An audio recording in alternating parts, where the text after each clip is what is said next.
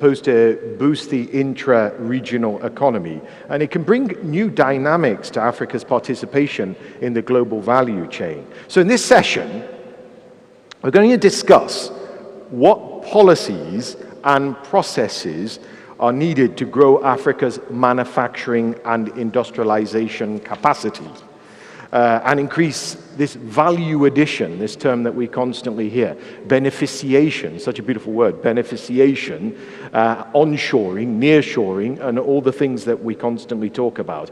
In what areas? Well, agriculture comes to mind, agro-processing, pharmaceuticals, we heard about yesterday from the Minister of Industry for South Africa was talking about how they're producing or about to produce vaccines here in South Africa. Pharmaceuticals is a big business. Textiles, in fact, we've got some great stories in this panel about textiles coming up. And mining.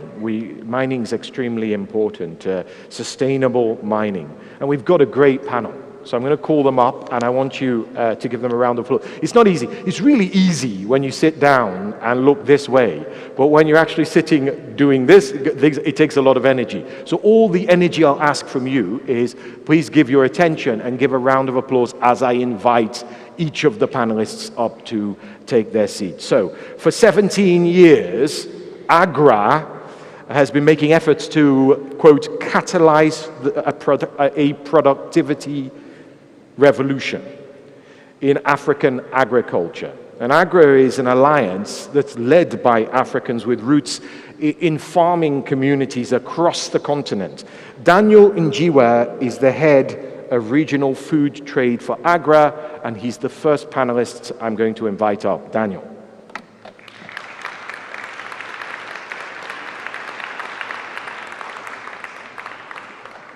Okay, we also have our resident expert on value chains in the form of Themba Khumalo. Themba is the principal advisor, value chains, at the AfCFTA Secretariat.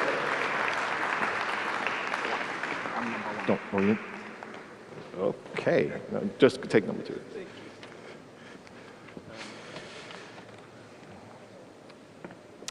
From Nairobi, we welcome the chair of the Kenya Private Sector Alliance, Ms. Flora Mutahi.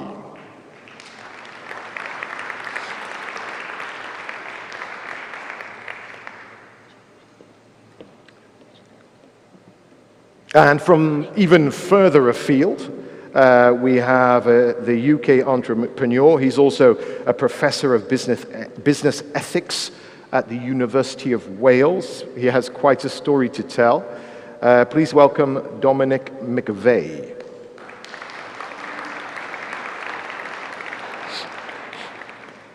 I'm also pleased to welcome Mr. Chiza Charles Chiumya, who is the Acting Director for Industry, Minerals, Entrepreneurship and Tourism, Department for Economic Development, Trade, Industry and Mining at the African Union Commission. And my good friend as well.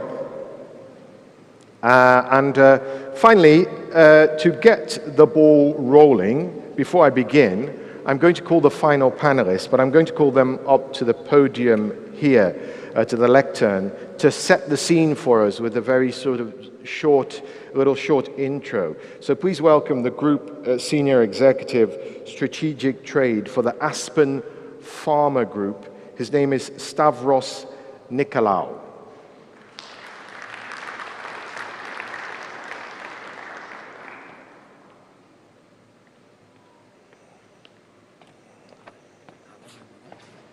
Yeah, 5 minutes.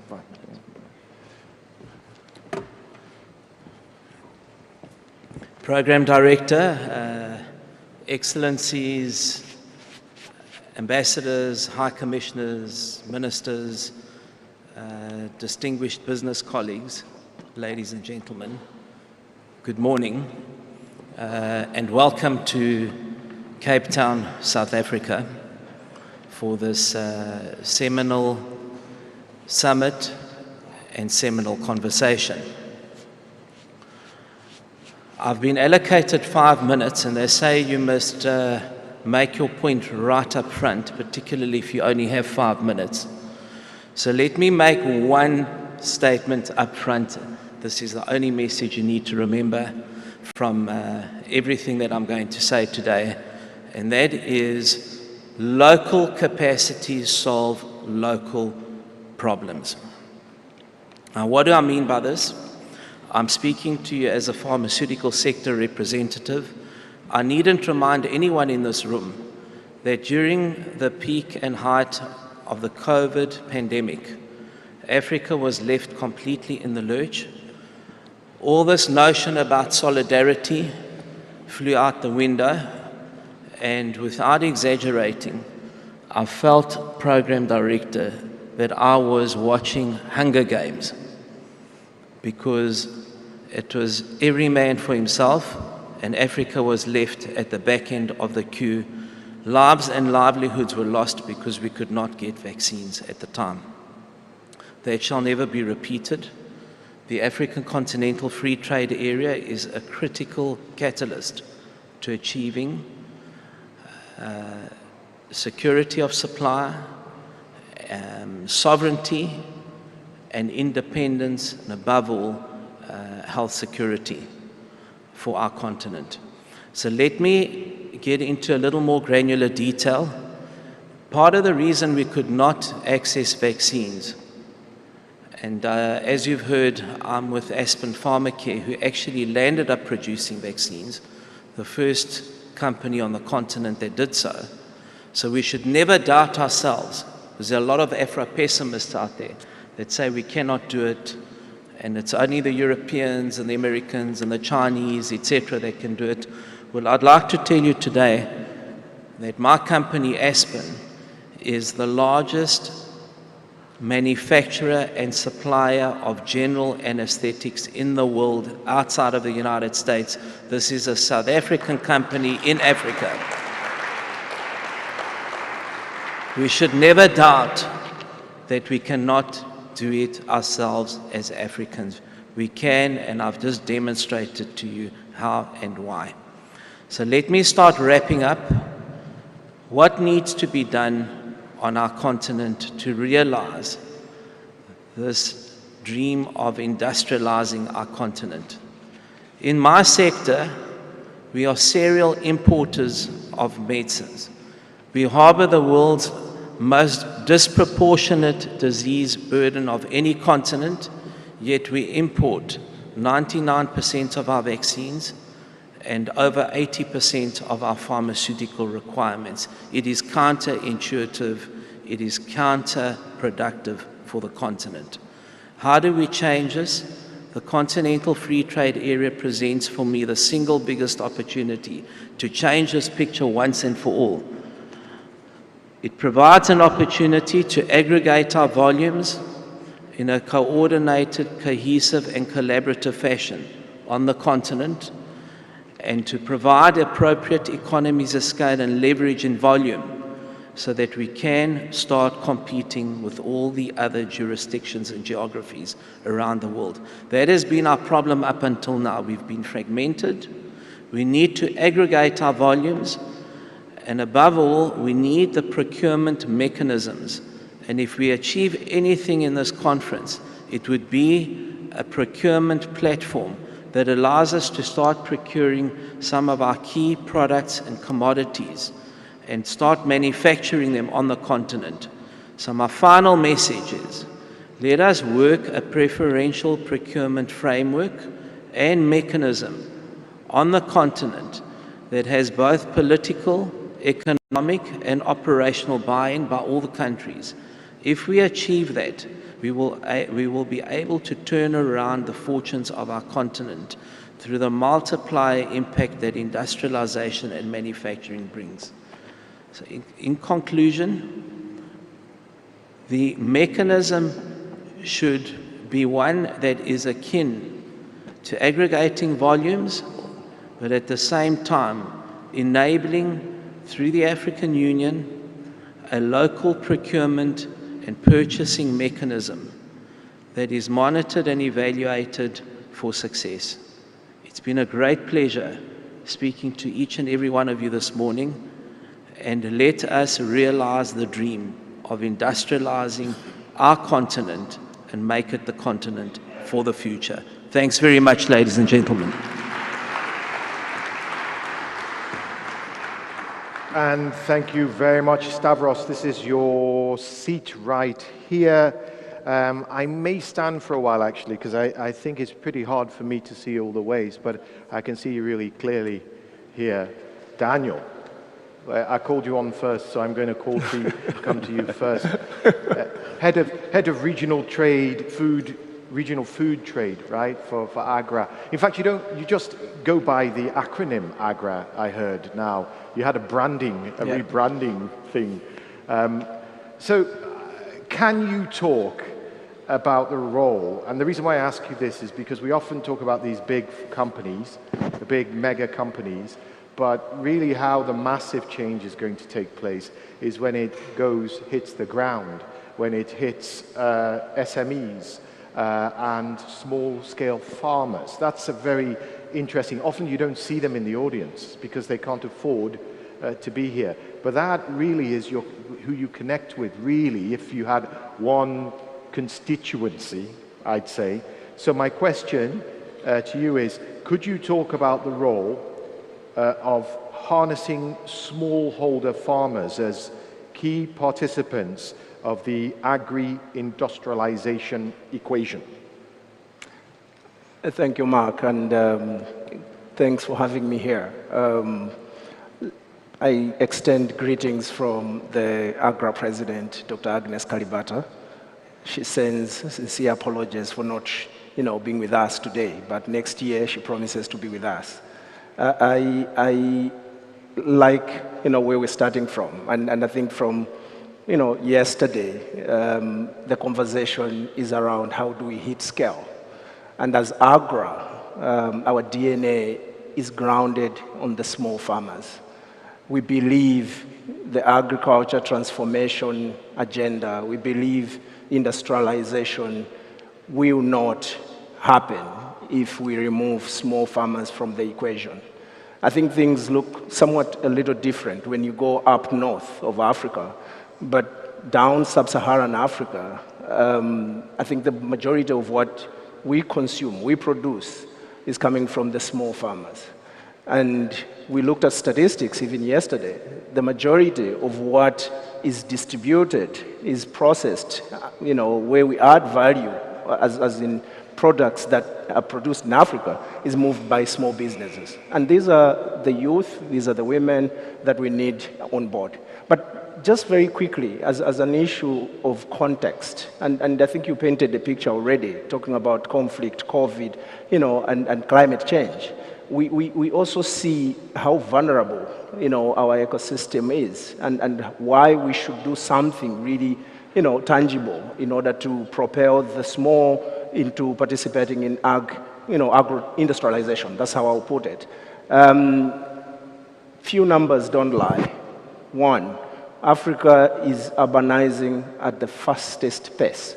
In probably less than 20 years, we will have half or more than 80% actually of the African population living in urban centers. That's where the demand will be. Two, Africa is importing even grains, commodities that we should be producing here. Estimates around 3 major cereals like maize, soybeans, rice, and wheat. It's already over 30 billion that we have to import. We're exporting jobs. We're exporting, we should be producing these things locally. The things that we are importing in terms of agro-processed food also approaches 50 billion. I'm just giving numbers that show the scope or the opportunity that we have in Africa. And if we want to take advantage of these opportunities, we have to work with the small farmers. We have to build, for example, their productive capacities. We will not talk agro-industrialization if we don't have surplus on the market. If we will not talk agro-industrialization if we are not addressing post-harvest losses, a big issue. 10, 30%, in some areas more than 40% of our products are wasted. So we have to really work with them from the production side of things. How do we provide access to the right inputs, the seeds, the fertilizers, and the extension, the education to produce. Up the market chain or up the value chain, how do we link these small farmers to businesses, to processing facilities, to the market? And I think as AGRA, we have been working in this area for some time, and we have struck certain partnerships with some of us in here, large, multinational corporations, the likes of Nestle, agro-processors, ETG, and others, in order to, bring on board these small farmers to participate in those large markets, domestic and regional. AGRA's been going for almost 20 years. In a few years' time, you'll celebrate your 20th anniversary. I don't know how long you've been working for AGRA, but in the time that you've been working in this environment, is there cause to be optimistic about the participation of smallholder farmers in the agri-industrialization, the connectivity? Because what you're saying about access to seed, storage, I've heard this for years, right? But I'm not in your field. Is there reason to be cheerful? And has the AfCFTA or the potential of the AfCFTA got anything to do with that? Very much so. And yes, there's reason to celebrate. I think we're seeing improvements. Although it is slow, yields have started to pick up from small-scale farmers. It's been moving from averages of like 1.5 metric tons for cereals in the last decade or over the last 10 years to close to 2.5 now. There's also reason to celebrate, I think, particularly on the side of maize, for example, production. If you look at sub-Saharan Africa, we're already closing the gap in terms of what we produce and what we consume. If we look at soybeans, these are things that we're also closing the gap.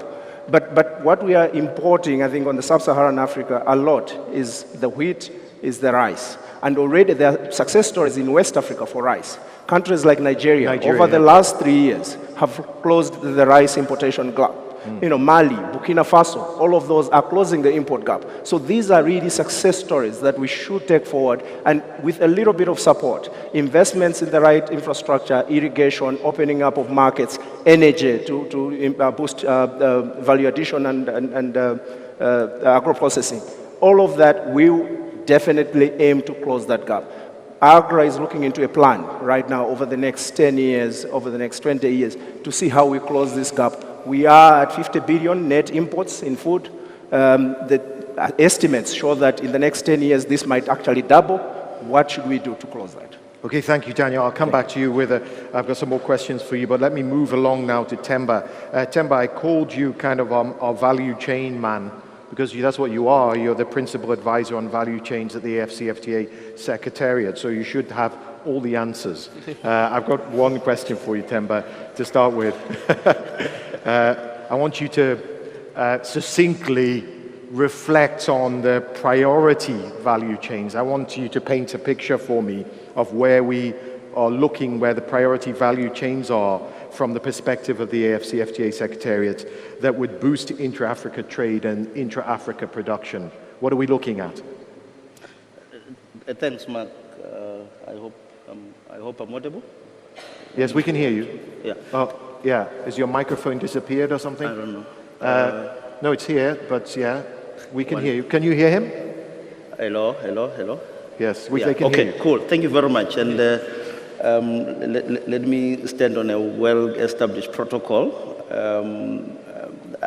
I think maybe one will start by indicating that in their wisdom and through the provisions of the AfCFTA agreement, the heads of state and government gave us a mandate to look at promotion of industrial development through obviously diversification and regional value chain development, agriculture development, and food security, which went to an extent of the Secretary General saying we need a framework that we can be able to put together as a secretariat to ensure that we can put this into a practical meaning. How do we engage with the private sector in the quest to therefore boost intra-Africa trade and mainly production? As the Secretary General said yesterday, that the AfCFTA is not just a trade instrument, but it's an opportunity for us to leverage on it to support development. So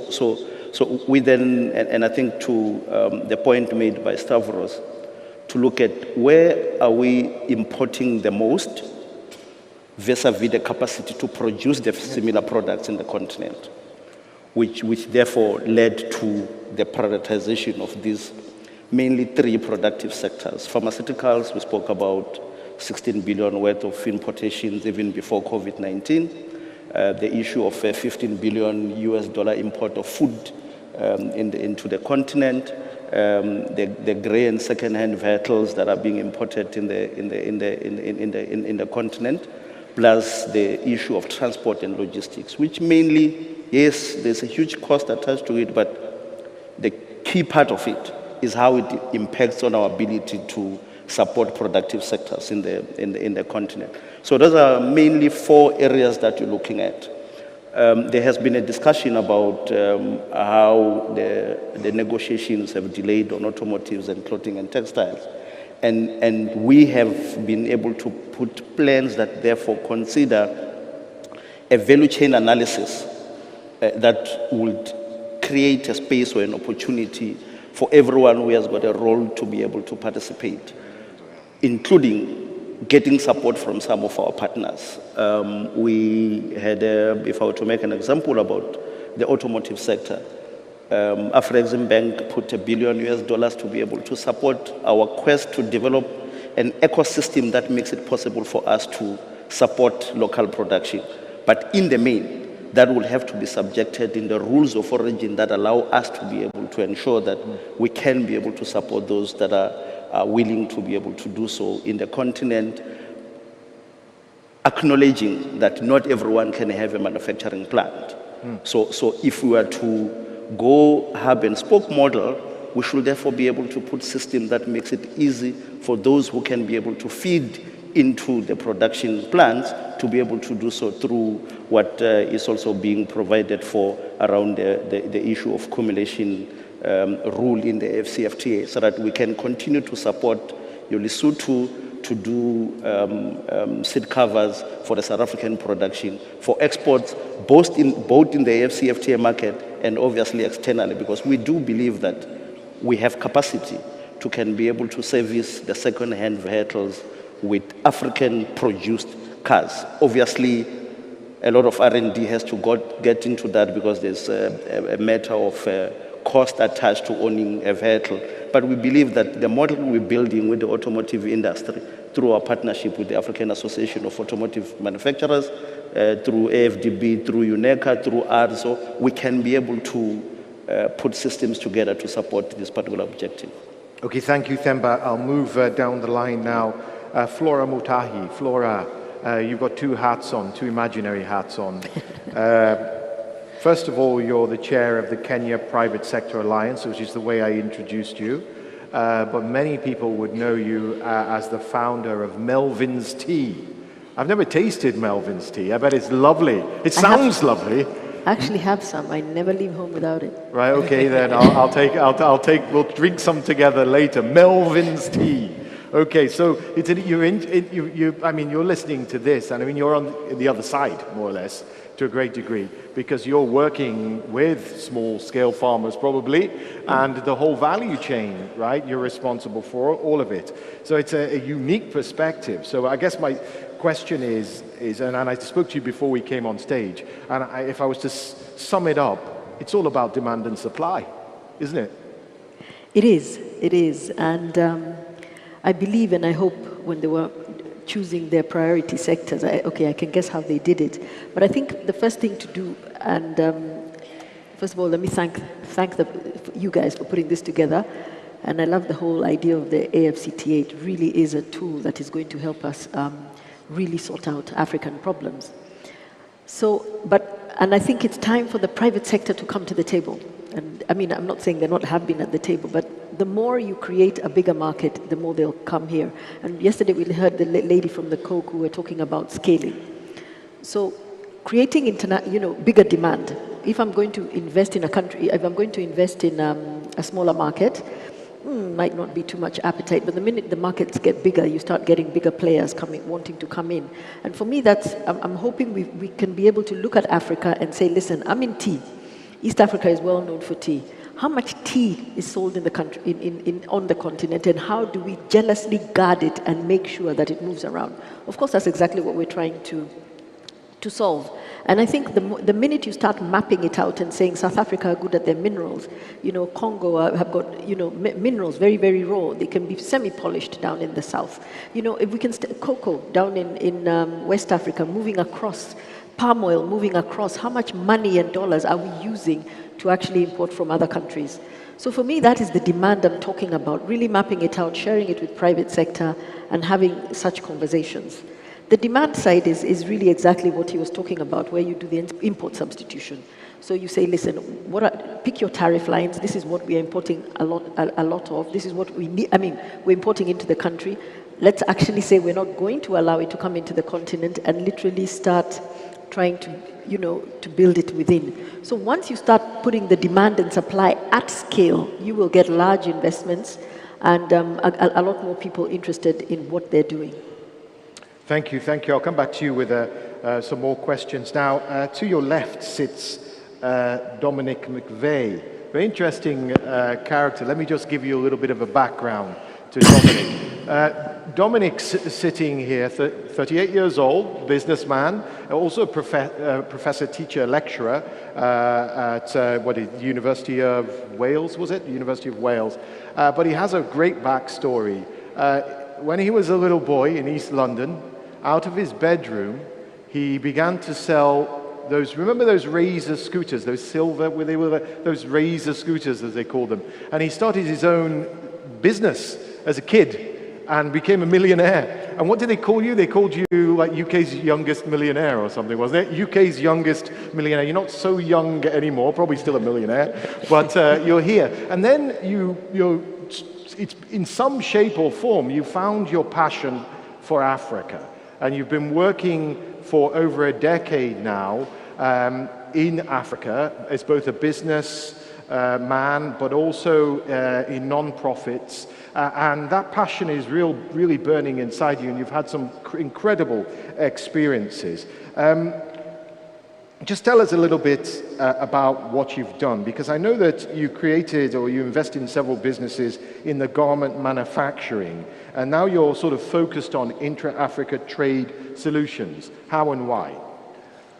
Well, we've heard many examples today of the challenges of moving goods across borders, but I'd like to talk to you about some of the realities at the coalface of business, so to speak. I've first had the immense pleasure of investing in Kenya back in 2015, 2016, in an economic zone there called Athi River, just outside of Nairobi. And that was under the guise of AGOA, manufacturing garments like Calvin Klein and Tommy Hilfiger, and exporting them to the US market duty-free. In less than 18 months, we were able to create 6,000 jobs from the local community and do in excess of $50 million of exports. We accounted very quickly for over 10% of Kenya's garment exports alone. But it came with a number of challenges, but fortunately, because of the foresight of the government in Kenya and organisations like Trademark Africa, the ease of doing trade was somewhat easier than previous experiences that I'd had in the continent. We were able, though, to really see that the value wasn't being held within Africa, within Kenya. As we were buying our fabrics to manufacture men's boxer shorts, for example, if we got an order for $10 million, on day one, $7 million would leave Kenya and go straight to China to buy cotton that has probably been grown in Africa. And for me, this was, I couldn't comprehend it. We had a huge opportunity where we were creating jobs of quality, jobs which came with training, education, childcare facilities, sexual health education, financial inclusion. We're the largest employer of people with disabilities, not just in Kenya, but also in Ethiopia. We were doing tremendous things, but the money was leaving the country, and not through the business, but through the supply chains. That, for me, was something that I could not get my head around, and to this day, continue to champion making sure that we create the value that is created in Africa remains in Africa. Okay, thank you. I'm going to come back to you. By the way, my colleagues over there, we haven't discussed this, but I love interactive sessions. I like the whole world to be a stage and the whole room to participate. So if you have some handheld mics over there and someone can actually kind of help me, I'm going to open the floor and see if there are any questions in a moment. Already there's one, not yet, sir, but I promise you I'll come to you first. And so if someone can organize a mic or two for us, in a moment I'll open the floor, and so get your questions ready. Chisa Charles, Acting Director for Industry at the AUC, a good old friend of mine. We've been at this for over a decade now together. Let's talk about Africa's logistical connectivity and regional value chains. Now, if I ask myself, does the continent have the required infrastructure to support these development of these regional value chains in the AfCFTA context, I would say no. I don't know what you would say, but I would say no. Where are we at? What needs to be done in that regard? And what's the role of the private sector? Thank you so much, Mark. First of all, I just want to thank the Secretariat of the AfCFTA for organizing this very important event. But before I continue, I have a story for you, Mark. It's a personal dream I have. I have a kid who is 8 years. I think he's very sharp. And I want him to go to the best university in the world. But since we are in Cape Town, I want him to go to UCT. But the good news that I just discovered yesterday is that I don't have money to pay for him. And I want you to pay for him. No problem. I'm already supporting quite a few people in Nigeria. I can extend. That's a Pan-African move for me. Thank you. Why I was telling this story, Mark, is simply because of where we are. The session that we are handling this morning is that what policies do we need to improve our trade, especially when it comes to value chains. Africa is not lacking policies. Yeah. Africa is lacking implementation. Yes. So we have these nice dreams, very nice, written down, but where we fail is to invest in those dreams that we have. Why do you think that is?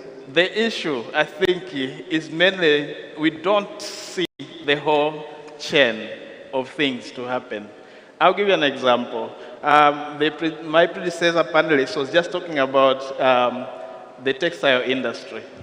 We say we have identified the textile industry as one of the areas where we can develop regional value chains, regional continental value chains. But we have not taken time to say, what does it take for us to do that? Looking at the whole value chain, he says he has been importing from China, and yet we have countries that are the best producers of cotton in this continent. Like Benin Republic. Benin Republic. We call them the C4. There are 4 countries that can do that effectively. But there's no connectivity for us to look starting from the farm to all the way to his factory in Kenya. So I think that's the challenge which we need to address. And we have to invest effectively in the whole chain. Whether we're talking about automobiles, yes, we can produce all those elements effectively in Africa, but have we looked at that chain? So we need to look candidly, and that is where the private sector now comes in. Yesterday they were saying, yes, they are taking the whole burden, but I think we have these models called PPP, public-private partnerships. Yes, I think that's the way we need to go. Identify the chains, but then look back and say, how do we effectively do this? So to conclude on this point, I just say Africa needs to be deliberate. We have to deliberately invest in the chains that we have identified. We have to invest in infrastructure. I'll conclude by giving you another interesting story. This is about Africa's imports of baby foods. Each and every year, this continent imports about 600 to 700, going to 1 billion of baby foods. But do you know what it takes to produce baby foods? It's milk, pulses, and cereals. Africa produces adequate of this amount. But do we have the infrastructure that can effectively handle this? That is where we need now to put our hands and our pockets and invest in those areas that these chains become now functional. Africa's value addition is only 2% when you look at it from the global market. So we need really to go towards that direction, implement those policies. And we need to do it in a short time frame. Yes, we need to do that now. Yeah. The AfCFTA is providing us with that framework. But the AfCFTA, for it to work effectively, we have to have policies, policies and implement all the flanking measures around it. Whether we need to invest in the roads, whether it's rails, let's do that. And that time to do that is now. Thank you, Mike. Thank you very much. I must apologize to my panelists because here on the stage, I don't know about you, but I'm hearing an echo. It's hard to hear each other. Maybe they hear us a little bit clearer. So, because I was straining to hear you, there's an echo on the stage.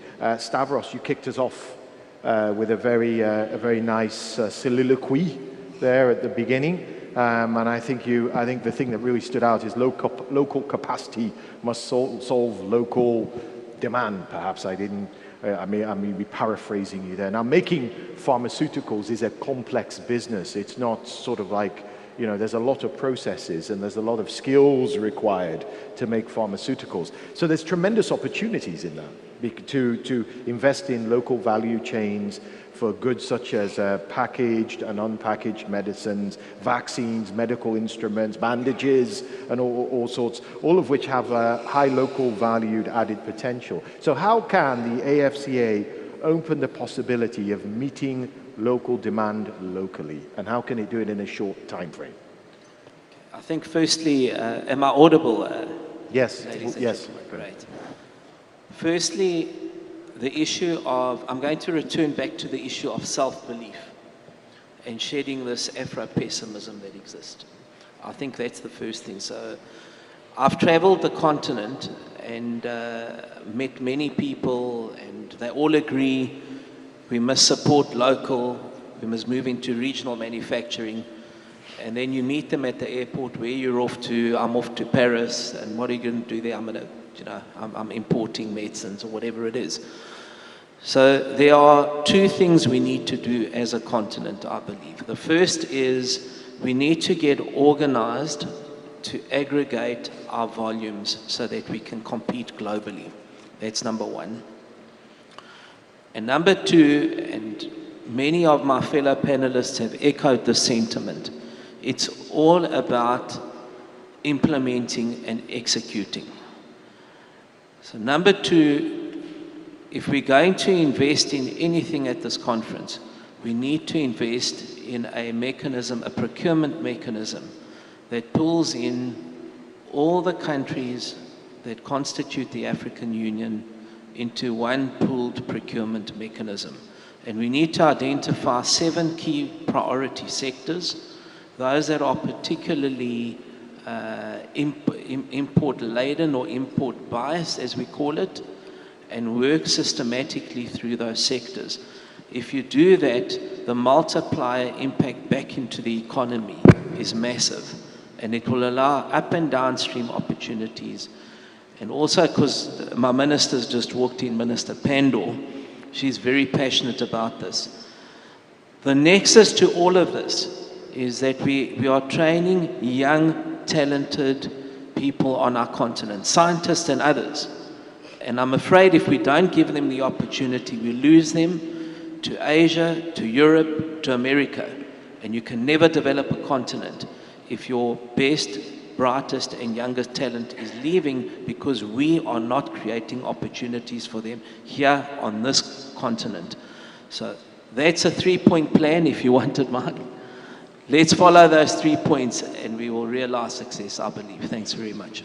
Thank you very much. Thank you very much. Thank you to all of you. Now, I've gone through. You bring up a good point, and I'm going to open this up to the group. we're entering a new fourth industrial revolution. We're already in a fourth industrial revolution. I almost call this the year of the AI wake-up. It's incredible, isn't it? How all of a sudden, it's been around, but we've all woken up to artificial intelligence, and it's come down to the ground level.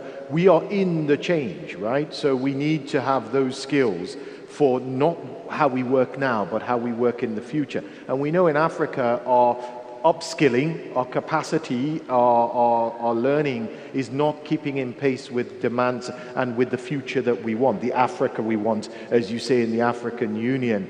With that in mind, as we're trying to kind of create value chains, trying to get the right policies and the right practices in place, how do we, with this oncoming onslaught of this new generation of workers and the way of working, e-commerce, digital, artificial intelligence, mechanization, how do we make sense of this, and what do we need to do from your particular expertise and your experiences? What do we need to do to make sure that we're not left behind and we're on the right path, Africa's on the right path for this bright, bold new future? That's a question. I throw the question straight down, and who's going to catch it?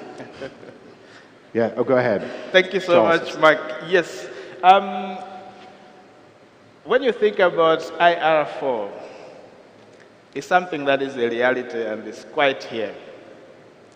Africa has missed out on the other industrial revolutions, but IR4 is giving us a chance that we can leapfrog into this straight away. We have had very excellent examples of what technology has done, especially in the finance sector in Africa. You go everywhere in the world, everybody talks about M-Pesa of Kenya, which has been now replicated across the globe in various forms. Yeah. Yes. So we think the continent can also do the same in that aspect and bring this now to the manufacturing sector. This is very much possible. But I just want to go back to my earlier point. We need to invest in the right skills. Aspen has been talking about the pharmaceutical sector. It's a very specialized sector which needs specific skills. But how much are we doing to make sure that we are investing effectively in the required skills, required technologies for that sector? Probably that's where now we need to look. Otherwise, we are also going again to miss IR4, which I don't want us to do in this continent now. The African Union covers all 54 states of Africa. Do you see any good examples of of countries that are doing it right? I mean, do we look to Rwanda? What are some good examples of practices that are correct? Yes, I think a few countries are now getting it right.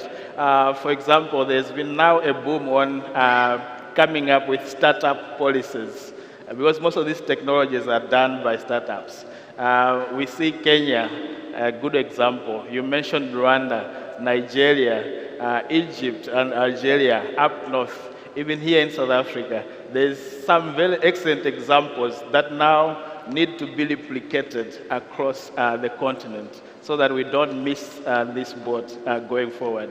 So we believe by coming together, we believe by connecting these young people that my panelists to the right also talked about, connecting them to the private sector who are right here, and together investing in these areas where we require the skills, it is going to go a long way in making sure that we don't miss the boat again. Thank you. Yeah, and on that point, Daniel, I had a question around that. How do we, let's use agriculture as an example. How do we leverage partnerships with large-scale private sector operators in agriculture and then the small-scale farmers so that we can spur their productivity and their trade capacity, as we've talked about it, from a small-scale level to a medium and, inshallah, to a large? Thanks, Mark, and I think that's a great question. But before I get there, I think I wanted to weigh in on the technology piece, and I think it will be tied to the partnerships. Somebody said a population dividend that Africa is looking to get will only be a population dividend if we invest in it. If we don't, it's going to be just a population barge or a problem. And I think this goes to how we want to harness the youth, the young women, the young men, in preparing them to participate in the markets. And as AGRA, we have been working in this space for some time, deliberately looking to engage the youth, deliberately looking to engage small farmers and plugging them into supply chains. And this is a way of capacitating them and preparing them for the opportunities that come ahead of us. There are a number of models, and some of them are digitally enabled that we use, including e-commerce platforms, information sharing platforms, but also trade facilitating electronic platforms that we support, just to enable the youth who are tech savvy and are able to plug in into those platforms. Coming to the partnerships question you're talking about, what we've seen increasingly over time is that large businesses in Africa are now looking for sourcing in Africa kind of methods. And as AGRA, we have a deal room platform where we bring in all of these big multinationals that draw in demand from local producers and engage them or bring them in contact with local, small, young producers, either in cooperatives or SMEs, and start to talk to each other. We provide the technical assistance, to ensure that the market challenges or supply chain challenges that happen between the small and the large are unclogged. And there are many. We can talk about these steel beds come home. But I wanted to pin down one important fact, and to the point that perhaps the director from AUC mentioned, to cross the border in Africa with food is a nightmare. It's even easier for me to bring in 10 cell phones from China and get home with less questions asked at borders, but more difficult for a farmer, for a trader, for an SME to move 10 bags of maize, which is food, essential product, from Uganda into Kenya. 1 million questions asked, 100 of paperwork required, so many steps to pay fees. These are real challenges that we should be solving. These are non-tariff barriers. It's not even about the taxes. It's more non-tariff challenges. And these are part of the things and solutions that we want to solve. And both of you have experienced this firsthand. I know that you've tried to get goods across borders. We talked about it earlier and almost echoed exactly what he just said. And I imagine to you too. Maybe you want to weigh in on that. It's a recurring theme. I think wherever you go in Africa, there are challenges. This morning I was told between Zambia and DRC, it's a 65-kilometer tailback at the border today. We have huge ambitions in Africa and the right ambitions to own green technologies. It has all the resources here to do it, the expertise and the knowledge, but those integrated supply chains are crucial to making that happen. There was references yesterday to Boeing. Boeing make wings in North Wales. They make componentry in the south of France. There's pieces coming from all over the world with just-in-time manufacturing. That is crucial to those big income projects around battery production, car production, aeroplane production. If we can't get the critical minerals from Zambia to DRC, we're never going to be able to fulfill these opportunities. And the garment sector, a lot of people don't see that as a time-critical industry, but the reality is fashion goes in and out as quick as tomatoes go off. So if you don't get your goods into your factories and back out to your consumers, they don't want to buy them. So although some may say moving cotton from China when it should be coming from the west of Africa to East Africa has its challenges, if it's not clearing those ports and not getting to your factory, you're not selling it and you're losing money. So as we invest in the supply chains in Africa, if we cannot move those goods across those borders, we will be losing the investments. It will be money going down the drain. And I think that's the hesitancy of industry. I know there's a call to action for businesses to trade. Businesses are trading, but the hindrance of the borders is reducing that ability to trade. The reality is it's $8 a ton on average to move goods around Africa. It's $4 a ton on average in the EAC because of the work that organisations like Trademark East Africa, KEPSA have done, others to get goods moving. It's $1 a ton in Europe. And no, that's who we're competing with. $8 a tonne, it's a huge way to go. Businesses will invest if they know that they can move their goods. Floyd, do you want to? Yes, in fact, just yesterday I met the standards man of Ghana because I have a typical example. Through the AfCFTA, well, so I understood, okay, basically, I sell tea, so I got a call from Ghana and I, produced the product and the guy said, I'll deal with the standards, you deal with the product. Made a payment and till today the goods are still sitting in my godown. And we got another question, we need this certification and we need that and we need the other. And we said, what's going on?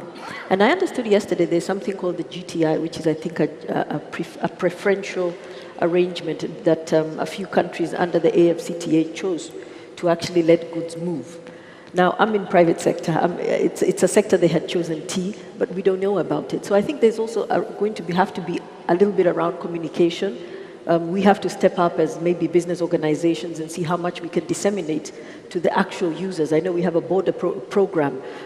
So standardization is going to be very, very important, harmonization, but also information sharing to make sure that people actually know what is there in order to move goods across. During COVID, I remember there was a whole program around the COVID protocols, helping drivers move, because there was a point, I think 3,000 trucks had been backed up at the borders because of COVID restrictions.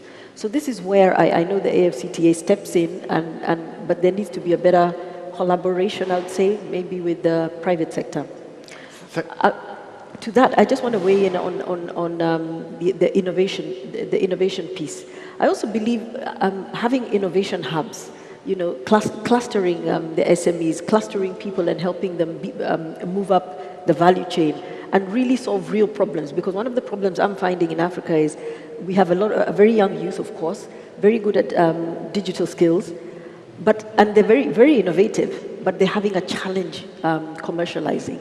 Why? Maybe they're not solving real business challenges, so how can the real businesses step up and work with them? And what can we do in those research centers? How do we link them up? Subcontracting is also another area that builds a lot of capacity, I would say.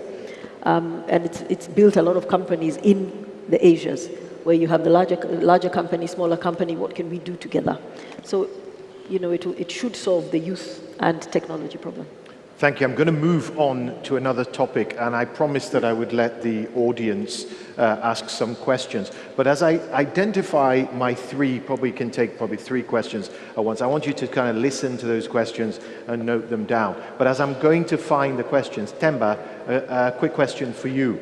I talked about this brave new world, and if you look at the electric car industry, I might have my figures, it's off the top of my head, so I apologize if they're $1 or $2 billion off or $1 trillion off. The electric car industry is about $7 trillion globally now, and it's projected in the next few years to be about $46 trillion. That's a lot of dollars, right? Now, we've missed out on those types of revolutions as Africans. But the critical minerals and metals required to, say, create the batteries, for example, we've got them. I mean, DRC Congo, for example, they're under the soil. God has blessed us. How do we not miss this opportunity of value addition? And how do we put the policies in place right now? What do we all need to do to make sure that we're not watching other people benefit and build their societies and educate their 8-year-olds with that 47 trillion in the future? And it's Africans that maintain it. It's a tremendous opportunity. How do we not miss it, Themba? Thanks, Mark.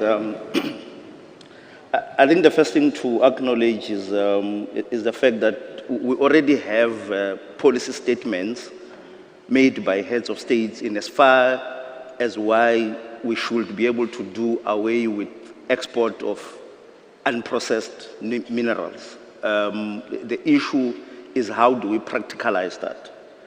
We have seen the partnerships being made, especially recently with Zambia and DRC, on this cooperation. We have seen money being put by AFDB, by Afrexim Bank in doing the research into that. We have seen a study by Bloomberg on what a difference it will make for DRC to have a precursor plant on the ground for this particular value chain. And the issue is from us, especially as a secretariat, how do we utilize our convening powers to bring in partners on board to ensure that we can be able to make this dream possible? Because as you say, there are those that would have already gone even far ahead, even to an extent of owning or claiming to own these minerals that we're talking about, to a point that when you say we need to process these, you are told, by the way, this particular mine is owned by whomsoever. How do you ensure that even the price that one has to pay to ensure processing of these minerals is actually not made to actually get us out of the value chain completely, because we cannot be able to take the price? So that's the conversation that we are now trying to put it into action. Okay, thank you, Temba. I'm going to take 3 very quick questions. Now, there's rules, right? Maybe you want to walk this way. Young man, please move your feet. Thank you. So this is the rule, right? You say your name, you say who your question is directed to. Maybe it's just a general question. And you keep the question shorter than the answer. Shorter than the answer. Okay, go ahead. Thank you, Mark. I'm John Bosco Carissa. I'm the CEO of East African Business Council. My question is that, one is that we need to make Made in Africa a revolution a reality. Made in Africa revolution a reality, meaning that we are not shortage of value chain, but these value chain are constrained by our borders. Can we create a borderless Africa? A borderless Africa. And my brother from Agura knows that the biggest challenge we have across the continent, across the cereals and other value chain, is the frustration of the farmers at the border. The goods cannot cross the border. I'm giving an example that the rice from Pakistan enjoys more preference than the rice produced in Tanzania. And yet Tanzania has the best rice because we frustrate our farmers through the border procedures. So we must make it a deliberate that our value chain must move easily across the borders. We need to create a green lane for African produced products. Okay, keep that in mind. Yes, very simple question. Okay, Madam, please stand up. My name is Brenda Piochan. I'm from Cargill. So we have special agro-industrial processing zones, which essentially bring together things like production, processing, transport, and marketing. Can you hear her? Yes, go ahead. Okay.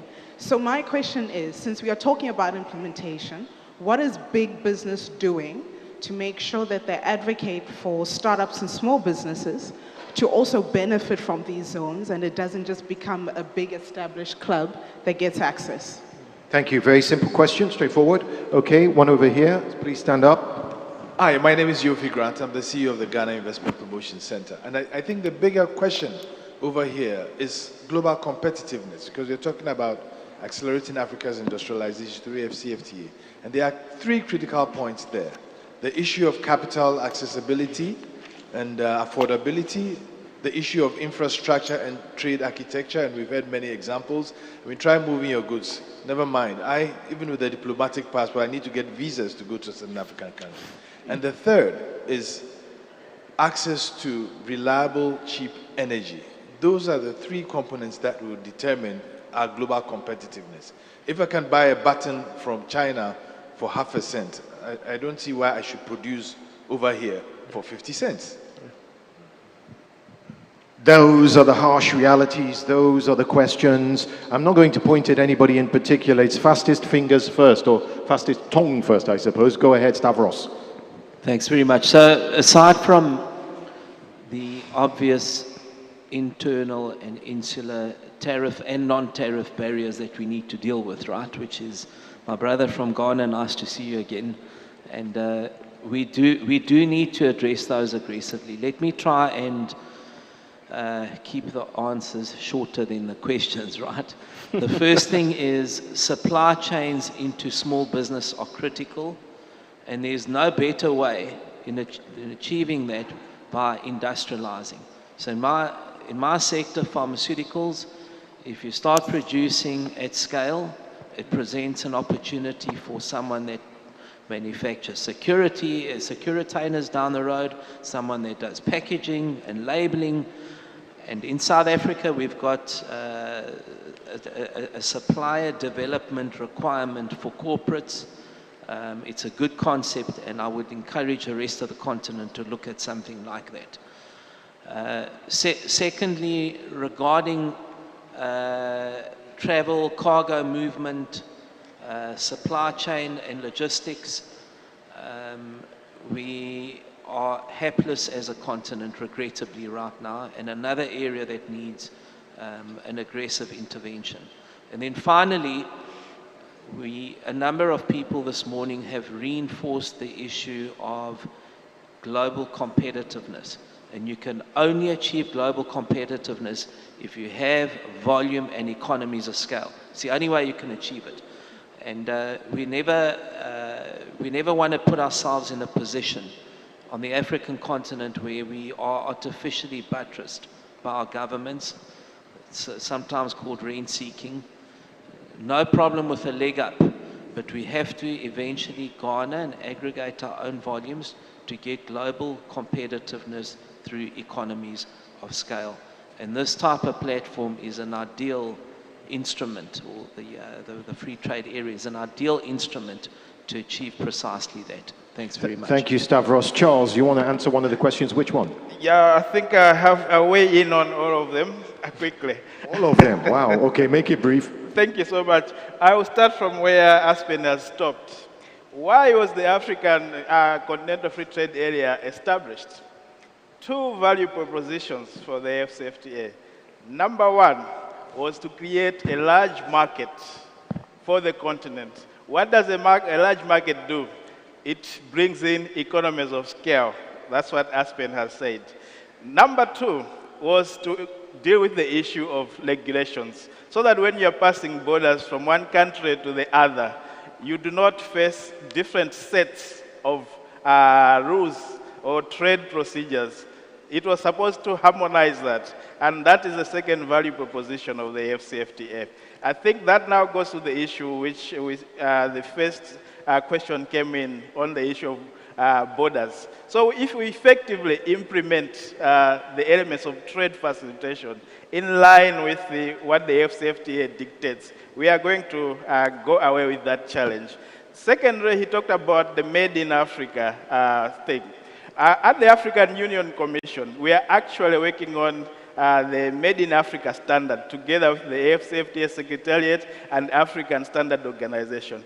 This is something that probably by the end of the year will be launched. We believe that when we have that eco-blending for that, we are going to do away with the issues that the gentleman just expressed. If we have a Made in Africa standard, everybody will be able to produce according to that standard, and probably that is going to help do away with the challenges that some of the goods, including cereals, are facing. Then the last aspect, I just want also to weigh in on the question of export processing zone or special processing zone.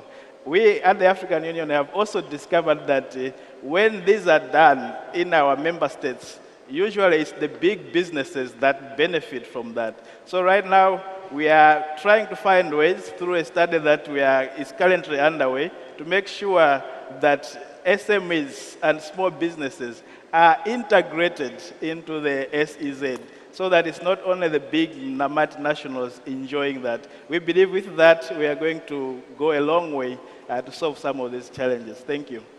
I think we're almost, well, we're out of time, but you all want to weigh in. Okay, I saw you first, so Daniel, very quickly. Can you do it in 1 minute? No, exactly. No, this is going to be very quick. And thanks, Director Chiumia.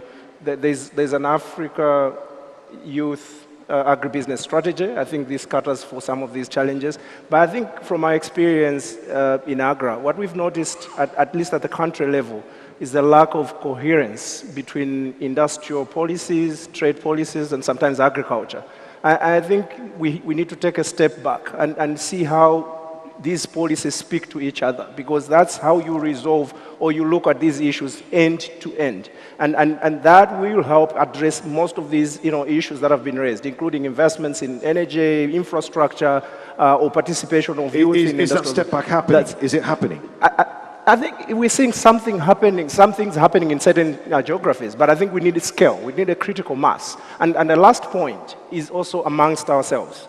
Even as development partners, even as practitioners and implementers, we're not coordinating our investments. Somebody is doing something opposite to somebody. And I think there's a whole lot to do in coordinating ourselves to get some of these results. We are actually out of time, but I want to give 1 minute each if you want to speak, either of you. I just wanted to pick up on the point. We haven't touched on it much, but the cost of finance is prohibitive. And you rightly spoke about women traders, women in business. We know the default rates of women in business, women in traders is minimal. It's non-existent. So my call to the DFIs and the bankers in here, get your checkbooks out, get your cost of lending down, and get the cash flowing to the women traders, to the businesses, because it will pay back 10 times over, and it will help deliver the future of Africa. You got an amen for us. Of course, I have to echo that, and I do know actually in Ethiopia there's a lending that happens just with the psychometric testing for women, because they know very well women don't repay back. So I think for me, a couple of things. One, the whole idea of moving across borders, we've already started, we have regional trading blocks that are sort of working. For me, I would suggest we put the pressure on those blocks to actually now start having conversations among each other and see whether we could fast track and accelerate what we are doing. But a lot has been spoken today, but I think I just want to summarize it by saying we really have to prioritize what we are doing. There's so much going on. We really, really need to focus and be intentional. We need to channel our interventions in the right place, whether it's the borders, the financing, giving the big markets, doing the right policies. And finally, we also need to really work on removing barriers. We have barriers to markets, barriers to trade, barriers to movement. If we do those three things religiously, I think we'll get there. Can I ask you all to stand up, please? All of you. I'm not measuring your heights or anything. I just... and could I ask you to have the volume of your applause measure how good you thought the panel was?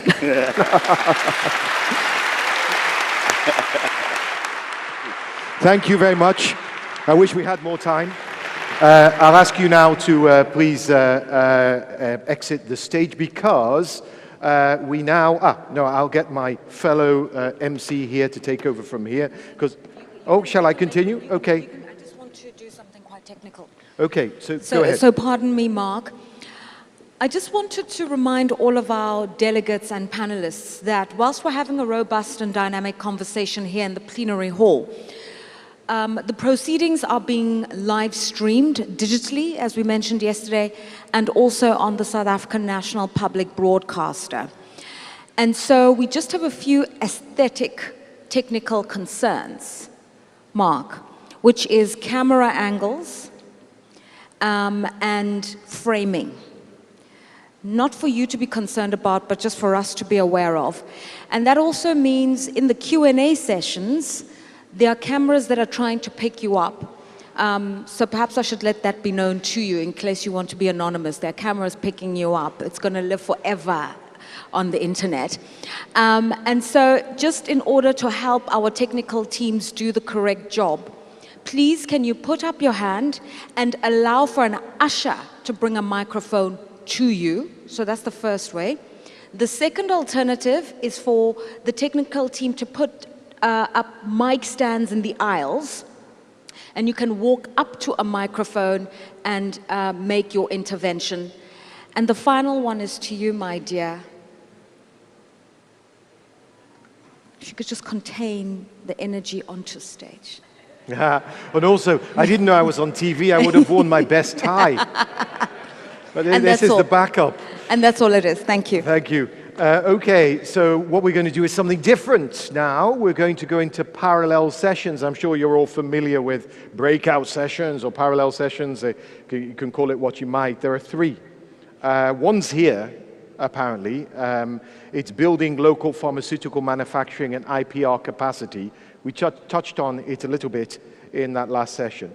And then there's a second parallel session, which is a subject we also touched on, boosting agriculture and agro-processing value chains under the AfCFTA. If that's of interest to you, that will be outside. Ushers will take you to that room. And the third is spotlight on the AfCFTA hub. So these sessions are roughly about an hour and an hour and 15. So I hope you enjoy them, and I hope to see you back on stage once they're done. Thank you very much.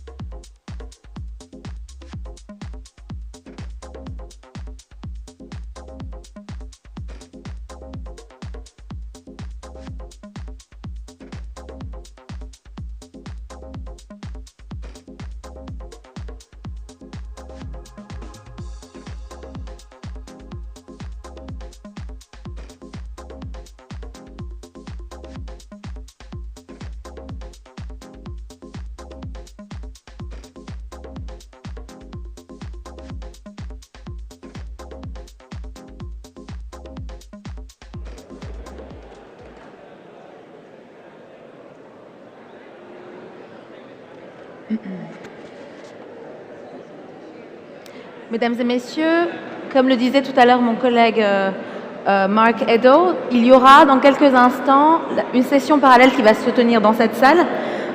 On vous le disait, il s'agit donc d'un sujet qui se traite de tout ce qui est industrie pharmaceutique, donc ça va se dérouler dans cette session. There will be a breakout session that will take place shortly in this very room, building a local pharmaceutical manufacturing and IPR capacity. And so we'll just ask you, when you're done conversing amongst yourselves, if you want to be able to listen in on this particular breakout session, please get back to your seats. And I will also call our moderator for this session to come on stage and then introduce her own panelists.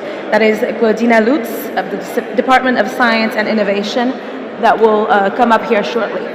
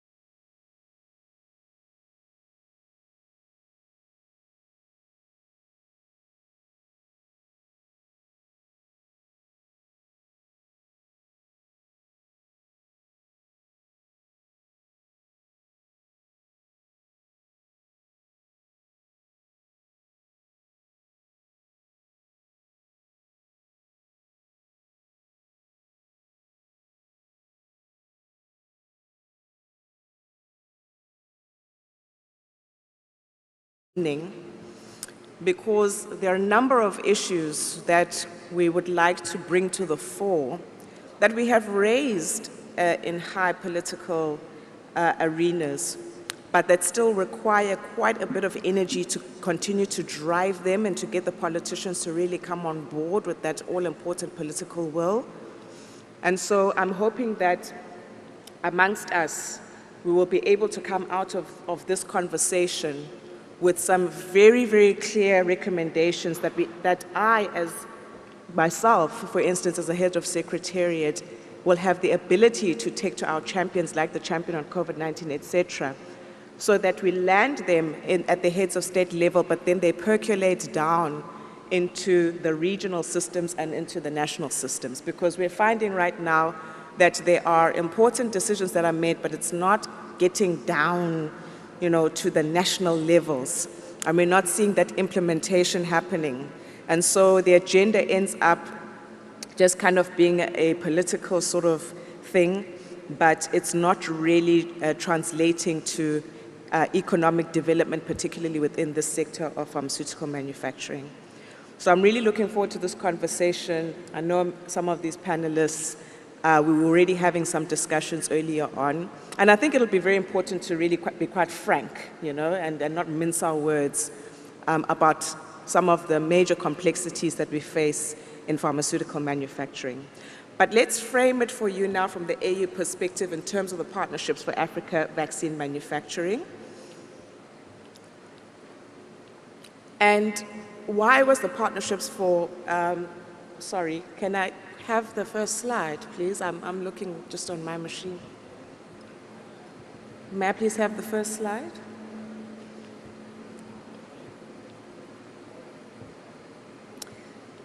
I'm going to give it a few seconds. If the slides don't come up, I'll do my best to be clear about the messaging. Before my tenure here, I used to be a spokesperson, so it's okay. I've got this. All right. I think let's carry on. So we'll carry on, and hopefully the slides will come up. I was assured before we started here that the slides were actually loaded. Why was the Partnerships on Africa vaccine manufacturing needed? When COVID-19 hit, President Ramaphosa was the chair of the AU. He found himself having to deal with the Continental response. And the very first thing that we were faced with was the issue of what we all kind of have termed vaccine apartheid. And why did vaccine apartheid happen? Why did it happen that when we had a critical shortage of vaccines, there was hoarding that was happening in the north, and the south was not able to, in fact, receive any vaccines? Well, it was because we were not manufacturing our own. And our lack of ability to manufacture and our dependence on imports, coupled with the lockdown measures that were put in place, as well as some export bans, particularly the one that really hit us hard was the export ban from India, really highlighted for us the issue of being able to actually find independence in terms of access to vaccines.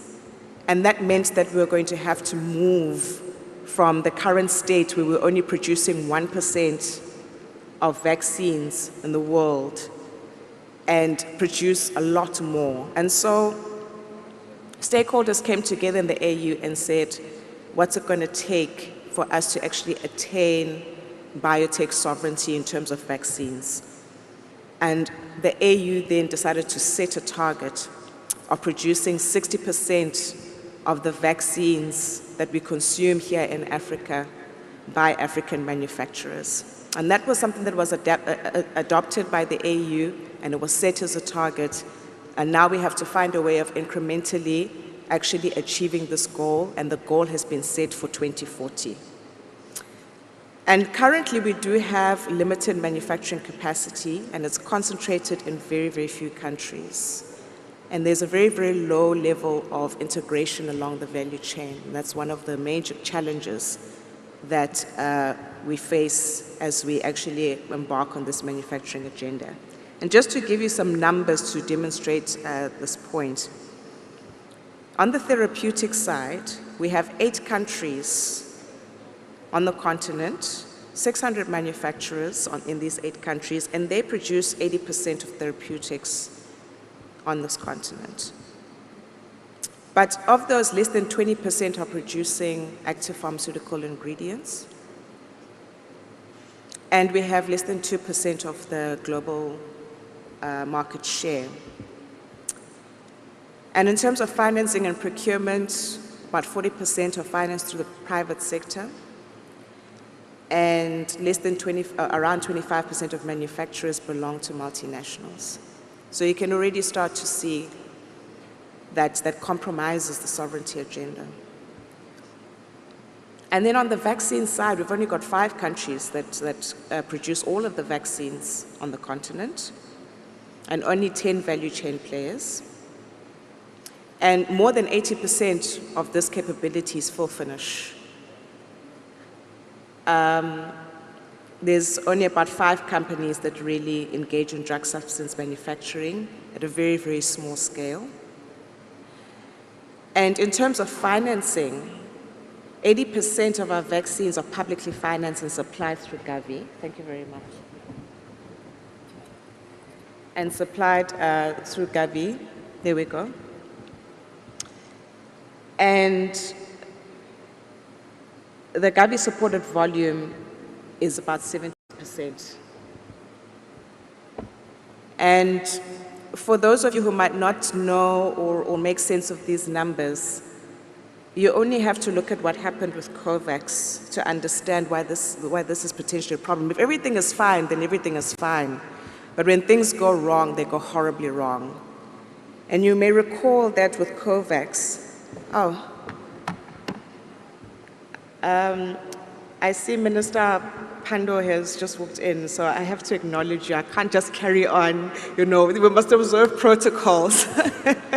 Welcome, Minister Pando, and I'm very glad, actually, Minister Pando, that you're here to listen to what we have to say, because we were just saying before you came in that as the African Union, we're pursuing an agenda of biotech sovereignty, and we now have to unpack all of the impediments to that sovereignty and have a very frank discussion about how it is that we're going to ensure that we can actually attain the targets that we have set out for ourselves.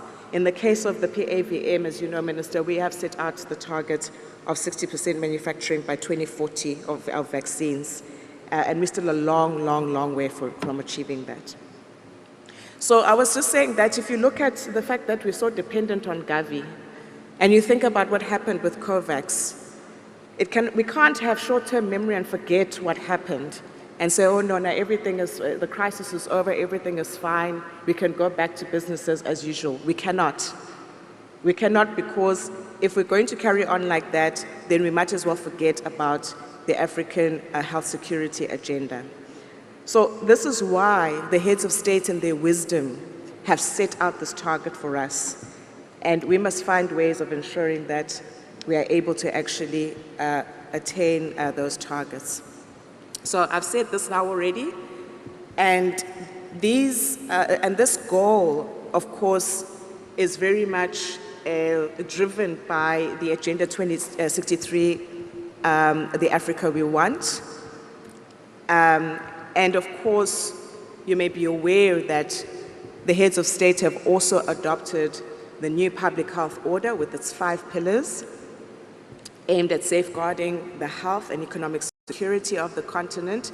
And also, for some reason, there seems to be some kind of debate that is suddenly emerging about securitizing the health agenda. And we had this discussion, and I did some reading when we were having this discussion internally here in the country. We were actually busy preparing for our second health compact, and we were having this discussion. But the security thing, securitizing health, is actually critical, because when you look at the literature, you realize that the issue of securitizing health, and the reason why this is important is because you're going to see that what I'm about to say actually comes out as we talk about the PAVM agenda and the 8 broad programs. But what it does is that it mobilizes resources outside of the health sector and potentially even outside of the finance sector.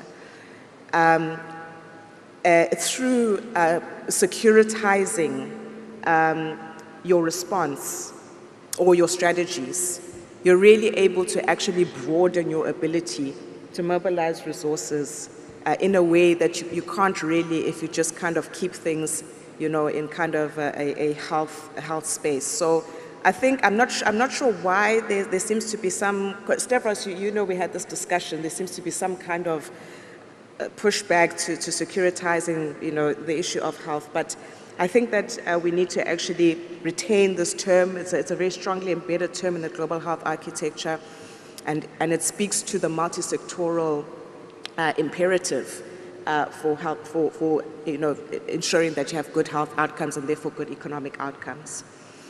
And in the new public health order, as I've alluded to, there's 5 pillars, which I won't go over. You can just Google them. But of course, one of the critical pillars is this issue of expanding manufacturing of vaccines, diagnostics, and therapeutics. And I've already spoken about how we need to shift from producing 1%, and we've set ourselves that target of 60%. So we still have to put forward the case of why it is important to actually invest in biomedical manufacturing in Africa. But let me just say that I think we've all agreed now. We've got the World Economic Forum, RVMC, which has agreed that we need to diversify, we need geodiversification of manufacturing. We recently just had the Medical Countermeasures meeting here in South Africa, which we co-hosted with Norway in our capacities as the ACTA chairs. We agreed that we need to geodiversify manufacturing on the continent. I've just given you the examples of the export bans that reiterated the point during COVID-19. But as recently as I think it was in December, somewhere in the north, somebody asked, why do we need to manufacture vaccines, diagnostics, and therapeutics on the continent when India and China can cover us? It was very infuriating to hear. So unfortunately, we still have to actually posit the rationale behind this agenda. So the first issue is that we need to improve health security. There's that security phrasing coming in again, reduce our reliance on imports, and enable a far more resilient environment to be able to actually respond to endemic and pandemic diseases. And by the way, you need to be able to respond to outbreaks, because it is outbreaks that become endemic and that become pandemics. So it is part of ensuring that you actually have resilient health systems. It will ensure that through this agenda, that we improve our regulatory harmonization between countries to facilitate trade. And the COVID-19 pandemic really highlighted the importance of this issue, that you need to have regulatory authorities that are nimble, that can move fast, and that can be able to rely on each other to actually be able to ensure that products that will protect people are able to actually be flushed into the system as quickly as possible. So we need that congruency, we need that collaboration. We, you know, as you know, there's a lot of work that is going into standing up the African Medical Association. We're very excited about that. It's taking shape, etc. And of course, there's a number of entities as well that are historic entities, but that, you know, will actually need to support the standing up of EMA, and this is absolutely critical. And let me just add here that it's going to be super critical for us to ensure that we do take EMA to a point where it can actually provide marketing authorization. I think if EMA is not able to do that, you know, very quickly, very soon, you know, we might find that we still have some of the legacy problems that we've had in terms of, you know, getting products over the regulatory line. It will help us to elevate technological expertise and capabilities. You know, we're very low on invention science, research and development, etc. which makes us still reliant on tech transfer. And this, as you all know, exposes much of our vulnerability in terms of actually being able to have equitable access to products. And so we really need to be able to ramp up on our ability to invent, to develop, and to actually contribute, to the technologies or to the technological milieu of the world. And of course, it will facilitate economic growth, because increasing manufacturing in Africa will generate substantial economic impact through job creation, increasing investments, and intra-continental trade.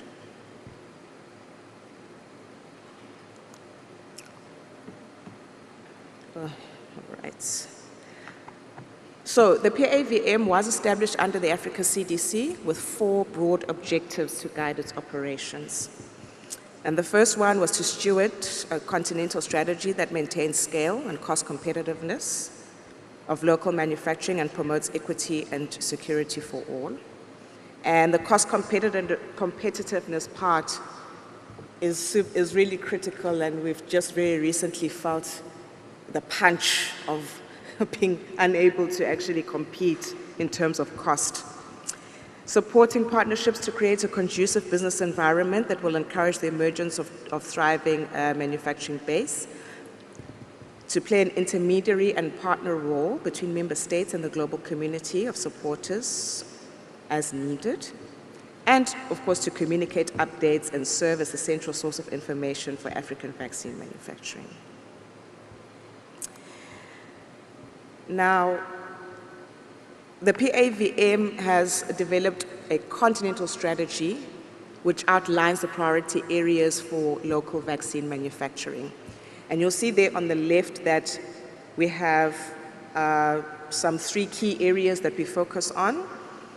And then, we posit then a strategy of how we actually deal with those areas. So firstly is the issue of disease prioritization, understanding what it is that we are dealing with as Africa, what our priorities are, and therefore targeting manufacturing towards that. And you can see that there are 22 diseases that we prioritize, and you can just read there what those are. And we all know that these diseases are really what cause a lot of burden on the continent. And therefore, we really need to try and ensure that as we look at the 60% is actually dealing with this burden. Then, of course, we're looking at what kind of technologies we should be focusing on. In the beginning, we may take advantage of traditional technologies because they may be cliffing, or because there may be more inclination for tech transfer, etc.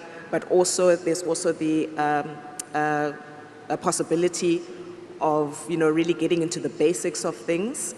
But also they work. They actually work. So they work. Oh, okay, thank you. They work. So these traditional technologies are available. But then of course we want to move along into the more innovative spaces as well, so that we can also take advantage, for example, of mRNA technologies that have a very large scope of activity. And then there's the value chain focus as well. We know that there's a lot of, as I said, there's a lot of full finish capability, but we now want to backwardly integrate and ensure that we're actually able to get into the invention part of things. The PAVM task force has defined 8 bold programs. There you will see 7. That's because we've kind of collapsed 2 of them into 1. And it's through these bold programs that we intend to then, implement the programs that will advance us towards that 60%. And I've been asked to move along with the slides. The framework for action is published on the internet, and you'll be able to go through this. But very, very quickly, market design and demand intelligence is absolutely key. Without it, there's no sustainability. Access to finance, regulatory strengthening, as I just spoke to you about now.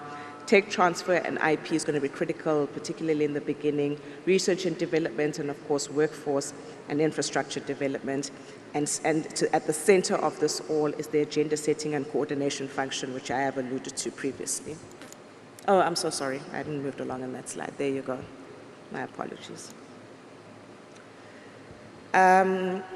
So we are actually seeing some movement.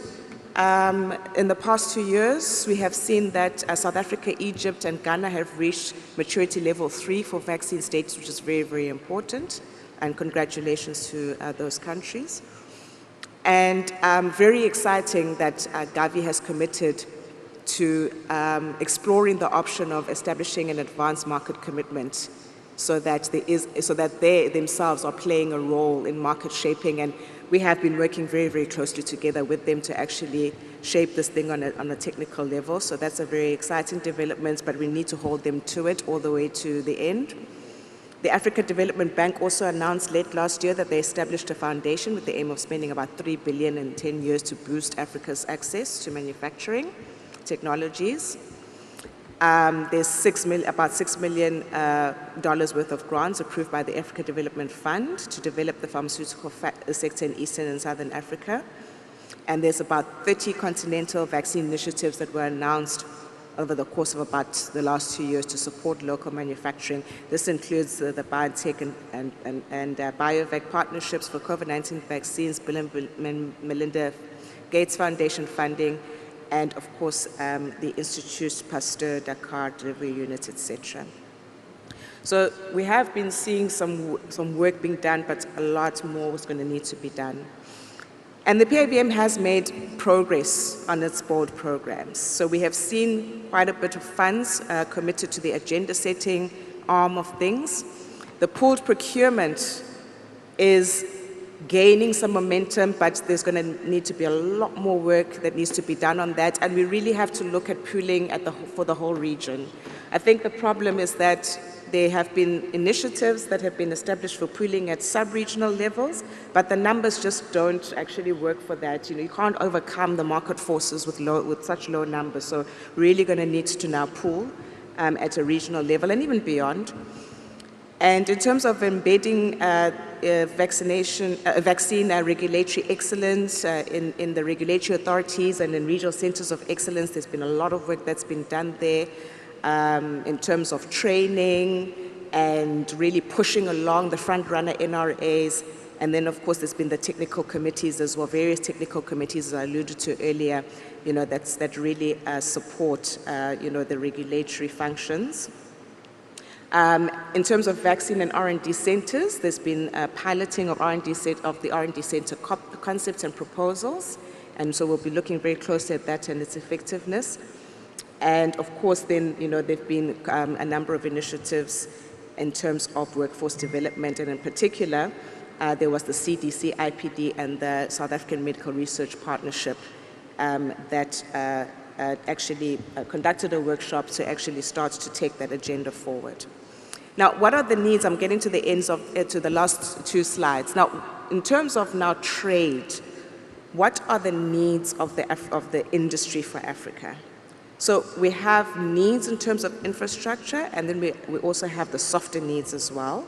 And we have needs at all levels, upstream, manufacturing, and downstream as well.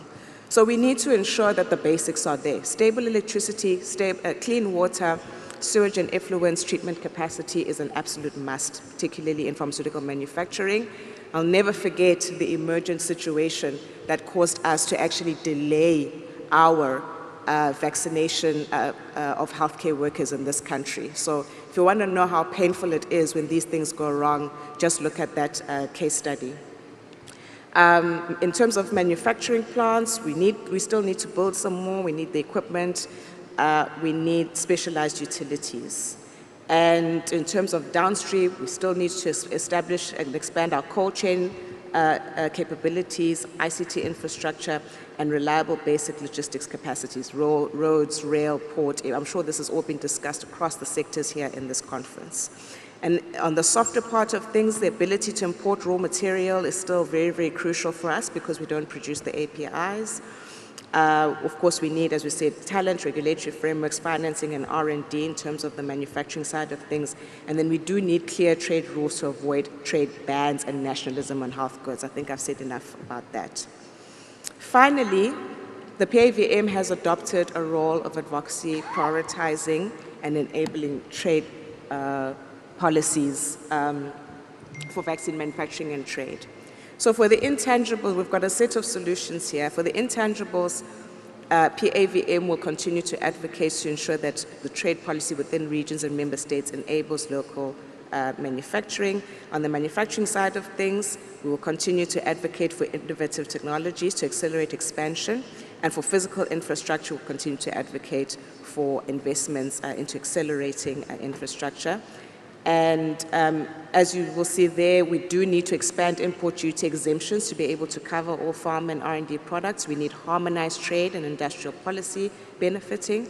We need to be able to ratify and implement key trade agreements. There needs to be additional measures to prevent trade restrictions during outbreaks.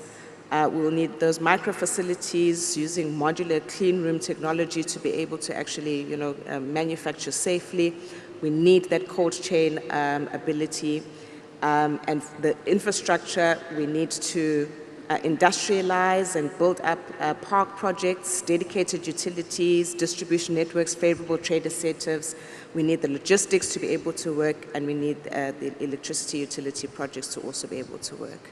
So as stakeholders in this ecosystem, what we really need to ensure is that we strengthen intra-Africa trade for vaccines manufactured on the continent to locally create demand for locally manufactured vaccines. And we do need some kind of preferential procurement policies that we actually need to be implemented by member states to be able to actually sustain our own manufacturers. We need the tariff and non-tariff barriers to vaccines trade currently faced by manufacturers to be addressed. We need the adoption and implementation of Africa framework to help address challenges. I think that's coming along now.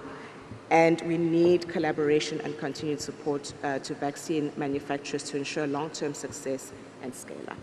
Thank you very much. I hand back over to the moderator.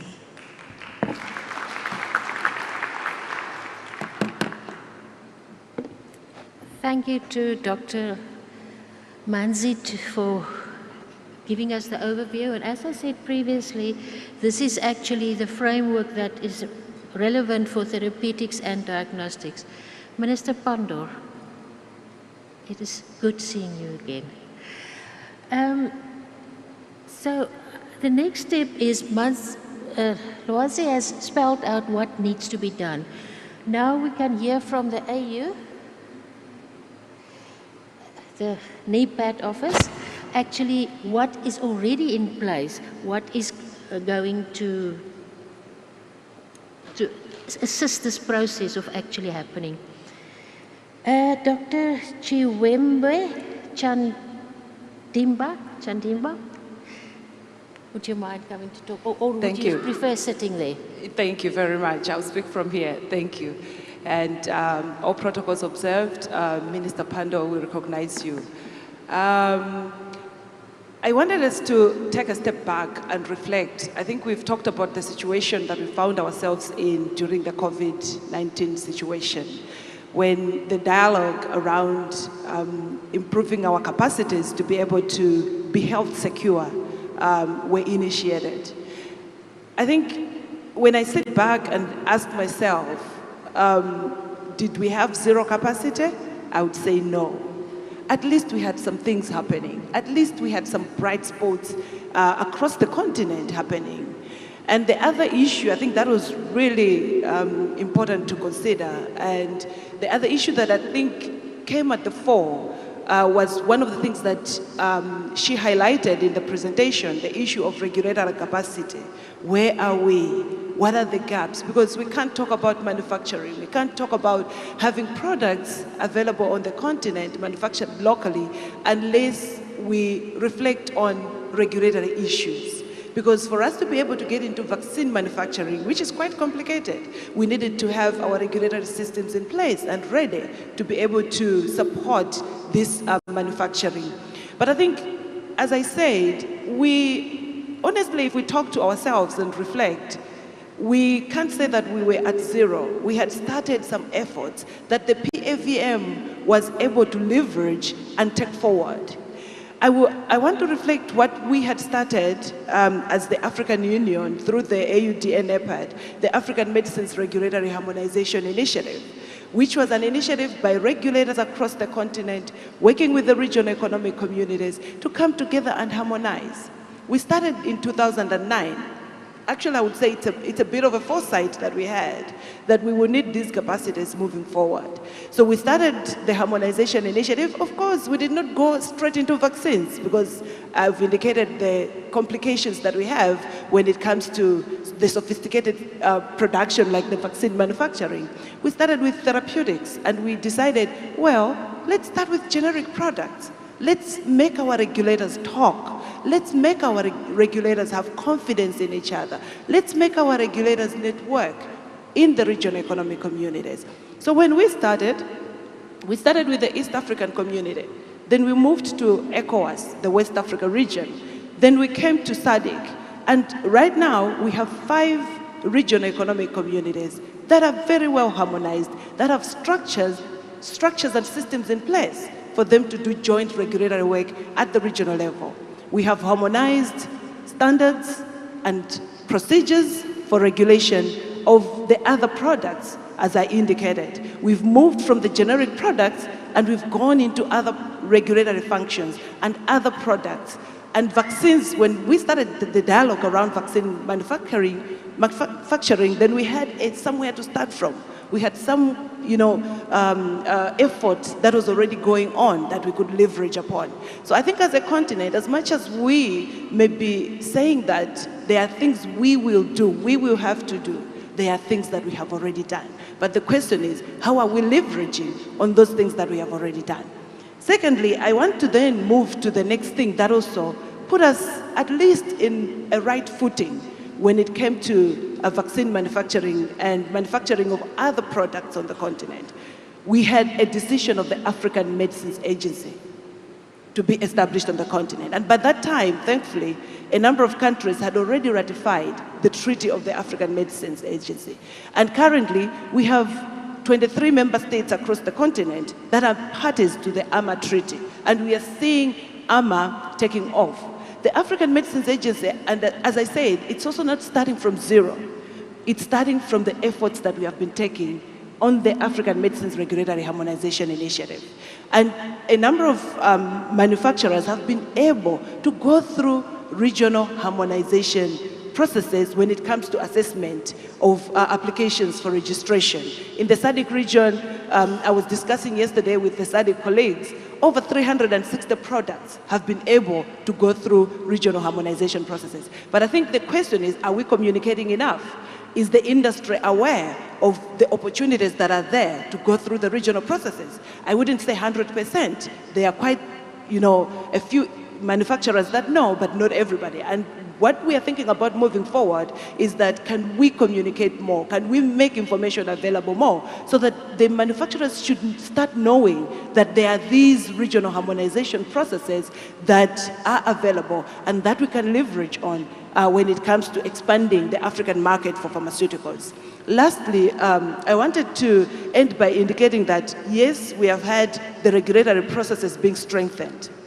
But now, we have started thinking about how do we link these regulatory harmonization or regulatory system strengthening initiatives to procurement and local manufacturing. We have started in the West Africa region through ECOWAS. We have a program that is now focusing on linking regulation to procurement, food procurement that was talked about, and manufacturing, with the view that we should be able to have a continental, starting with the East African pilot certification scheme that then looks at certifying locally manufactured products and give them some points in the procurement processes. And I think this is something that we can talk about. I want to stop here for now, but just to indicate, to leave you with 3 things. I think one is that there are some bright spots. There are certain things that are happening. Can we leverage on them? Can we take them forward? Secondly, the taste of the food or the taste of the pudding is in the eating. We would like to urge the industry to be able to leverage these regional platforms and continental platforms to be able to enter the African market and ensure that we use them to make the Continental Free Trade Area operational. And the last thing that I want to leave you with is also the issue of capacity. We have started, we have some capacities available, we can leverage on them and ensure that we leapfrog as a continent and we don't take long as other regions did to move forward with pharmaceutical manufacturing advancements on the continent. Thank you very much, Moderator. Thank you for those inputs. I really appreciate that we can. Are you our contact person if we need to discuss things further?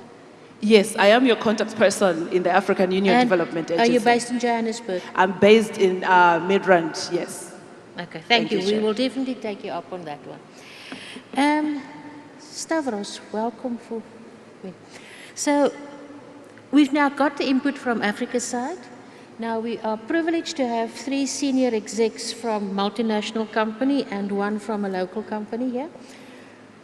Kevin Francis from Pfizer, Zweli Bashman from MSD or Merck in America, Nikki Lister from Novartis, and lastly but not least, Stavros Nicolaou from Aspen. Your reaction. How do you think we can and should look at local manufacturing? And Zweli, I am aware that you have got a time constraint. So let's start with you. Thank you very much.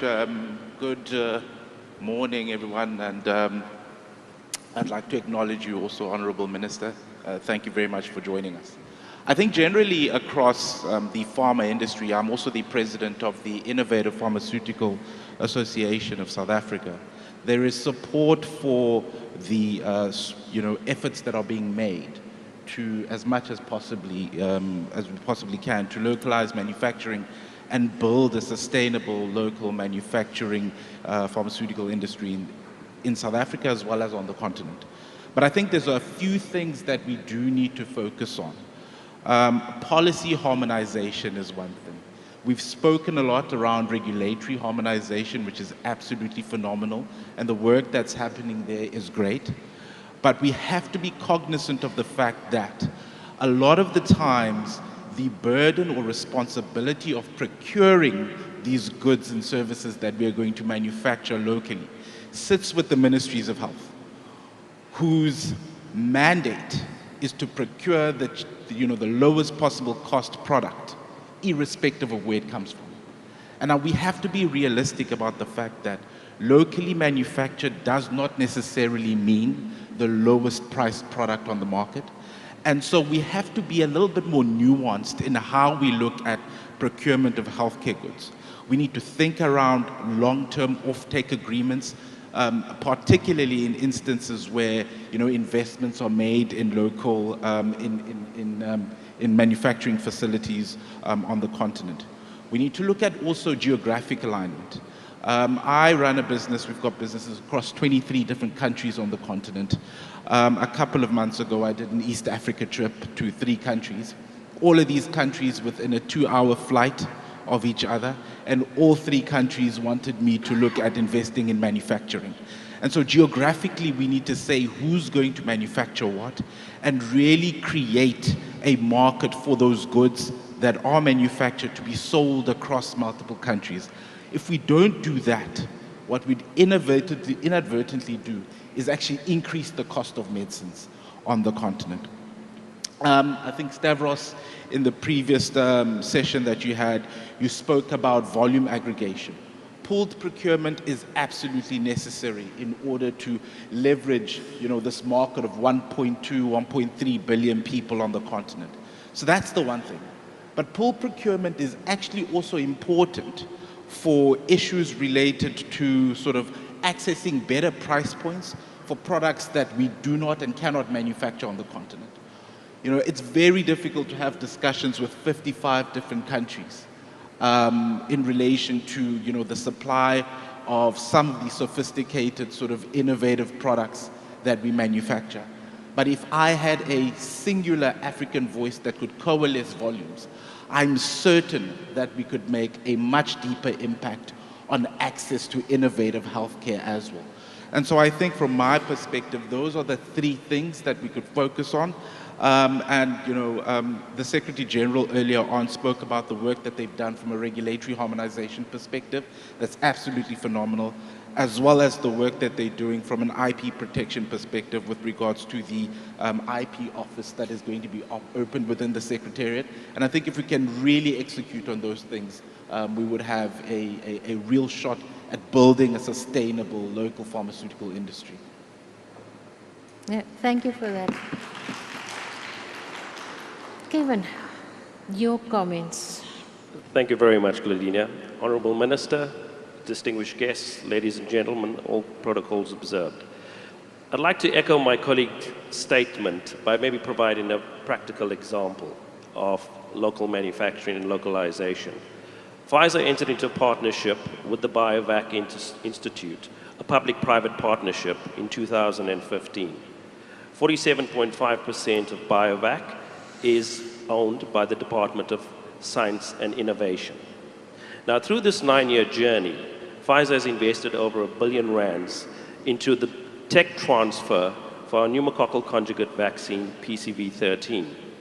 In addition to that, in May of last year, we announced an additional 255 million rand for the technology transfer of Pfizer's mRNA vaccine. Now, the tech transfers for both the pneumococcal conjugate vaccine as well as the mRNA vaccine has been completed. That makes BioVac, based here in Cape Town, a biotechnology hub. Now, in terms of the barriers to growing localization so that you could compete with the economies of scale that are offered by the Indian and Chinese counterparts, they are able to offer better cost of goods because they leverage economies of scale. Now, in the situation with BioVac, BioVac was basically built in Africa, for Africans, by Africans, to try and achieve the PAVM goals. However, BioVac is unable to actually export vaccines to any one of the other AU countries because of regulatory barriers. Yes, we have seen movement in the right direction through the Reliance program as well as the Africa Medicines Agency. However, we still have a way to go. Now, furthermore, if you look at policy that is supposed to support local procurement, local manufacturing, that is currently non-existent in South Africa. And the reason for me saying that is at the request of the National Department of Health back in 2015, BioVac started locally manufacturing the 2 largest vaccines from our expanded program on immunization in South Africa. At the award announcement on the 1st of April, BioVac actually lost the award to continue manufacturing those 2 vaccines. That speaks to a lack of interministerial coordination, where you have buy-in from the Department of Trade and Industry for localization, you have buy-in from the Department of Science and Innovation, but as my colleague has mentioned, it seems like the Department of Health has got a completely separate mandate, and there is no recognition provided to local manufacturers.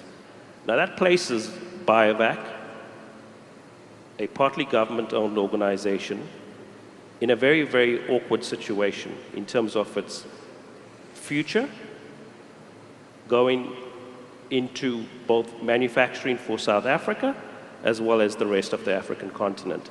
And I think there's an urgent need for us to basically get an interministerial task team together that can look at shaping policy around local manufacturing so that we could continue with capacity and capability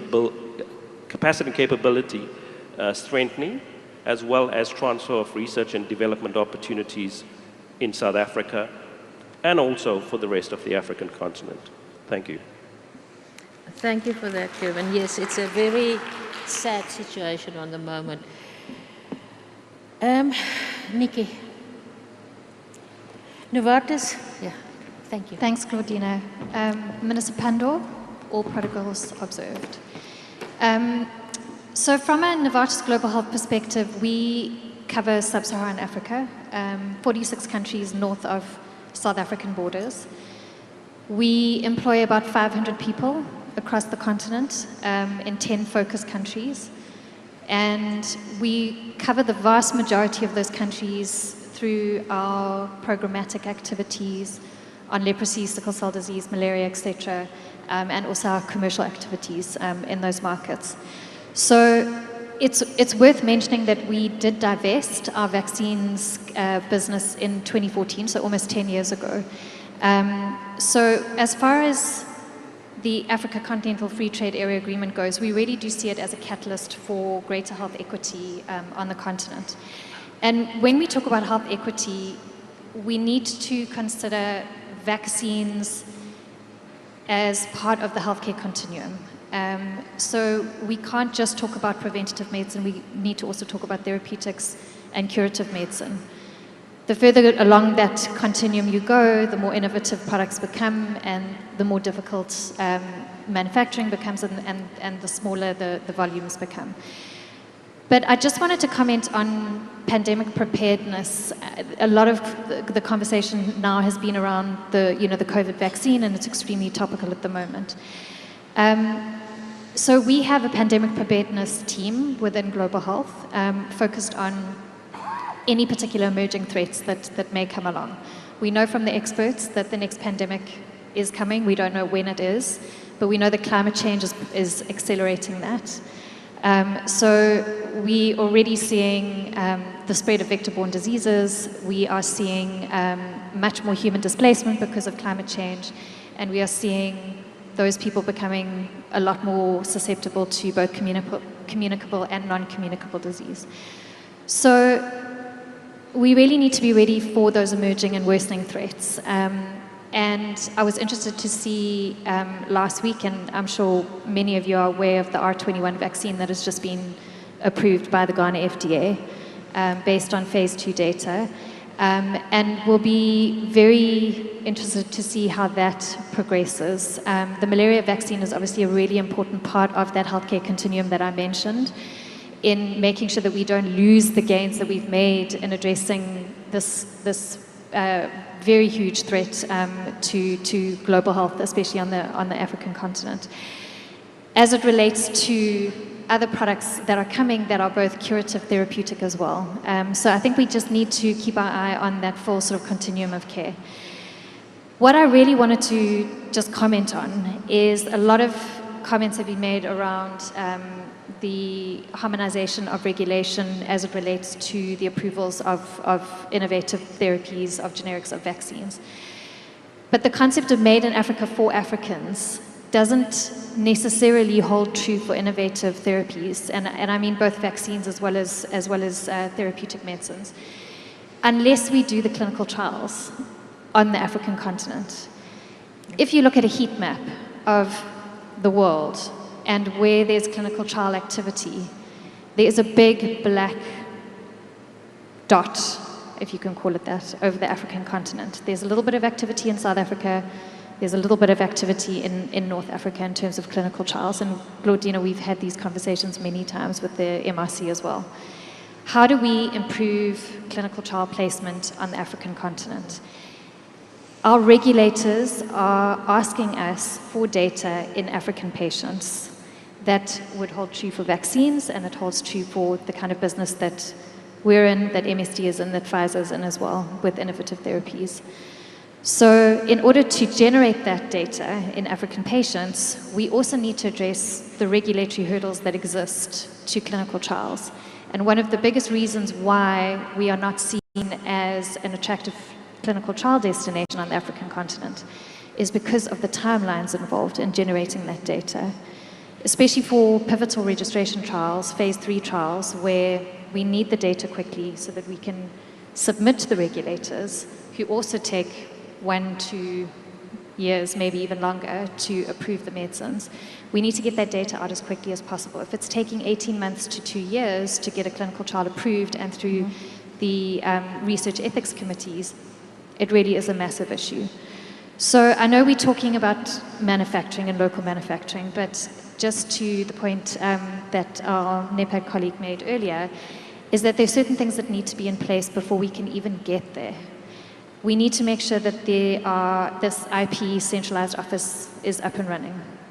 We need to make sure that there's regulatory harmonization, not only for authorization of medicines, but also of clinical trials, and getting the clinical trials done on the African continent, generating data in African patients. But importantly, to capitalize on the AfCFTA as a convener of partners to de-risk all of the activities that we do to produce sustainable health systems. We need to make sure that our supply chains are resilient, and it was mentioned by the first speaker as well, is resilient supply chains that can withstand pandemics, emergencies, is really, really important, because not only do we need to be able to mobilize resources really quickly, and I loved what the colleague was saying on securitizing healthcare and making sure that we mobilize resources towards healthcare, because healthcare is an investment. It's not a cost center, and that's really where we need to change the thinking. But we need to be able to mobilize resources quickly in order to address healthcare emergencies, the next pandemics, because we really are woefully, woefully underprepared on this continent for the next pandemic. We know that. But at the same time, to make sure that supply chains that get eroded during emergency situations are not eroded to that extent, and that we can still get chronic supplies of antihypertensive, antidiabetics, cancer medications to the patients that need them, even under pandemic conditions. So that's really the stance of Novartis Global Health, and I would really defer to my colleague Stavros to speak, I think, much more from a generics and vaccines perspective. Thanks, Claudina. Stavros.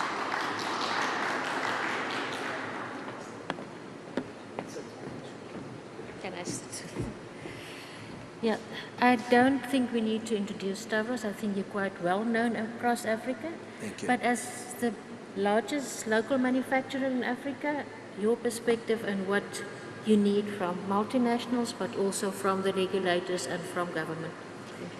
Claudina, Program Director, thanks very much. Let me also acknowledge our Minister of the Department of International Relations and Cooperation, Minister Naledi Pandor, and all the other distinguished guests. Claudina, I'm going to respond with 5 points, and I'm hesitant to call it a 5-point plan because we talk a lot about plans and we implement very little. So I'm going to call it 5 points for implementation. The first thing that we need to acknowledge again on the continent is that we have the most disproportionate disease burden, and yet we are serial importers of medicines. At the onset of the pandemic, I had the privilege of working with a well-known gentleman, colleague and friend called Strive Masiyiwa. He's not from our sector, and sometimes, you know, Minister, sometimes you've got to listen to people from outside your sector because you get caught up in the weeds. So he's a tech billionaire, and he was appointed as the special envoy for COVID by President Ramaphosa. And he said to me a few weeks after we were working together, he said to me, Stavros, but how have you guys, the pharma industry, allowed all your volumes to be aggregated and outsourced to India and other parts of the world, and you're left with no drugs on your continent? He says, how do you allow that? And I thought about it, and you know, he's actually right. So let me, with that statement, because it was a very profound statement, because he said to me, but you know, it's inconceivable that you've allowed this to happen. And we have allowed it to happen, regrettably. So these are the 5 points that need to happen. Number one, we need to sort out the regulatory mutual harmonization and recognition. Step number one. Step number two, we have to put to bed this concept of you pay a higher price, you're costing the fiscus. That's not necessarily true. And I want to cite a number of studies that have been done, including, because this is best known in Africa, an antiretroviral study, a multiplier effect of antiretrovirals, which the IDC, the Industrial Development Corporation of South Africa, conducted some time ago. And it demonstrated that for every $1 of antiretrovirals procured by the South African public sector that was produced locally, 30 cents more, so that's 30% more, went back into the South African economy. So let me put it to you differently, because this is a constant debate between the industrial and economy departments on the one hand and the health departments on another hand, and I have sympathy with both, so let's try and solve the problem for both of them. So put differently, a health department will procure something that is $1 less, and they say we procured 1 million packs, so we saved our fiscus $1 million. But if they lost $3 per pack, they've actually cost the fiscus $2 million with the example I just gave you. So it lands up being a poor procurement decision, not a good one, right? So at face value, it looks good. It's wonderful, we're heroes. We're the health department, Kevin, we saved $1 million. No, you didn't.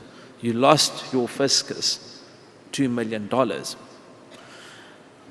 Now, I'm demonstrating this, I'm still on point 2, because we have to get the concept of what is best value for money in procurement decisions on the continent. Not just in my own country, South Africa, but on the continent. And you can only do that through studies like the one that I've just mentioned that demonstrate what constitutes best value for money. Minister, you'll always remember Trevor Manuel when he was finance minister. He used to say, never chase good money after bad. In other words, make the right value-based procurement decisions. And I'm afraid that is not what we are doing on the continent. We should follow that advice. Okay. Point number 3 is, so how do you solve this tension between the health departments and the health ministries and the trade, development and economic ministries? You're going to have some type of funding or support for a premium that is fiscally neutral. Fiscally accretive or fiscally neutral. Because any health department on the continent is going to say, we're given a finite amount of money, we have to stretch it, the demands are more, the needs of patients are more, and the patient numbers keep growing. So me, the health minister, I'm not here to support industrial development. My mandate is to keep the nation healthy. Okay, so that's what the health minister will say. And then his counterpart, the trade and industry minister, will have a different view. The problem is the trade and industry minister does not control the procurement. So you've got the schism. So you need to ring fence an amount that is fiscally neutral. You say, we are, in Kevin's problem, we are prepared to support X% because it's going to benefit our fiscus overall. So we need to resolve that, because I see that throughout the entirety of the continent. What we shouldn't do is artificially support things. So if a comfortable premium is 20%, you cannot go and pay premiums of 200%. That is what our own Minister of Trade and Industry calls rent seeking, Minister Patel. So we mustn't rent seek, we must procure on a value basis that is fiscally accretive or fiscally neutral. So that's point 3. I'm getting there, Claudina. Point 4 is this concept of pooled and aggregated procurement. for the continent. We can only industrialize our continent and achieve independence and sovereignty and health security. And we must never forget this. I'm so pleased that our minister is in the audience, because you can only achieve global peace and security, and I mean this, if you have health security across the world. It's no use going through what we went through during COVID, where lives and livelihoods were lost on this continent that could have been saved. That's no way of achieving global peace and security. So we need to pool our volumes on the continent and have this pool procurement mechanism. And we need to set up, like we had during COVID, we had a mechanism called AfCFTA, which was the African Vaccine Acquisition Task Team. We need to formalize that for all our key medicines and vaccines on the continent. And by key medicines, I'm going to include things like antiretrovirals. It is an exceedingly sad indictment on our continent that we harbor 68% of the world's HIV population, but we import 90% of our antiretrovirals. It makes no sense to me. It's a cardinal sin. That was point number 4, is the concept of pooled and aggregated procurement through a procurement platform. Let me move to the final point. And the final point is procurement, collaboration, and cohesion across the continent. And this can only be achieved through regional manufacturing hubs or regional manufacturing capacities. We're going to have to break through the barrier of, you know, you producing and I'm not, so I'm not going to buy from you, right? We have to break through that barrier.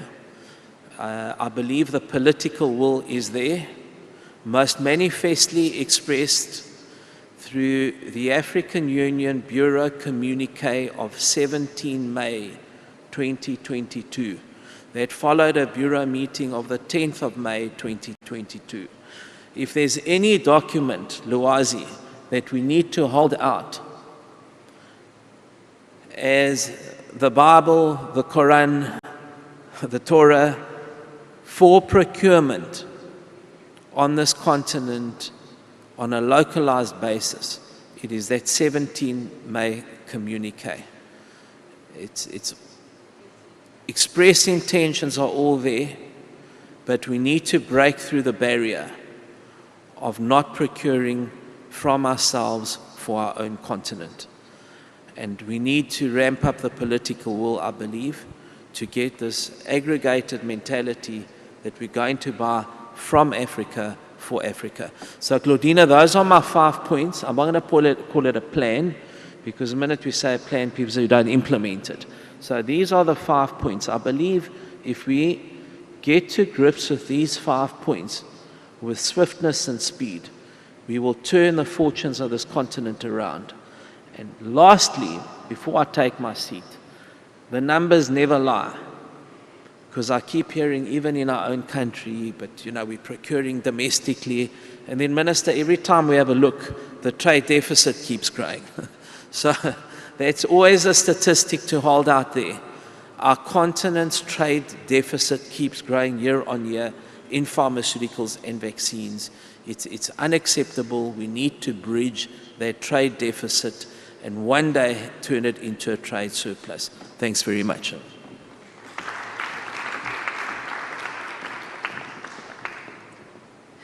Thank you, Stavros, for that.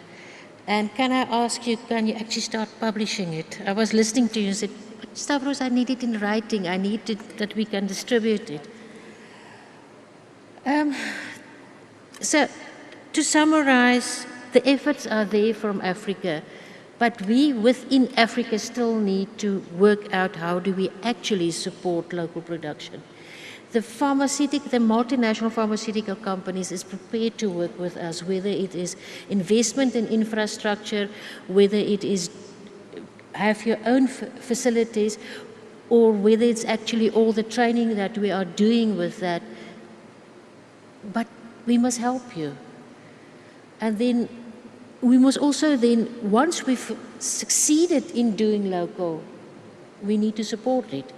And to me, that is the main thing. And what I want to say is, thank you for the willingness from the multinational companies. And I'm actually looking forward what we are going to do in the agreement that was signed between the Medical Research Council, DSI, and the Association of the Multinationals on how can we build what is necessary. Things like clinical trials, how can we ensure that the medicines is actually applicable to Africa? But then the next component is how do we make it accessible and how do we do the local manufacturing? So thank you to the panel. Thank you for the AU, and keep us, the NEPAD office, and keep us on our toes and say whether it's local or government or multinational can assist you in the process. And Lwazi, we will carry on fighting. Thank you. Thank you, Minister.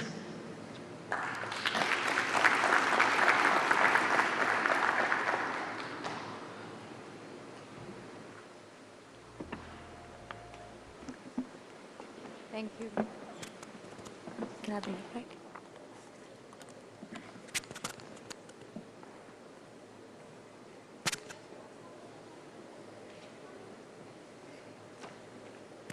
Yep.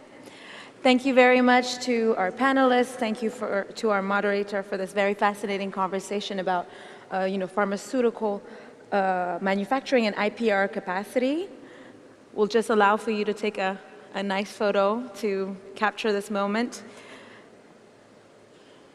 and move on with the next stage of our program.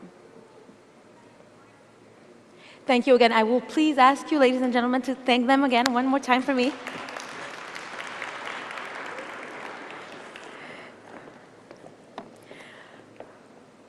So thank you again, ladies and gentlemen, for being with us. We will, in a few minutes, shortly continue with the rest of our program for today before we take it to lunch break. I know that some of you are probably a little hungry by now. We'll ask you to be a little bit more patient. We have more discussions before we move on to a lunch break later around 2 p.m.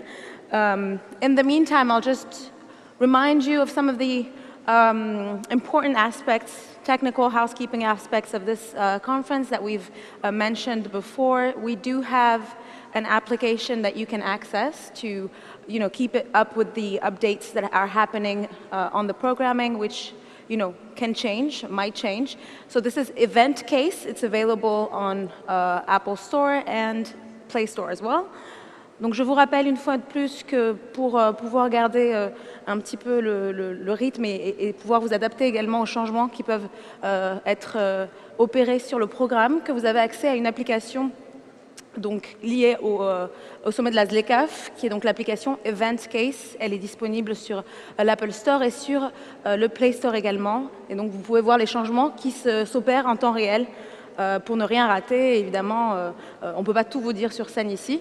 Alors comme je le disais tout à l'heure en anglais, dans quelques minutes, on va poursuivre le programme de la matinée avant de partir en pause déjeuner. Ce sera plus tard, après donc une conversation d'environ une demi-heure avec une dame que je vais vous présenter dans quelques instants. Et puis par la suite, on aura un autre panel autour des femmes dans le commerce et dans le cadre de la zone ZLECAf. Et je vais juste vous demander de rester un petit peu patient. On va commencer dans une quinzaine de minutes et on va pouvoir donc vous donner plus de détails sur le reste du programme. So I'll just ask you to be a little bit more patient. We're just going to need a few minutes before we can start the next session. And I'm not forgetting people who are not with us physically, but are trying to keep up with what's happening here in this room and in other breakout sessions online. There is a stream live that is happening on the Facebook channel of the AIFCTA. I'm going to able to get there. So that is available in English, and you can keep watching the program as it continues all day and tomorrow as well.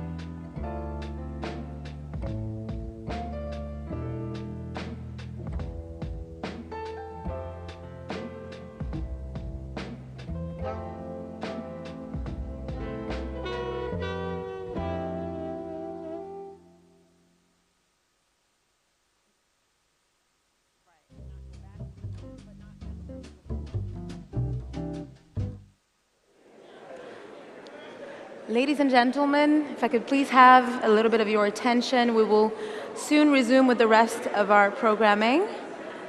But before I announce my next speaker who's going to join me on stage, I just want to alert you to something. It's an unusual announcement, but someone has lost a Mont Blanc pen, and it's very sentimental to them. It's a calligraphy tip. It's black and silver.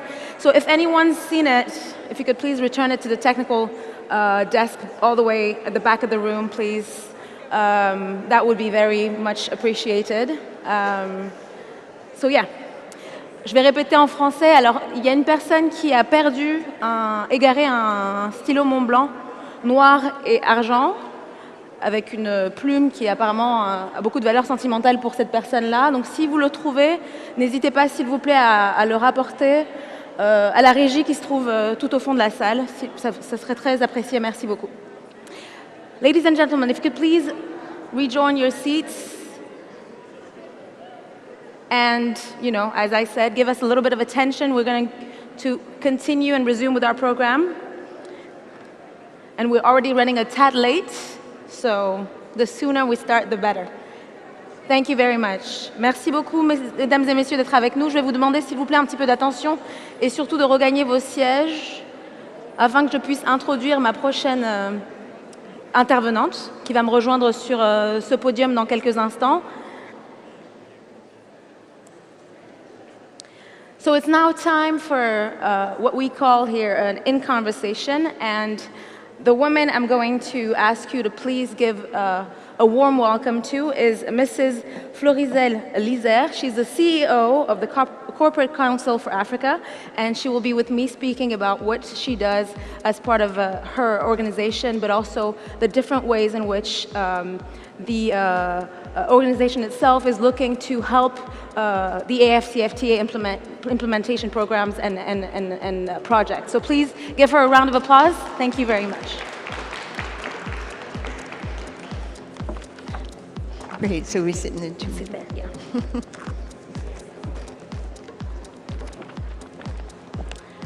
We'll just go to the middle so everyone can see us. That's perfect. There you go. How are you doing today? I am doing well. How are you? I'm great. And everyone is well? Everyone is well. I'm sure a lot of people are wondering. I am well, and everybody else is well. Thank you so much for being with us and with me to sort of talk about the different experience that you had in your career, which doesn't just stop with the CCA. It started much earlier, and you have been a person that's been championing the role of women and the fact that women should be put at the front and center of trade, of business in general. Absolutely. So obviously you can speak to those themes which are very important for this summit with a lot of concrete knowledge. So I'm just going to first, before I start asking the first question, give a bit more background to who Mrs. Lizer is. Am I saying your yes, name Lizer, correctly? Lizer. So she's the third president and CEO of the CCA, so the Corporate Council for Africa. The first woman to lead the council since its founding in 1993, so 30 years almost? 30 years old. So you're celebrating... We're celebrating our 30th anniversary this year. That's a long road. And she's a member of the Advisory Council for the Millennium Challenge Corporation, the Advisory Committee and Sub-Saharan Africa Advisory Committee for the Export-Import Bank, the EXIM, and also a board member of the Women in International Trade. So multiple hats, and so much that can, help us bring insights to this conversation. So later, just after this conversation, there will be a panel that will be focused on, women driving intra-African trade in partnership with the UNDP. So we will be talking about women in trade and women in the frame of the AfCFTA in much detail later. But I want to just, build on your personal experience, your work experience, and ask you if you could walk through your experience of women in trade through the decades. And I know it has evolved, I'm sure. And how do you believe we can address the different shortcomings that are still at play and give a firm footing for women to thrive and reach their full potential? Wonderful. So first of all, thank you for having me here, for the opportunity to be at this very first AfCFTA Business Forum. I think it's an important opportunity for Africa, especially when you're talking about trade, you're talking about investment, you're talking about Africa's role in the global economy. So maybe I should start where we are now and then go back. So for many of you who may not know, Corporate Council on Africa is a U.S. business association. We've been in place for 30 years now. And we have both U.S. and African members, multinationals as well as SME, over 100. And we have been focused for our 30-year history on highlighting the opportunities for trade and investment in Africa. And you know, in the early years, going back now, I think the focus when I first started in international affairs, the focus was on development assistance, on aid. In fact, I was at a place called the Overseas Development Council many, many years ago. And what we realized then, and what became really important to me and really grabbed my heart, was that there was really no amount of development assistance that could ever really replace trade and investment for Africa. In particular, it's true globally. Trade is an engine for economic growth throughout the world, creating jobs, attracting investment, developing a manufacturing base. And I remember reading, it's probably, what, 25, 30 years ago, a report that said that Africa at the time had about 2% of all global trade. And if it was able to increase that by just 1 percentage point, to go from 2% to 3% of global trade, that small increase would be more than 3 times the amount of aid that it got from everybody in the world.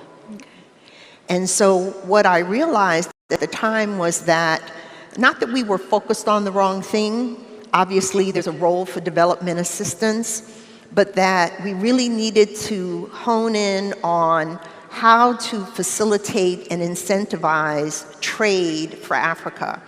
And it was back in the 1990s when there were a number of thought leaders and policymakers in the US that said, okay, how could we do that? And that was really how AGOA was born, the African Growth and Opportunity Act. It was an effort on the part of the United States to say, let's shift our focus a bit from aid to trade. And it was in those days when I started to be able to travel around the world and to see what trade was doing for other countries in the world, first in the Asia-Pacific region, Latin America, but ultimately in Africa. And I just have to say that over the years, I have really been really pleased to be able to visit so many African countries and visit factories and facilities, most of which were full of women and youth. And so when you would go into a small factory, for example, I went into one in what used to be called Swaziland, Eswatini, and I met these women at a food show in New York.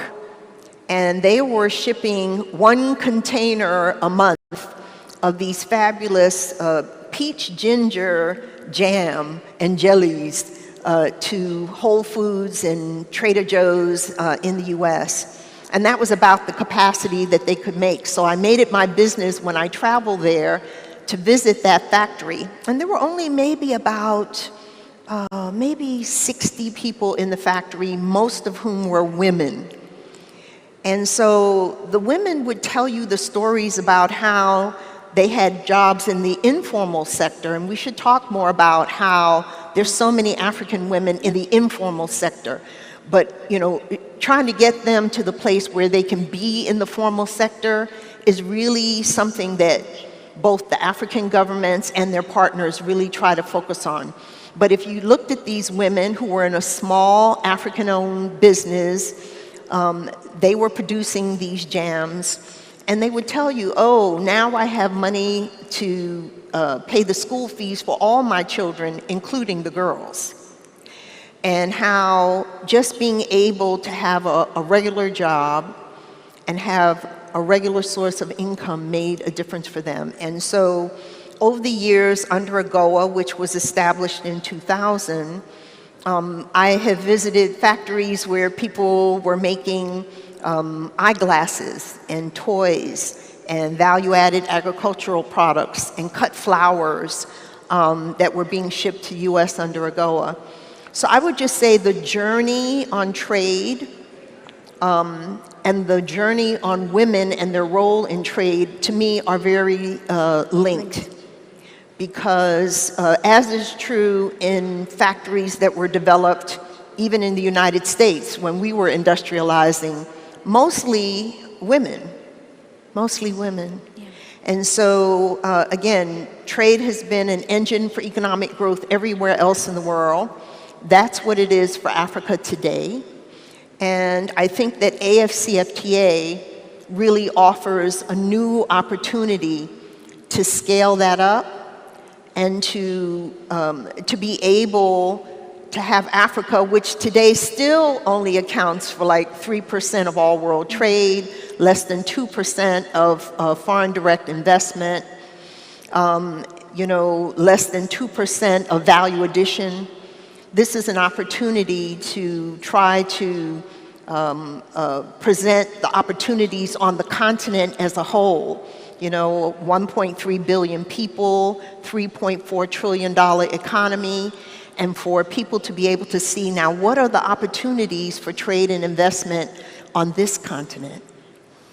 You did mention that there is a direct link between how women are taking their place, their mark in the economic ecosystem of their countries across the continent, and trade and how it evolves on the continent as well.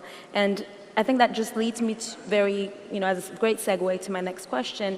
We are here at the AfCFTA Business Forum, so this is what we're looking at, how to implement, this idea of integrating the continent, making sure that in the process of integrating the continent and creating the single market, that the marginalized communities are part of the project and that they're fully included.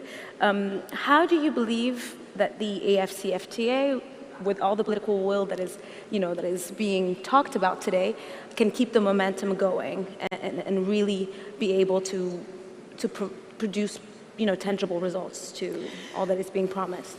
Right. No, so so first of all, it took a lot to be able to do this. And there were lots of years where the different regional economic communities were working together, putting in place what was applicable in each of those communities, and then bringing it all together under AfCFTA. It was done in record time, I think about 4.5 years. And I don't know that there's any other economic community and market in the world that can claim that they did that. They've covered a range of issues. Goods, a lot of people focus on goods, but services is also there. We're all curious about what's going to happen in implementing the services and other provisions and protocols that have been put in place. I think services actually contributes more to African GDP than goods trade does. So this is why it's also important to know how is the continent going to free up movement of not just goods but services across the continent. And how can partners like the US be a part of that new ecosystem that's allowing Africa to really be in a position to scale up? So implementation, you asked what's the thing that has to happen? It's implementation. Yes. And all the framework is there. There's some new areas that are still being negotiated. I believe digital is one of the areas that's still being worked on, but they recently completed, I think, IPR, investment, and a few other protocols.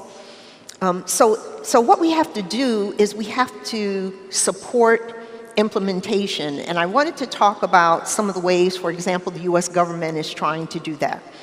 So there are a number of initiatives and organizations that are involved. At the US-Africa Leaders Summit in December, which was the second ever that we had. There was an MOU that was signed between the AfCFTA Secretariat, Wamkele Mene, the SG, and Ambassador Catherine Tai of the U.S. Trade Representative's Office. That's where I used to work for many of my 36 years in government.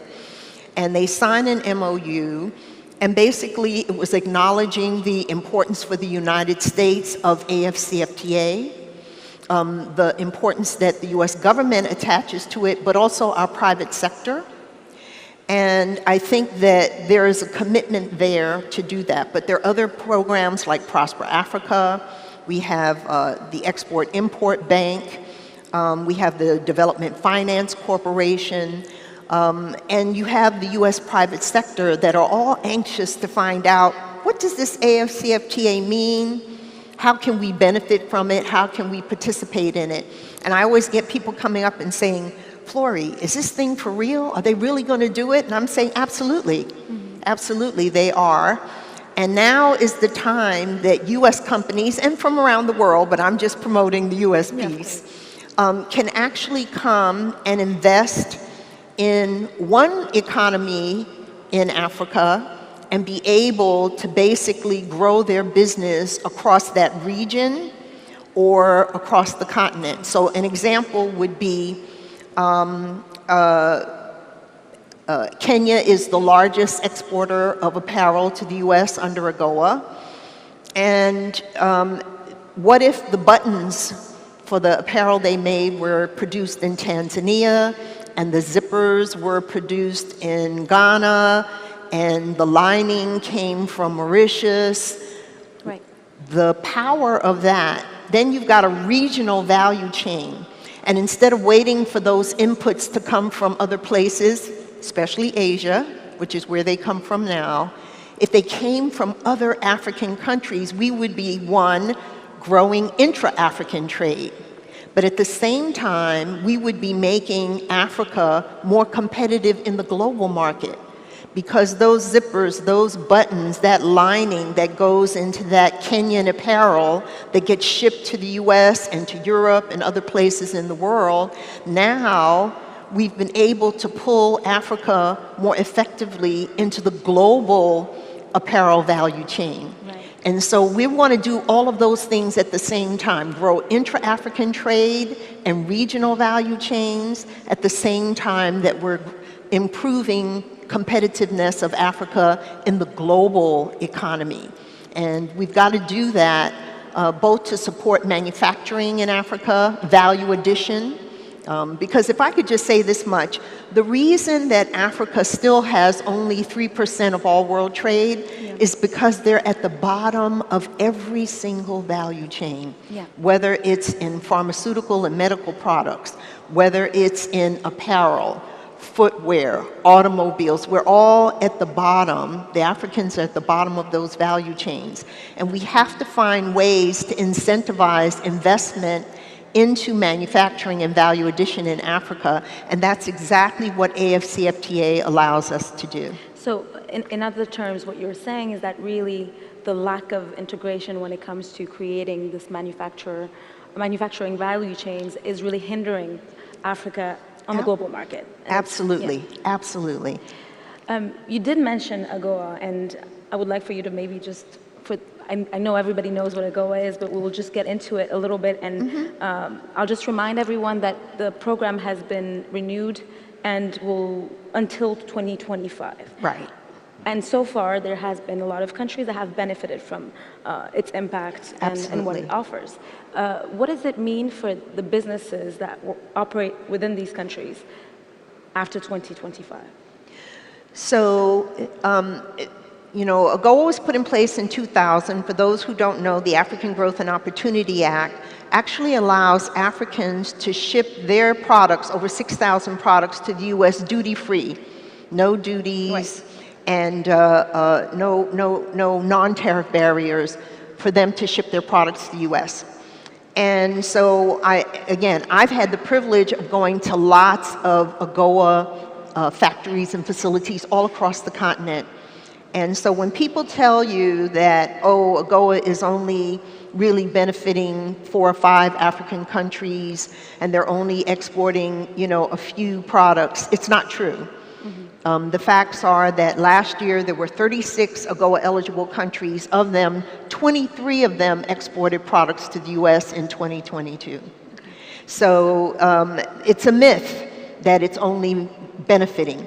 The issue is that it's very small a lot of times. That factory in Eswatini that was producing 1 container of jams a month, when you think 1 container of jams a month, when you look at the trade data, it's so tiny that people might think there's nothing happening and it's not valuable.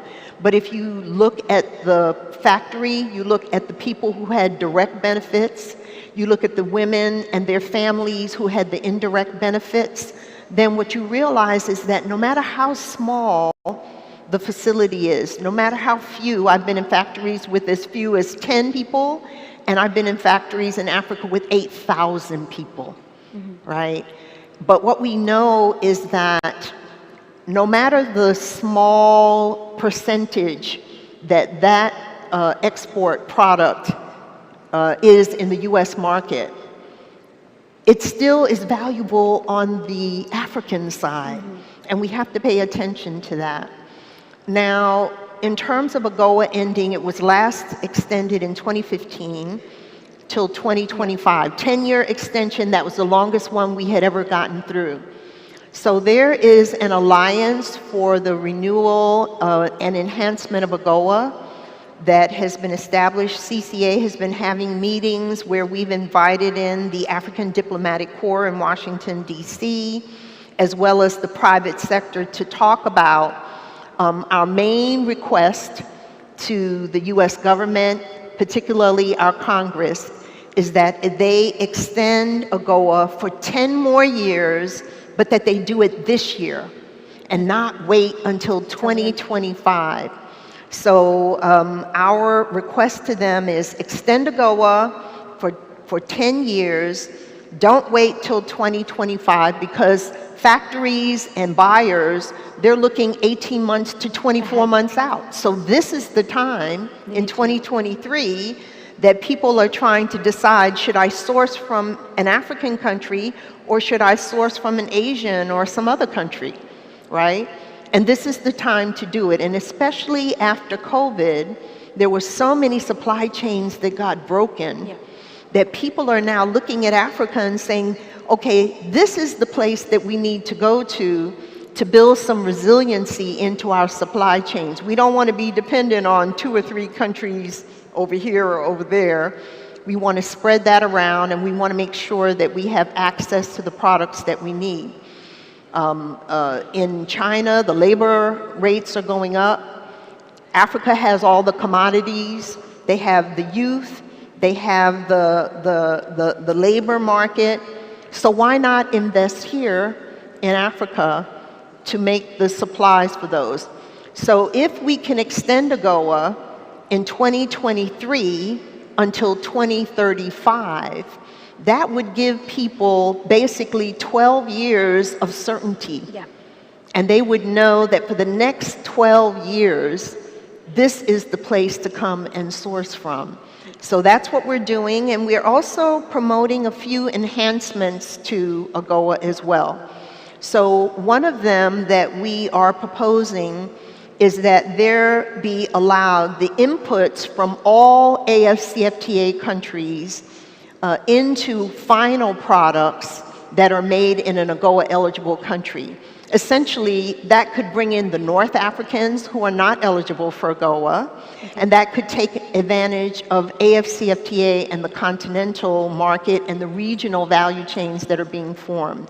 And so any country that's a part of AfCFTA would be able to have their inputs count and go into what an AGOA-eligible country would ship to the US. So that's one of the enhancements that we're proposing.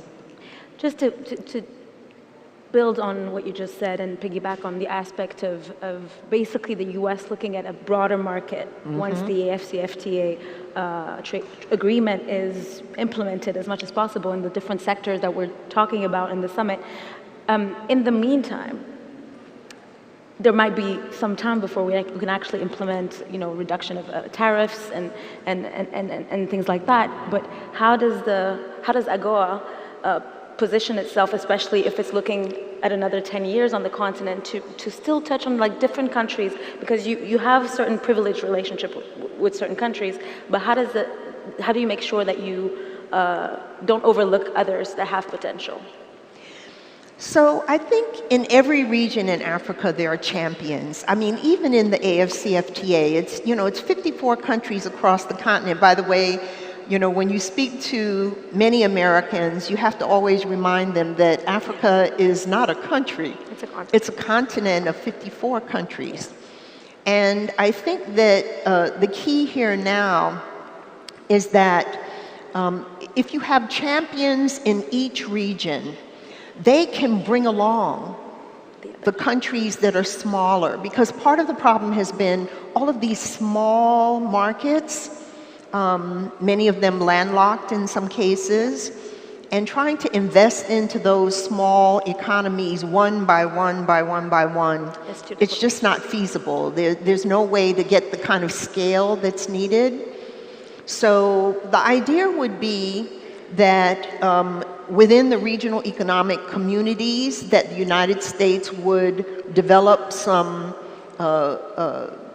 agreements or arrangements that go beyond AGOA and provide certainty over the long term. AGOA is just a one-way unilateral trade preference program. And I'm a strong believer, and we have CCA members that are here that are strong believers that there's more to collaborating with Africa in terms of its economic growth and our own economic growth if we're not just looking at one-way unilateral programs like AGOA. So I love AGOA, everybody knows I love AGOA, but I think we have to go beyond AGOA. And I would just mention that the US is, in fact, I think next week they'll be in a whole US delegation in Kenya, working on the US-Kenya Strategic Trade and Investment Partnership, STIP. It's not an FTA, but it's looking at a whole range of topics that normally would be addressed in an FTA. E-commerce, digital trade.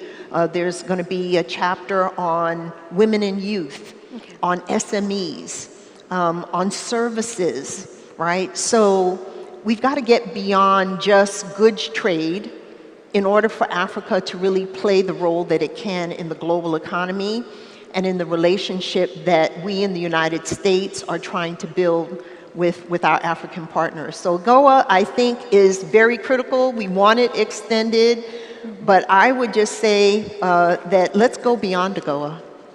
Thank you very much, Florizel, for this lovely conversation, very insightful, for telling us a little bit what we can look forward to when it comes to the U.S. involvement and interests on the African continent, of course, with the idea that AfCFTA helps Absolutely, sort of like, it surely does. The cooperation get a little bit bigger. Thank you so much, and please, could you please give her a warm applause for all her insights. We appreciate you. Great job. Thank you so much.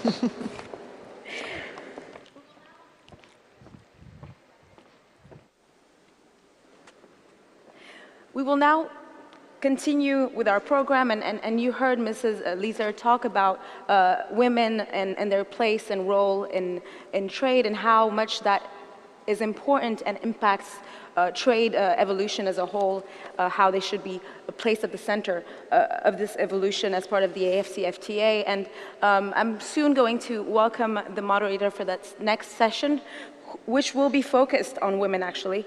Her AfCFTA, a partnership with the UNDP that is looking at the different shortcomings that we're still faced with when it comes to women in trade, but also the opportunities that are available for women businesses, women-owned businesses in this context and in the moment that we're having. And I love that Mrs. Liezert mentioned the fact that there are so many women in Africa who are part of the informal sector, and that is, as much as it is something that we often appreciate and talk about as them being the pillar of the economy and being representing such a huge potential, it is also something that is drawing them back from having the place that they deserve. So without further ado, I'm not going to speak too much on this. I'll leave the moderator for the session to give us more of a presentation of the panel itself. So please give a warm round of applause to Dr. Joy Katekegwa, who's a senior advisor to the UNDP Africa Director, for this next session on women. It's her AfCFTA, an embodiment of this choice. Thank you so much. Can you hear me? Is the mic on? Yes? Thank you very much for the opportunity to have a conversation about women and the AfCFTA. In this segment, we're not going to be bombarded and weighed down by the problem. We're going to try to work together and see where the solutions could lie. And we're going to try and find and galvanize a momentum that takes us to that place where we start to see women championing, winning in the AfCFTA. My name is Joy Katekegwa, and I'm a strategy advisor on Africa at UNDP. You know, as a trade professional, I've spent a lot of time trying to create deals for Africa in global trade. These deals have taken me to so many places, the WTO, UNCTAD, and even now at UNDP. And the frustration really is that at what point do we stop creating new opportunities and start utilizing that which we have? Flora Liza told us about the 2% that Africa has in international trade.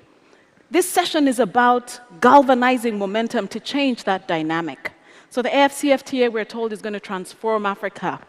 The studies tell us the sectors in which women are most involved will go up by 10, 18%. I think it's an underestimation when you think about services and so on and so forth. So we're going to have a conversation that really tries to create and build an AfCFTA for women. And in this session, we call it her AfCFTA. It's an embodiment of action we want to take to ensure that women are not on the margins, to ensure that women are front and center, and why not, that women lead.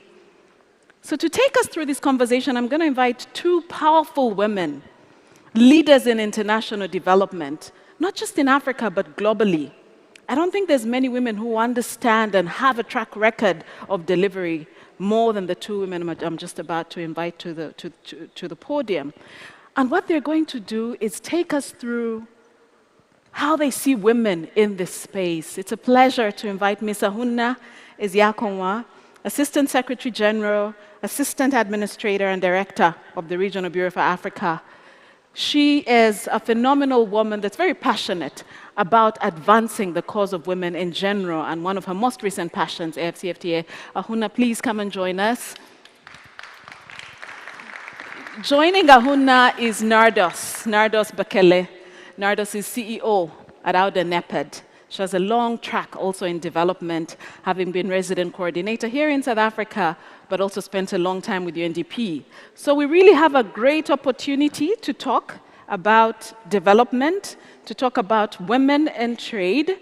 And as Nardos comes up, I'm going to ask you, Ahunna, in the interest of time, just already to tell us, here we are talking about women in trade. Why are you passionate about women in trade? What makes this your thing?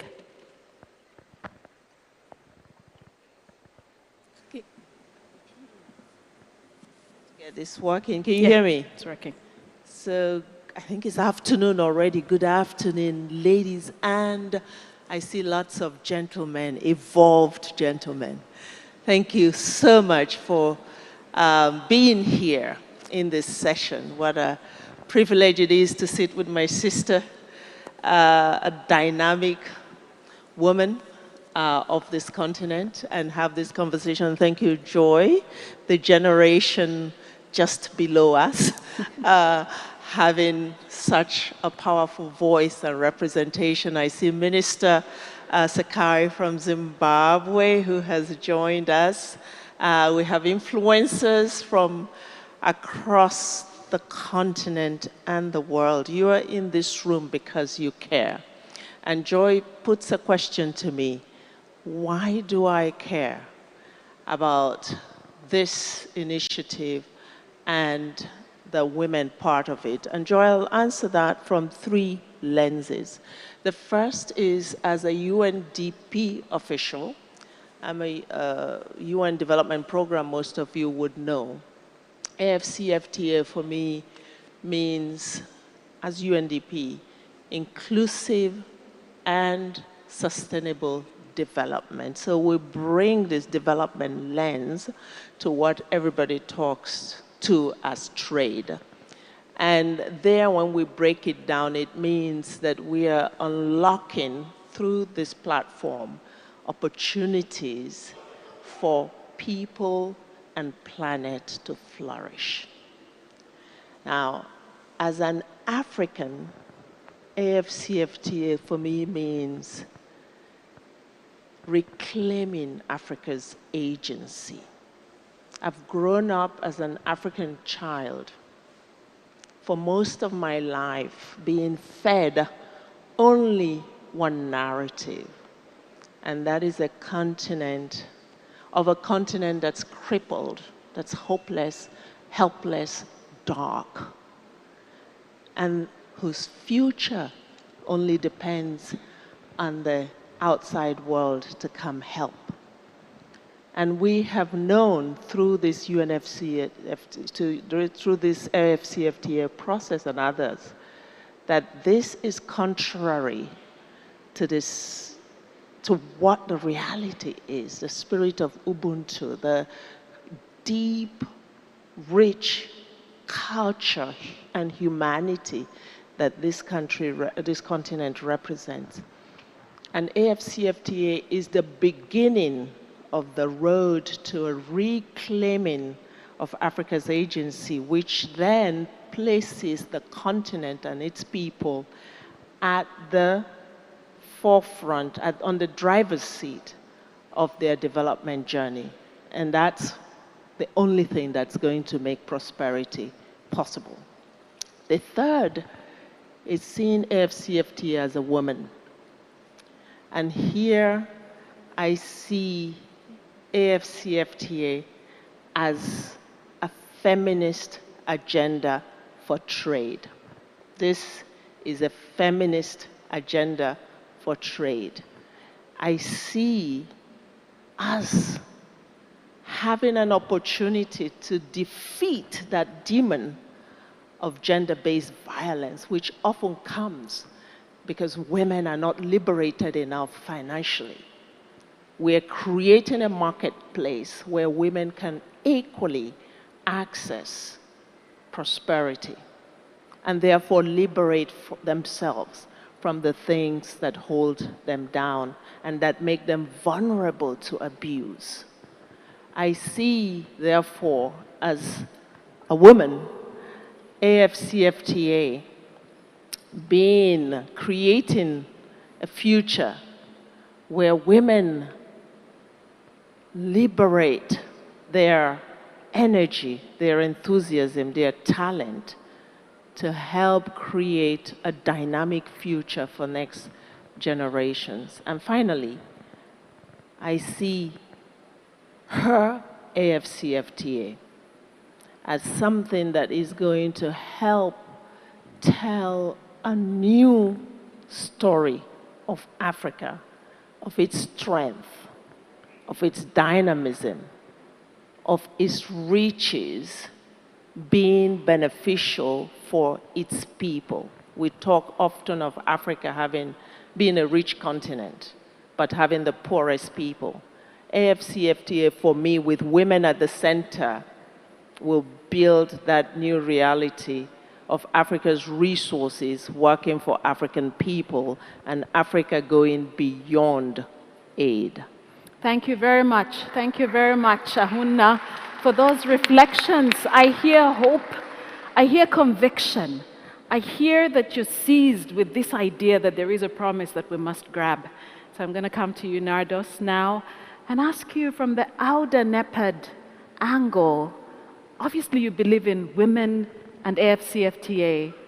How are you positioning to strengthen readiness of these women in Africa? Thank you very much, Joy, and great to be with you, Ahuna. It's so wonderful because when you talk with passion and commitment. For the African Union Development Agency, certainly women, the issue of women takes the center stage because obviously we are the majority, right? Yeah. And when you look at AfCFTA, the two issues, critical issues, are number one is the expansion of the economy, because unless the economy is expanded, the threat level will not expand. And what does expansion of the economy means? The expansion of economy would entail the inclusion, like you said, of the 50% of the population in the whole economic activities. The question is, are they not included? Yes, they are included, especially when you talk about the informal sector, where women are driving, the whole informal sector. And the informal sector in Africa is very important and critical, and it contributes, to the 60% of the GDP of the economy at the continental level. And therefore, truly, the inclusion of women takes the center stage in our development agenda. And not only just from the production, productivity perspective, but also from taking, the decision power, in the negotiation, being there, in the leadership, being there, and pushing the agenda for women, understanding the fact that without women, there is no development. So that is number one that we are doing, and as we are going, we have, already brought in place, at the AUC level, what the DCP just talked about, is that platform that will really help us to coordinate all the activities, at continent level that is geared towards supporting women, coordinating it, and making sure that there is an accountability and that there is no duplication, and it's done in a very coordinated way. The second thing is the financial inclusivity. Investing in women is a viable business, and we have proven it over and over again. And I'll give you an example. Equity Bank, one of the Equity Bank managers was here with us. Equity Bank, we asked, then I was at the UN, we asked them to have a window for women so that there are products and services specially catering to women. With lots of reluctancy, Equity accepted. When they accepted, they were not quite sure, but it was like a trial thing. And we developed together, jointly, a program or a window called Fanikisha. I'm sure some of the women here know about Fanikisha. Today, the Equity Bank capital has grown twofold thanks to the Fanikisha window, especially meant for women. And what I am asking the financial institutions is really to make sure that they cater for women, having a special window for women, because women are reliable. Women are really, investments that will yield results for the banks. They are, anything that goes to women is profitable. Third thing is You know, I'm looking at women without any facilitation in the borders of, you know, our country, between Benin and Nigeria. I want to tell you the ingenuity of women. When I was in Benin in 1980s, we used to go to the border and change the French CFA to Naira. They would tell you the exchange rate before the banks, you know, announce it. They are really genius women. Do they have to go to school? Have they graduated from universities? No, they have not graduated from the universities. But they have that acumen that was really fantastic. And investing in these women, you know, really made sense for us, and we tried to help. And now as we go on, I think again, in terms of capacity building and making sure that the young girls go to adventure in science, technology, innovation is very important. Yes. Making sure that we support startups for women is very important and critical, and we will succeed. And I tell you, we will succeed, and it's evidence-based. Thank you. Yes. So I think investing in girls, in women, makes sense. So our NEPAD is really geared towards having all our support focused on women and girls. Thank you so much. Thank you so much, Nardos, for giving us those reflections on what works practically. And I think it's time to really get into a conversation from the practitioners on the trade landscape of Africa, the women shaping intra-African trade. And for that, I'd like to invite the panel to join us. We have Natalie Jabangwe, Group CEO, Group Digital CEO of Sanlam here in South Africa. She's in charge of 33 countries. We have Brigitte Hannington. She's one of those CEO, Ijire Coffee, and she's one of those who has actually tested out the AfCFTA and the Guided Trade Initiative. We have Her Excellency Tigidanke Kamara, one of Africa's leading women in mining. She'll tell us about Tigi Holdings. We have Joy, my namesake, Joy Bokolo Kenewendo. You will know her in her days as Minister of Trade in Botswana. She's going to tell us about what worked. We have the Honorable Minister of Zimbabwe, Minister Nzenza, who is going to tell us also about what she's doing practically. And then finally, an industry top advisor, Her Excellency Miss Amelia Chambade. Please join us and let's get right into the conversation. And start with you, Natalie, because I think what the leaders have told us have painted a landscape of hope, of promise, of conviction, and even touched a little bit on what works. And I'm coming to you, Natalie, you know, youngest CEO of a large corporate in Africa, at 29 years old. You've since moved on to do great things at Sanlam. You are in digital finance, and financing is a big issue on the continent. We worked with the Secretariat to produce a report after consulting in 20 countries, and women in trade are saying finance is a big issue. Natalie, what are the products emerging, new initiatives that can help women to access finance? Joy, thanks very much indeed. I think one of the things that's quite important for us to understand at the onset is that we have a problem in the financial structures globally.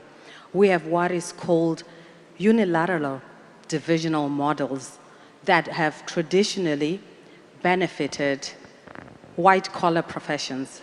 And literally, white-collar was a word that was used to represent those that were capable of buying a white shirt and a collar and going to work, and that meant you could open a bank account.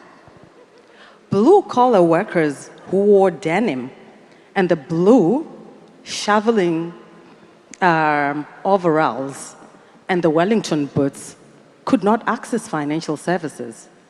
But what is even more depressing about it is that if you are a woman, no more than 3 decades ago, in this country, as an example, you could not own a business or open a bank account in your own name, notwithstanding the fact that you are not blue or white-collared.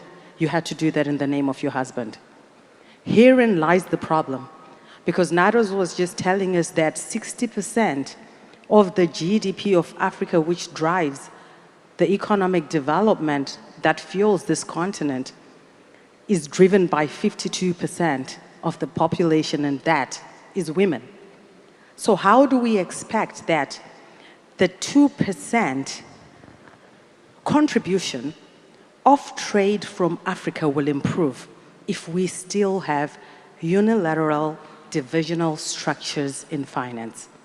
And I think this is where financial inclusion should be the best opportunity of this leapfrog continent, where the new models in financial services that include mobile money, non-banking, digital banks, comes to the fore, where Africa has been able to leverage the power of the mobile or the cell phone, and quite frankly, the pervasive access to the internet to be able to access financial products. Where blue or white collar had only limited access, private sector can literally leverage universal access for basic financial services. In about a decade and a half since M-Pesa launched, women do not have to enter a building for them to be able to have a financial services product. They can simply walk to their spaza shop as long as they have a SIM card, and they can transact any place, anytime, anywhere. The problem is that we can't stop there. While we have driven the agenda of financial services or mass financial services, the next strategic thing that we have to do is to enable women to be able to access more enhanced financial services and products. The problem with the current financial services and products in the banking sector is that they are still driven on the eligibility of the white-collar system. You need a certain amount of money to be able to open a financial investment account. You need X type of a job to qualify for collateralized security. It is now a new challenge for the private sector, and particularly in Africa, knowing that 65% of this continent will be driven in the next 15 to 20 years by young people who are within the ages of 14 to 65. And if you don't have them as part of your bankable value proposition, we actually don't have an economy in Africa. Therefore, so what are you proposing then for women practically? So what I'm this practically proposing is that we use fintech to ensure that we provide easy access to transacting for African citizens. We create new and easy secure savings that do not have bounds, limits, or barriers that can be accessed using mobile technology. We want to be able to work with investment banking divisions to ensure that for as little as $1, you can get a financial return that is better than what the bank gives to you. Because when our deposits are sitting in the banks have got overnight interest on them. Not only overnight interest, if they keep that money in the bank with them and we don't use it, they get financial market returns that they use to pay their shareholders who come from the white-collar industry and not to us. We also have to make sure that we create new products and services that are microtized, that ensure that every single financial services account is under-wrapped with a mutual fund that gives to every citizen who owns that money the interest that is deserving to them. It is imperative that we are that any person who's within informal financial services can access without a barrier a stock, an equity, a derivative, a forward, a spot. The kind of financial instruments that we know have made the wealthy prosperous. We should ensure that we provide microtized protection financial services such as insurances, such as long-term annuity products that will ensure that women can protect their children, but that also ensures that they can invest for the things that will drive trade in Africa. So Natalie, I'm gonna stop you there and see if we can tie those ideas into mining, a very interesting sector. A leading woman in mining, Tigi, Her Excellency Tigi Kamara, is the CEO, founder and CEO, president of Tigi Holdings, Tigi Mining. Natalie has spoken about financing, but tell us how you see the strategies for bringing women to the heart of the AfCFTA through mining. Africa has huge resources. Many have gotten rich over that. How do African women position in that? Hello. Thank you. Thank you for all of you being here today. Well, we know that women have been in mining, but more in an informal way, which we call artisanal mining. I just happen to be the one more in the formal, where the decisions are being taken. So how do we bring these women in there?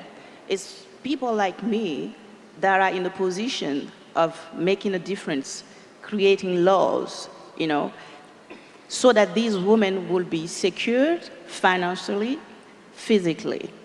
So when we take about like the artisanal mining sector in Guinea-Conakry, more than 40% of the artisanal is done by women.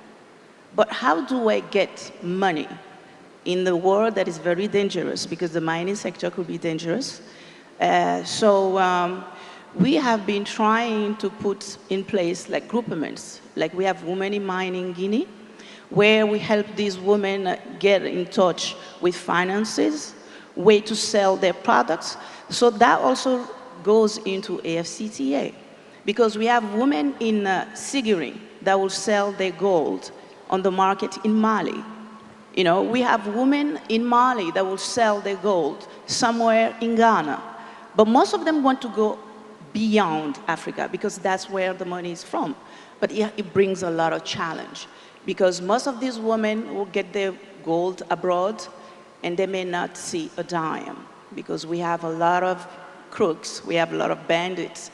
So that world is also a little bit dangerous. So we want to create a platform for them where they could actually bring their gold to us, making sure that we pave the way where they could have already their money safely. Yeah. So as far as mining, that's a little bit like that. So thank you for that, Tigi. And you know, you've spoken about the practice of intra-African trade taking place, Mali and all these other countries. One of us has actually tested out the AfCFTA dispensation, and I'm coming to you, Brigitte. You know, we've talked about financing, we've talked about networks and conglomerating and clustering, which I think is what Tigi was talking about. Tell us your experience testing this out in the AfCFTA, but most importantly, what have you learned about how to bring women in? Brigitte. I'm sorry, I was trying to figure out how to make the microphone work. In terms of my experience with AfCFTA, I think that the first thing that happened was, and I suggest to everyone, is to have a product that meets international standards. And then the second thing is looking at your target market. One of the reasons that it was purely accident that I was involved in the Guided Trade Initiative because, honest to God, my product was ready and I was trying to figure out how to ship product under AfCFTA. And so I met with the DG from the Ministry of Trade and Industry, surprisingly enough, over a golf game. And my question was, how do I ship under this? And he says, well, you know, we have something called the Guided Trade Initiative. Are you ready to ship? And I said, yes, my product is ready. It's certified with Ghana Standards Authorities. We've received our registration with Food and Drug Authority in Ghana, and so I'm ready to ship. So it was at that point that his office contacted me, and we started with the meetings. And they were actually Zoom calls to start off with because there were 2 countries selected in North Africa, 2 countries selected in West Africa, 2 in East and 2 in South Africa, which were to participate in getting this thing called AfCFTA kicked off and started. And so over a series of Zoom meetings, we got to the point where we said, okay, so the target date to have all products shipped out is the 7th of October. They must arrive in Ghana by that date. So my company was able to ship on the 3rd of October, and I was actually on the same flight with the product. To say that it was easy would be an understatement. I found that a lot of the difficulties that I ran into were more people than anything, and basically people doing their jobs and not either wanting to do their jobs or not wanting to do their jobs in a timely manner. In terms of the processes, it was pretty straightforward. We had to have a phytosanitary certificate, a certificate of origin, and in addition to that, we needed to have a certificate of quality, which meant that the goods that we were shipping met international standards as well, and that they were of good sound quality. The products were then taken to the port, and everything was shipped through Rwanda Air, because one of the wonderful things about Rwanda, the Rwandan government, is they support activities that relate to Made in Rwanda, Buy Rwanda, Invest in Rwanda, Visit Rwanda. So we have preferential rates with Rwanda Airlines anywhere that they fly in Africa at $1.40 a kilo, which is pretty much unheard. The next step after that was consigning the shipment, turning it over to them, and then our clearing agent in Ghana, which if you know me, you know that I'm all about women throughout our entire value chain. So our clearing agent in Ghana is a woman-owned business. Her and her husband actually own the business. It's Conship. So we use them. I had a relationship with them for 17 years, and that went pretty smoothly because the paperwork was sent to them in advance, and by the time I arrived in Ghana on the 3rd of October with our product, it had pretty much been cleared. Great. So within 48 hours, we received the product. Now, I guess the thing that I failed to mention was that the company in Ghana that purchased the products or that imported the products, I actually own. So I was on both sides of the value chain because one of the things I wanted to make sure of was, what does this look like? What is this entire process? Where are the pitfalls? Where are the holes? And then how do I mitigate that? How do I take this idea of shipping coffee from Rwanda to another country in Africa and make sure that there are not going to be any problems, so that when I get ready to turn it over to another importer or another distribution company there, I know exactly what the landed fees are. Yeah, so Bridget, you talk about export readiness as a big deal. You were ready. You talk about incentives that governments can give. You talk about facilitation processes. You talk about Made in Rwanda. And our minister here, Minister Nsenza from Zimbabwe, is actually wearing a beautiful Made in Rwanda jacket. So it tells you about intra-African trade in fashion and textiles. I want to ask you to pull from Bridget's story and tell us how you're modeling that in Zimbabwe to ensure Zimbabwean women can be like Bridget. Firstly, allow me to thank you for participating on this platform, and thank you, Awuna, and also to acknowledge the presence of my colleague Minister of Trade from Botswana who just walked in, and also the Secretary General of the AfCFTA. It's good to be here. Let me just present 3 key points that link into what has already been said before. From a Zimbabwean perspective, women have always been at the bottom of the value chain of productivity, historically. And those challenges continue to remain. And let me spell out some of the key challenges for women in production.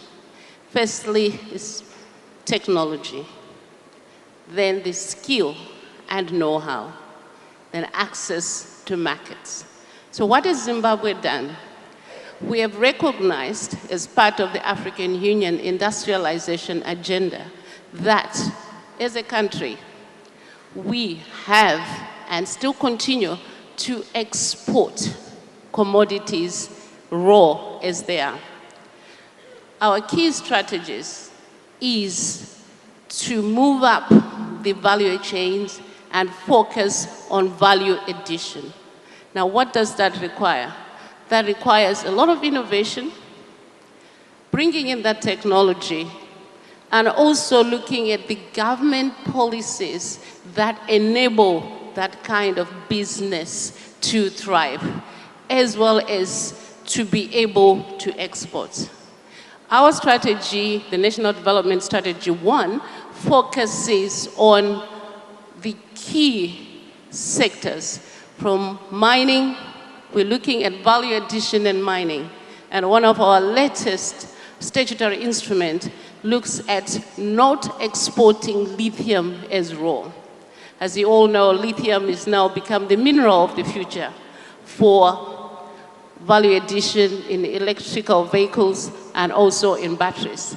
So we also know that there are a lot of women who already live in areas where there is lithium. So one of our key strategies is to seek partnership to enable women to be able to access those benefits from the natural resources. Not only are we looking at lithium, but we're looking at granite processing, gold processing, but more importantly in the agricultural sector is value addition in agriculture. We have in the past been importing raw soya crude oil. But one of our key policies now in agriculture is to increase production in soya growing, and also wheat, and more importantly, in cotton. In the past, some may recall that Zimbabwe was producing a lot of fine fabrics. Then something happened, but we're not talking about the past. Looking to the future, we're looking at increasing a lot more cotton in Zimbabwe so that we can manufacture that cotton locally and be able to export it within the region. And this is where the AfCFTA comes in, whereby it creates an environment, an opportunity for Zimbabwe to be able to trade a number of agro-produces. But finally, I want to make the key point that what's required is financial inclusivity.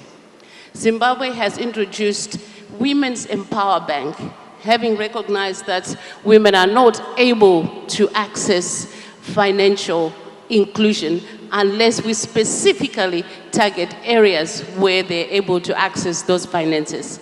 Let me end with the challenge. Last time in Niger, at the African Union Industrialization Forum, we challenged ourselves to look at value chain mapping across Africa. So I want to end up with one challenge for the Secretariat and the UNDP to begin a mapping exercise on women in trade. Thank you so much. Thank you so much, Minister, for those specific actions you're taking, value chain development, positioning to produce for the market. Former Minister Chambade, you are big on industry now, but you also spent 10 years running the trade ministry in Uganda.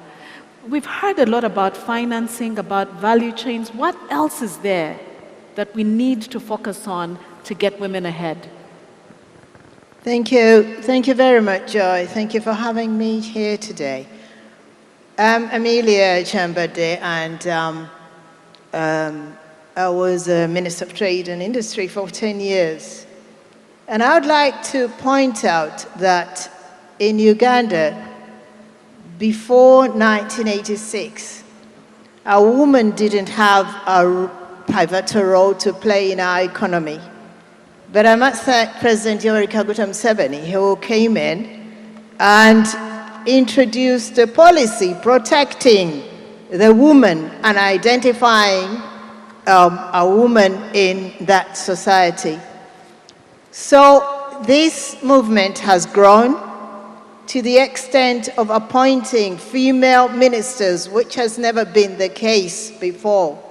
So what role did I play in promoting the woman as a Minister of Trade, Industry and Cooperatives? First of all, when I came in, I realized that all the cooperatives were led by men, and women had no role to play. By the time we left the ministry, we had registered almost 2,000 cooperatives led by women. That was a big achievement. We came in with a local content regulation with preference for women, that is promoting their products, promoting their services, and I wish the African Continental Free Trade Area could also look at that as Africa so that we give preference to women in order to embrace their products and services. I looked at the vendors who were selling goods on the markets, on the streets, being harassed by the city council authorities and enforcement teams. They were beaten, locked up, being taken from the streets. And I said, why don't I trade with them one day? One day I woke up, walked the streets with the vendors. They thought I'd gone mad.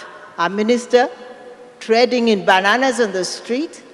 But I realized that they had a lot of challenges that we had to address. I had to build their confidence in us as government because they were looking at us as enforcers. They were looking at us as harassers. What did I do for them? We introduced a system for capacity building whereby we taught them how to make shoes, leather goods. We taught them how to do catering, like baking. We taught them how to do hair and all that. And by the time we finished this exercise, we had started with about 50. By the time we finished the exercise, there were more. Actually, we haven't finished. It is happening every year. We have an intake of vendors who have now become entrepreneurs. Some of them have started their own businesses.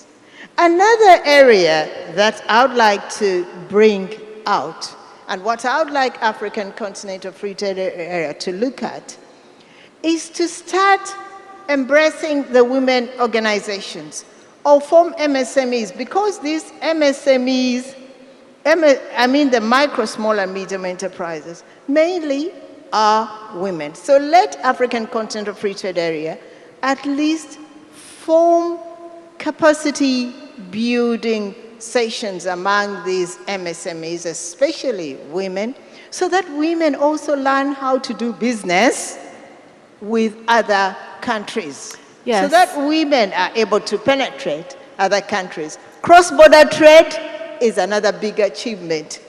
And I want to thank Trademark for having constructed them.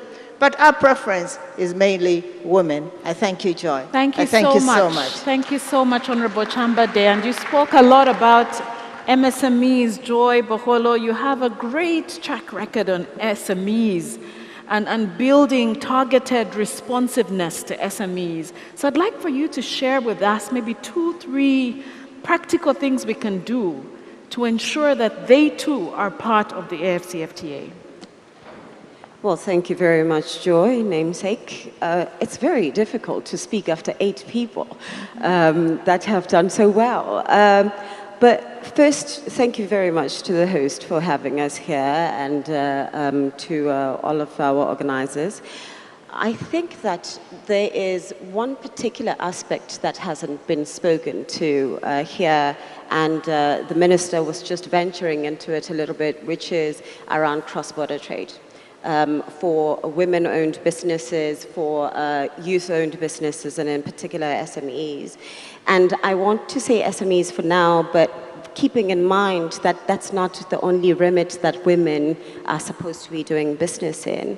And so when we think about the way that we want to grow businesses and SMEs, we should think about the basics of, is it, first of all, easy for SMEs to establish in a particular market? Is it easy for them to have access to credit? Is it easy to have licensing? Is it even necessary to have licensing?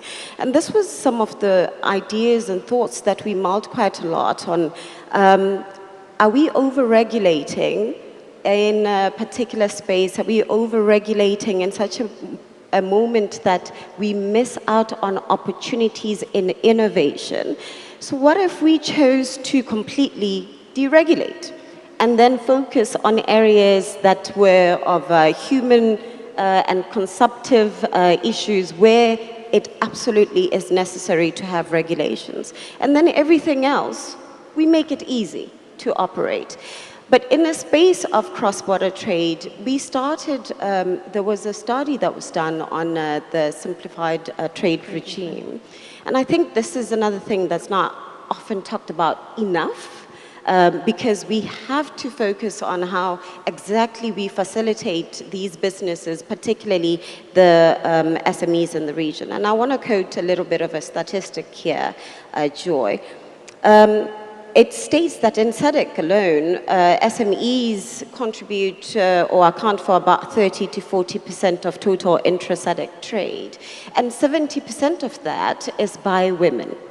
And when we speak about the STR here, we have to think about the best processes that we facilitate SMEs to really adequately and efficiently, in the shortest amount of time, engage in cross-border trade. So there are several aspects that we should be deliberate about here and clearly define what exactly is that common list of products that we're looking at. We have done all these studies. We know the kind of products that are being traded. We can start in SADC and then we link it across the regions. And then secondly, what is that threshold of value assignment? And we create an assignment and we're very deliberate about it. And then lastly, we simplify the certificate of origins and we simplify the customs documents. We do not have time, particularly for SMEs, to be spending 2 days at the border for a $2,000 consignment.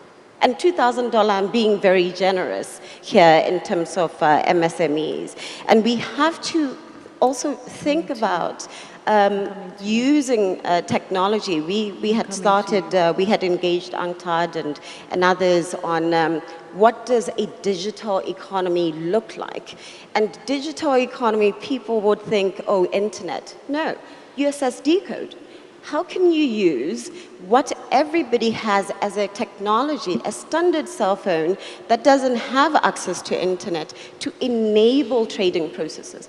Unfortunately, you know, my term came to an end quite quickly, so we didn't implement that. So Joy, I'm hoping that you will take this up with your UNDP projects and implement it. But we have to think about digital capacities within a space of both online and offline solutions, because we have to be as inclusive as possible and deal with issues of the digital divide. Otherwise, it befits the purpose. And lastly, I see your hand. And lastly, and I think this is really important, just as much as we think about diversification of products, diversification of wealth and participation in the economy needs deliberate intention.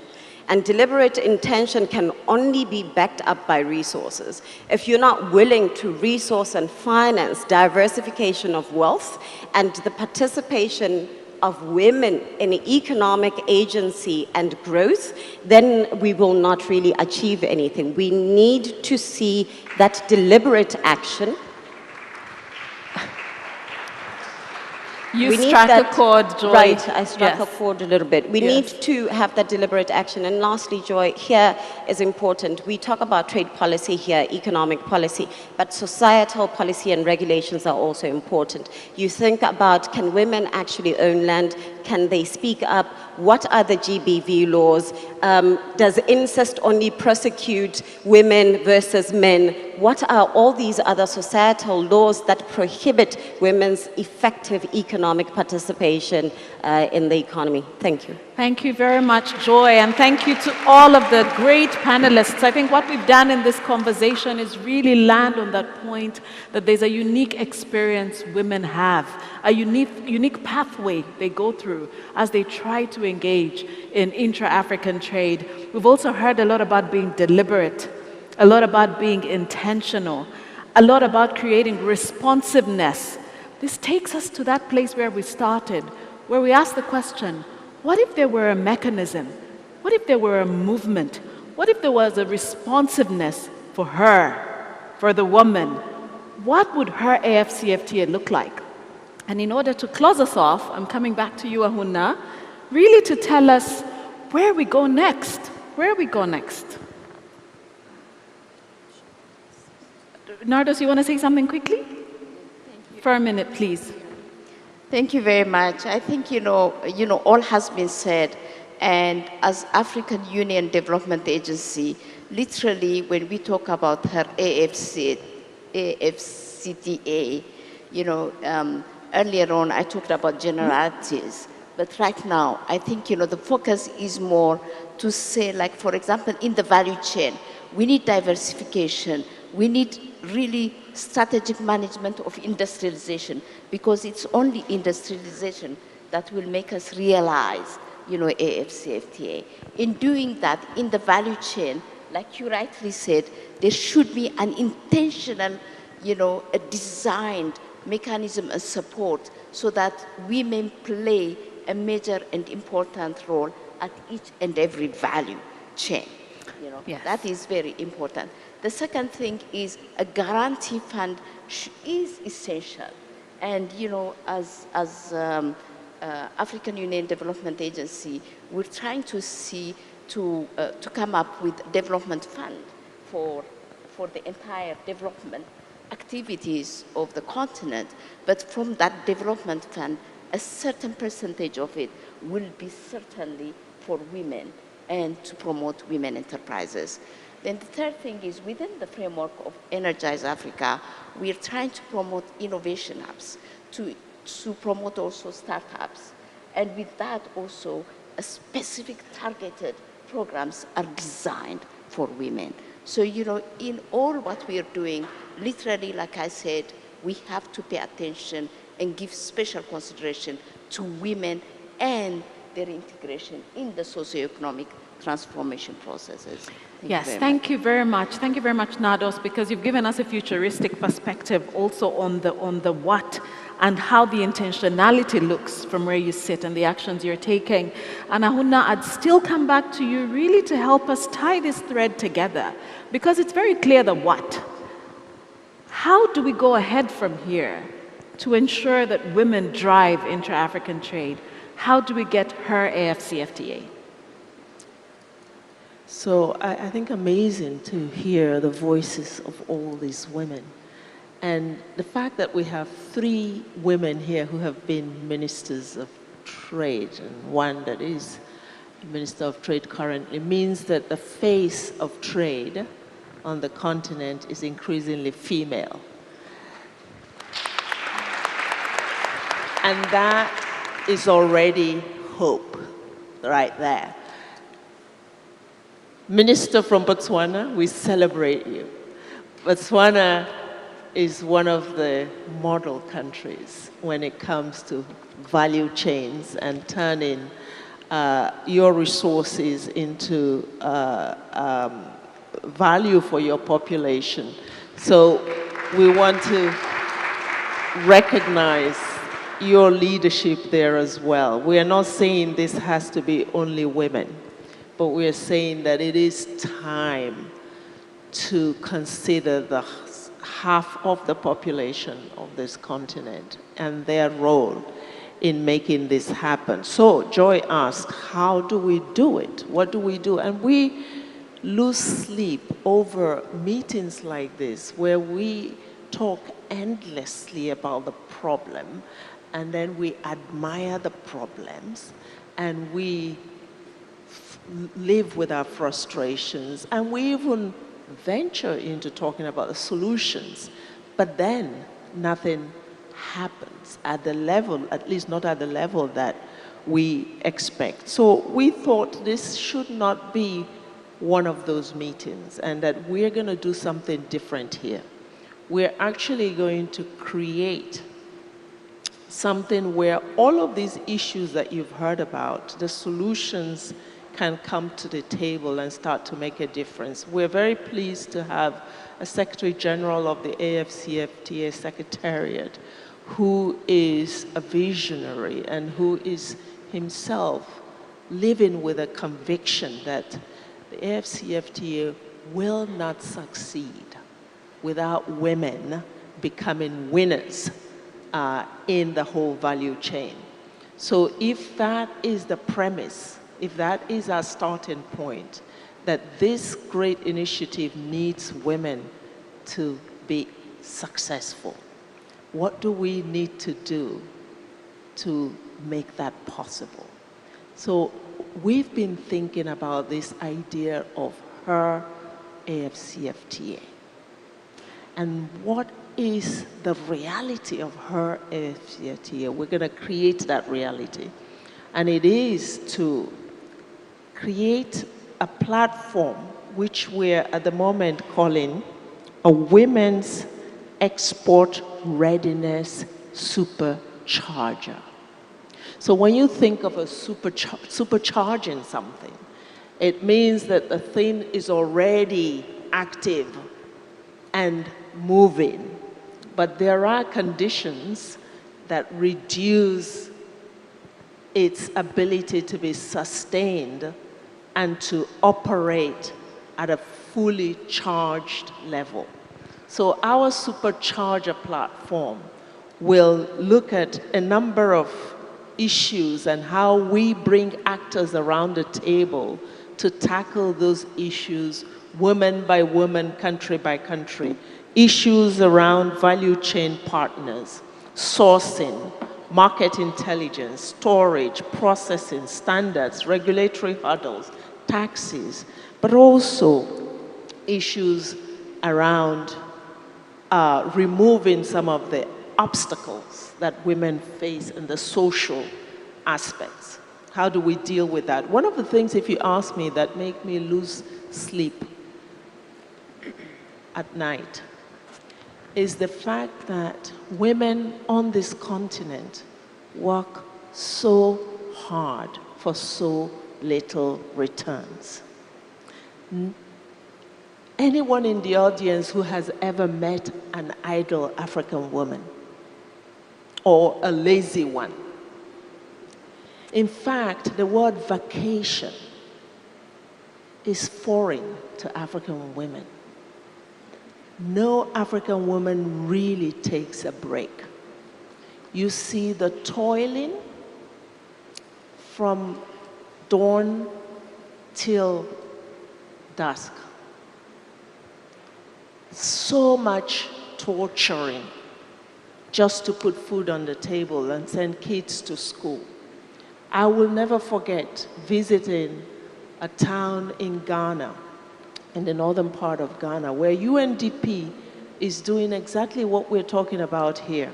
Shea butter, it's a value product that is used for so many things. It's produced on this continent. I use it for everything with my family. And I visited a cooperative by women, established, and I saw those women processing that product from beginning to end by hand. And one of the things that we did, I mean, it would take hours and hours to do that, to actually purchase machines that enable them to reduce the labor along that chain so that they could use some of that time either to rest or to do other things. Secondly was to get their export readiness to actually be able to export that product as an organic product. Because actually they were producing organically, but unless you could have an agency like UNDP come in and help certify them, they will continue to get paid less, much less than the value that they were producing. So we had boxes when I visited these boxes ready to go to the US market as organic products. And the immediate benefits going directly to these women in terms of the pricing of their products. So that's what we're talking about. We're talking about transformation that is possible to achieve within the context of this AfCFTA. So if you want to join us here, and I want to ask all the women on this platform to stand up, hold hands, and we're going to declare, and we'll ask the Secretary General to join us. we do want to declare here the birth of her AfCFTA. Wow.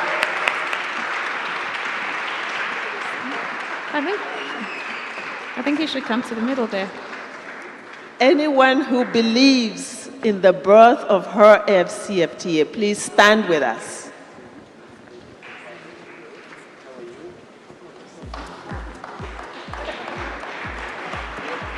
Stay right here in the middle. It's a moment that none of you should forget. On this day, what's the date?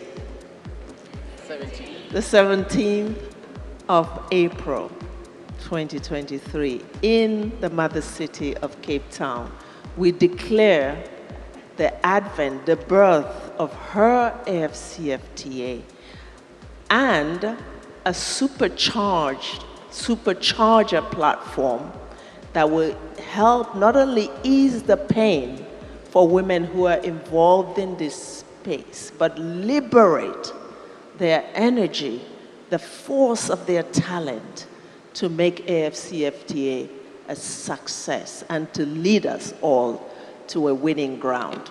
So, to her AfCFTA. To her AfCFTA. Thank you so much.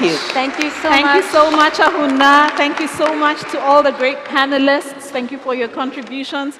Brings us to the end of this session, but we can't wait to see what happens on the day after. So let's keep track of this supercharger. Thank you very much. Thank you very much to this beautiful panel of women, very inspiring women, and thank you very much to our moderator as well. Ladies and gentlemen, it's now time for us to break for lunch, and I will please ask you to reconvene here, try to wrap up your lunch in about 30 minutes. I know it's short, but we have to come back here at 2:30, so we can resume the program for this afternoon at 2:45 in this very room. So please make sure that you get to the room next door for lunch quickly and come back. Thank you so much.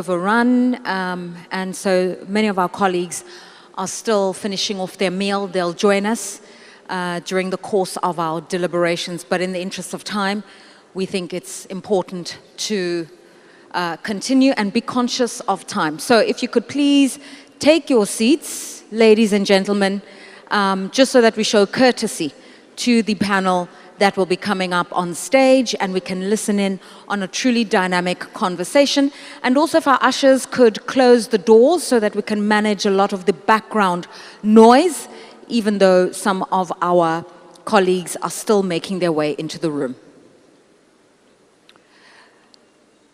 So our panel this afternoon is titled Time for Us to Listen In on Expanding Digital Trade and Interoperable Systems in the AfCFTA. Expanding Digital Trade and Interoperable Systems in the AfCFTA. So yesterday when Minister Patel addressed us, he gave a really beautiful lyrical prose about Africa's contribution to global civilizations. The things that we should remember and put foremost to mind whenever the narratives about Africa don't reflect our true reality as Africans living on this continent.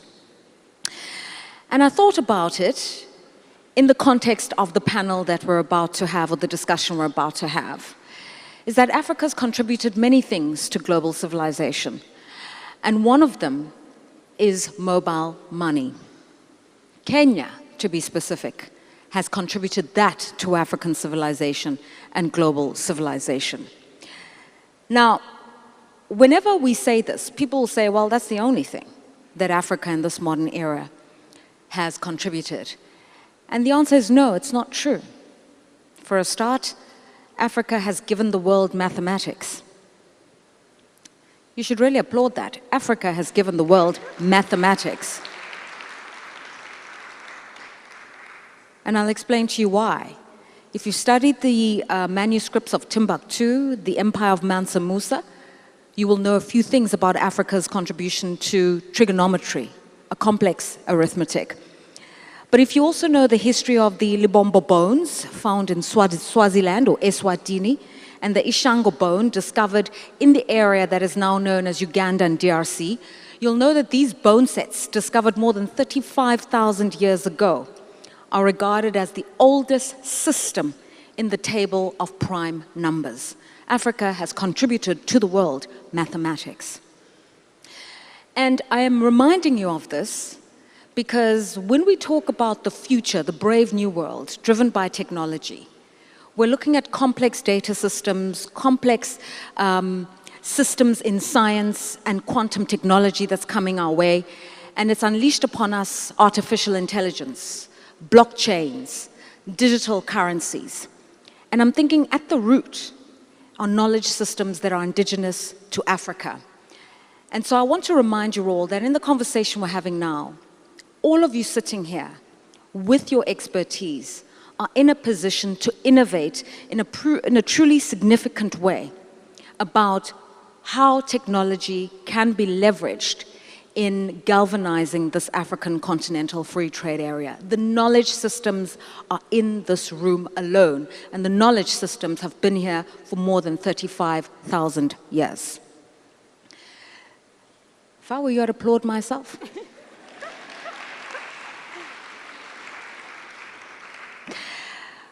But you don't have to believe me speaking in this very sentimental way. But you can believe the facilitator, Michelle Chibunga. She's the CEO of the Global Policy House. She has worked in a senior advisory role with many institutions around this issue of international trade. And she's going to introduce to you the dynamic panel that is going to remind us of one of the sub-themes of this Africa Business Forum, which is the one African market. And the one way to actualize it is through smooth, seamless transactions where cyberspace can truly make it borderless. Michelle, over to you.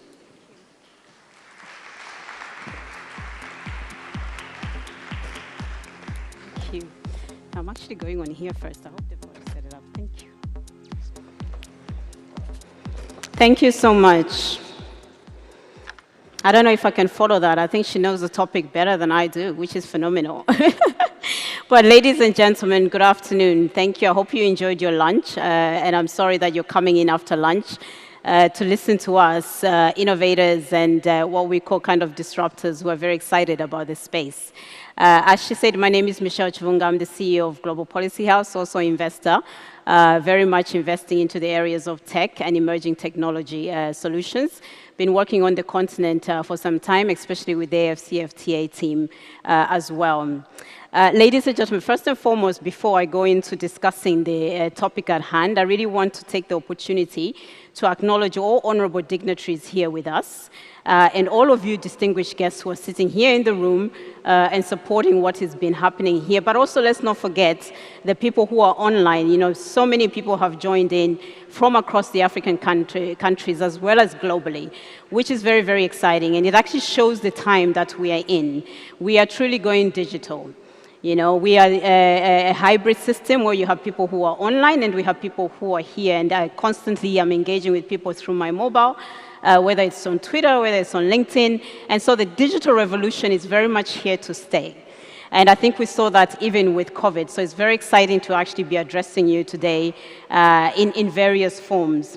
I also want to take a little bit of time to really acknowledge the work and commend the work of the team at the CFTA Secretariat, and also for the vision that His Excellency Wamkele Mene has set, especially when it comes to cutting-edge areas like the digital economy, looking at e-commerce, looking at digital trade, and these are some of the cutting areas that we're going to discuss today. Now, for me, what does the CFTA actually mean for me? I thought I really must contextualize, because for me as a young Zambian woman, it's actually so exciting to be able to actually stand here and talk to you about the opportunities that one digital can present, but also what the CFTA actually really means for people like myself. Now, when it came into formation on the 1st of January 2021, that was actually my birthday. I turned 16 again. I turn 16 every year. So don't ask me how old I am. So it was the most exciting birthday that I ever had. And being born on the 1st of January is always a bit of a struggle, right? Because everybody's either kind of hungover from, you know, celebrating New Year's, or, you know, people are sort of just trying to get to grips with what they're doing for the rest of the year. So for me, the CFTA was actually the best birthday gift that I could receive that day. And I was very, very excited because I have seen the transition in terms of the work that's been done to get to the point where the CFTA was formed in 2021. Now, what do we actually mean by the CFTA? So for me, the exciting thing is really important that we are creating that one single African market. And I think with the digital element, we're able to actually do that much faster, bring more efficiencies, and actually connect our small, medium enterprises and our businesses across Africa to be able to trade and to do business better. This is also making our businesses very competitive and also places our businesses in a globally competitive environment, which again is going to fuel intra-regional trade across the continent. That is significant. So I am contextualizing before we bring in our panel. The CFTA is said to be the biggest trading opportunity in the world, right? To support over 1.3 billion people, that number growing every day. You know, in the next couple of years, we're going to have more than 2.5 billion people in which the CFTA will be supporting. Huge, huge, significant number. Most of our people are under the age of 25, so young people. And that is growing constantly all the time. Most of our traders, our businesses, are young women, are young entrepreneurs, are innovators, and people just like myself. So it's very exciting to be working in that environment. And of course, the business opportunities are also there. The commercial opportunities are also there. You know, predicted to kind of bring in $3.4 trillion, which again is going to grow by leveraging the digital economy. So what are we discussing today? For me, we're discussing what I consider to be the game changer. This is what is going to actually help to drive intra-African trade, but it's also a connector that is going to connect Africa with the rest of the world. And also provides an opportunity for also to leverage digital to provide more commercial opportunities, but also to support the growth and economic development of the continent, which is significant. So today, what is this game changer? Well, you have the fourth industrial revolution. I'm sure you've heard about the fourth industrial revolution.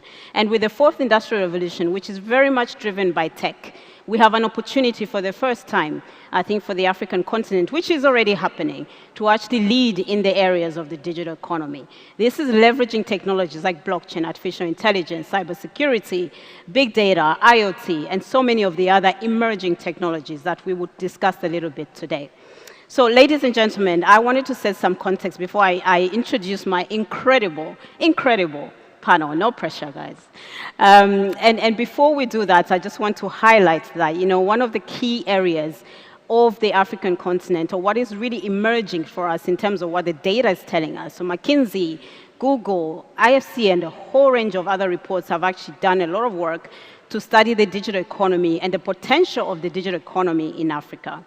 The Google report, I think, with IFC predicted that, the internet economy alone can contribute up to $180 billion to Africa by 2025.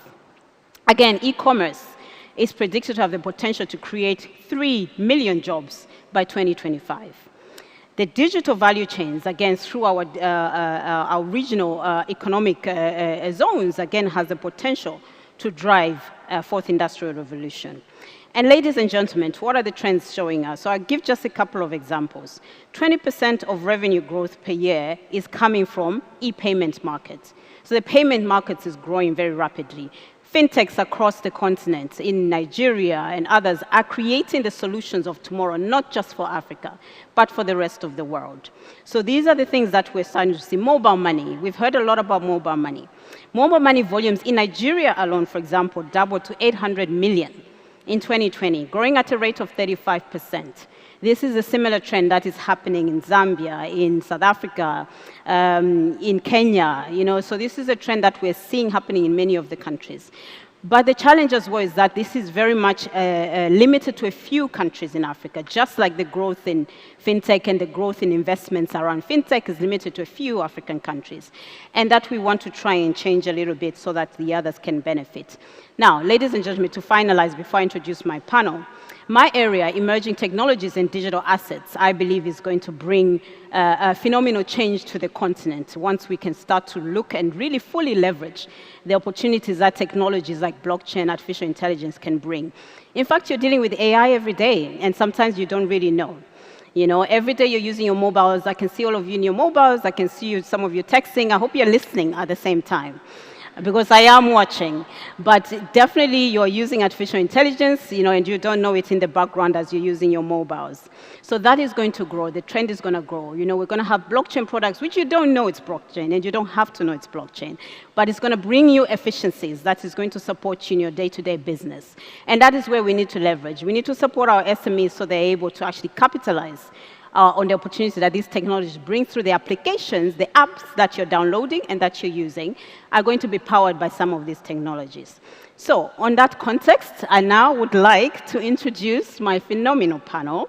And I will start by inviting my panel to come on stage with myself, starting with the beautiful serial entrepreneur like myself, Madam Gugu Siso, serial entrepreneur, founder and CEO of Tumeza. Very welcome. And then I would like to also introduce Mr. Darlington Mandivenga, who is the CEO of Cassava Technologies. So please join us. And of course, we have none other than Mr. Isaac Kumuta from EcoBank, South Africa.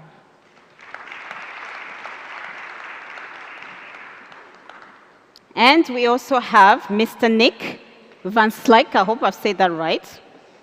Right? Very, very welcome from SBA Communications. Pleasure to have you. And finally, last but certainly not least, I was terrified speaking to him because should I ask for money? And then I said, no, actually, that's Professor Orama. But I would like to introduce Mr. Mike Oglaba from PAPS. Very welcome, sir. Thank you, ladies and gentlemen. As you can tell, the panel is very, very diverse, and we're going to have a phenomenal discussion this afternoon with you. Thank you so much. Mike, if you don't mind, I'll have you sit in the middle, yeah, so I can. Thank you so much. So, ladies and gentlemen, welcome to the stage. I'm not going to grill you too much. I think most of this stuff you guys have been covering for many, many years, most of you. But we're going to kick off and go straight into it, right? So we talk about digital trade. What do we actually mean by digital trade? Digital trade is basically trading both in products and services, but obviously through digital means. And how we engage with our communities is slightly different, obviously, on a digital platform. But what I'm really interested to hear from every single one of you is actually, we're seeing, like you've heard the stats that I gave, there's a big growing digital engagement happening at the moment on the continent, especially with our small businesses who are starting to engage quite heavily with digital and online. Now, what do you think are the challenges and opportunities that this new emerging trend is presenting us? Of course, I'm going to start with yourself, Google, because you're a serial entrepreneur like me, so I'm going to favor you today.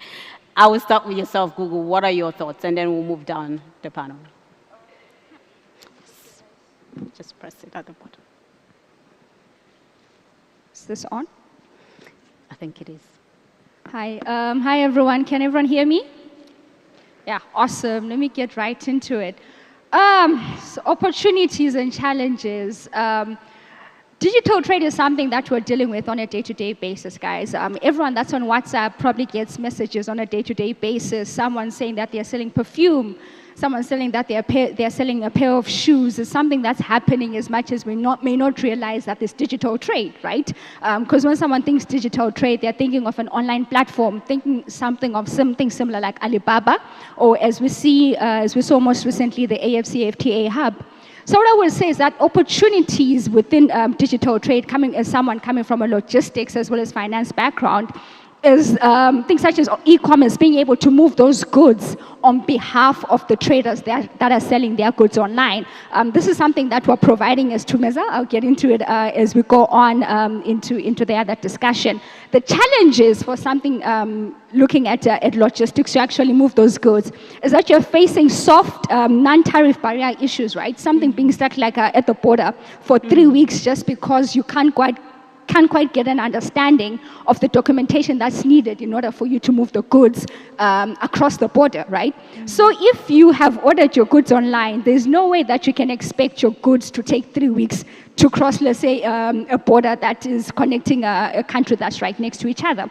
So maybe to be brief, looking at the time that we're facing, I would say that logistics is one of the infrastructures that have got the larger opportunities as well as some of the challenges that are facing that particular part. I'll then hand over to you, Nick. Good afternoon. So I work for an infrastructure company. We build cell towers, and we own and operate over 40,000 of them around the world. So my comments are really going to come from the perspective, I think, of infrastructure. Michelle, you talked about the population growth, the projections of population growth in Africa. We're at 1.3 billion today, spread over all the countries in Africa. That's going to double, I think, in 25 years to the 2.5 number that you quoted.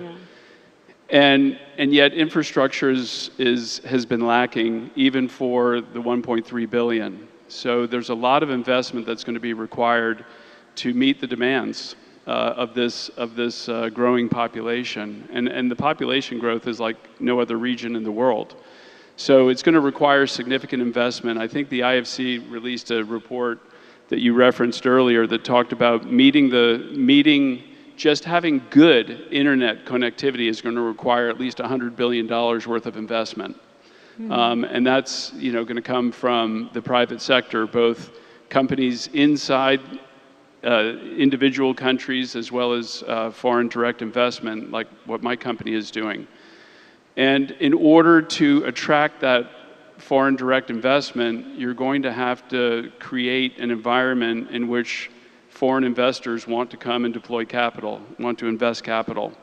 And so you're going to need to look at different things, whether it's the regulatory framework for an infrastructure company like SBA to come in and make that investment, or whether there are certain tax incentives that make it attractive, And I was just talking to someone earlier who brought up an issue of immigration. Sometimes in markets where we operate, where there's not a tower industry, there are no local experts because the industry doesn't exist. So we have to bring in people from the outside. And that has been very challenging, bringing in human capital from other markets to come in and help us get started as we train up our local staff and become established. So there are a number of different issues, but if I had to, really just identify 2 or 3 of them, I would say that, it's going to require significant investment.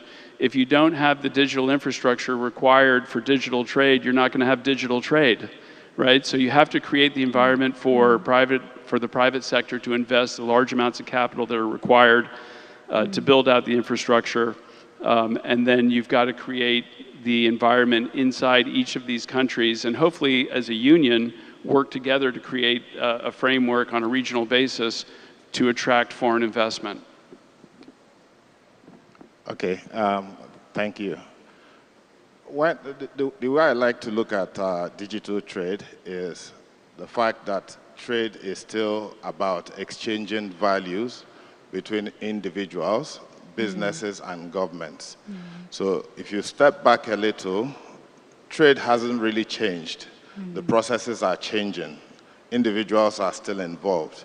So if you look at it as a value chain from a buyer to the seller with the products in between, the rules that govern the trade, and so on, you can now take them one after the other and you can see the challenges. One of the key challenges is having an acceptable means of payment among each of these parties. If you have to do digital trade on the continent and you have 42 different currencies, and you have 42 different central banks, then it's not going to work. Where the man in Ghana would not accept the naira just next door, or where the guy in Egypt will not accept the Kenyan shilling. So payment is a major challenge, but then there are other challenges. There are challenges with the infrastructure, as he had said, but then look at it again. If you walk into a store and you want to buy a bag of chips, okay, the person sees you, he knows who he's dealing with, he's able to hand over that bag of chips. Now, if you want to do it online, then there are issues of identity. They need to know who the counterparties are. Okay, so identity becomes a major infrastructure that the continent will need to do something about. There's the issue of trust, between the different counterparties. So I think for me, there are huge opportunities because content, like I said, every day we create content, we consume some of it and we trade the surplus with the next person. Content is becoming digital. So beyond just the process for trade, content is also becoming digital. And to that extent, you need infrastructure and means of payment and regulation that is fit for purpose. Thank you. Thank you, Mike. I just want to add to some of the stats that you shared, Michelle, and say that as of today, we are sitting on about 388 million online users.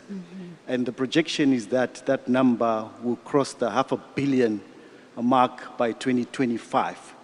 That's a growth of between 18 and 20%, which is the fastest in the world. Of course, it's a low base, but there is growth.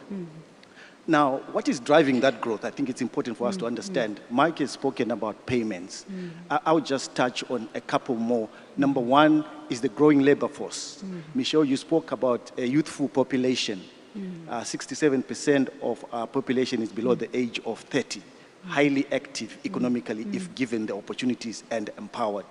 The second one is increasing internet penetration for connectivity, which is at 43%. It's still below the world average of 64%, but it's growing fast. Now, when you look at the challenges, for me, the challenges translate into the opportunities. Challenge number one for me, cash is still king. There are some people who still believe that seeing is believing, so they want to see the cash.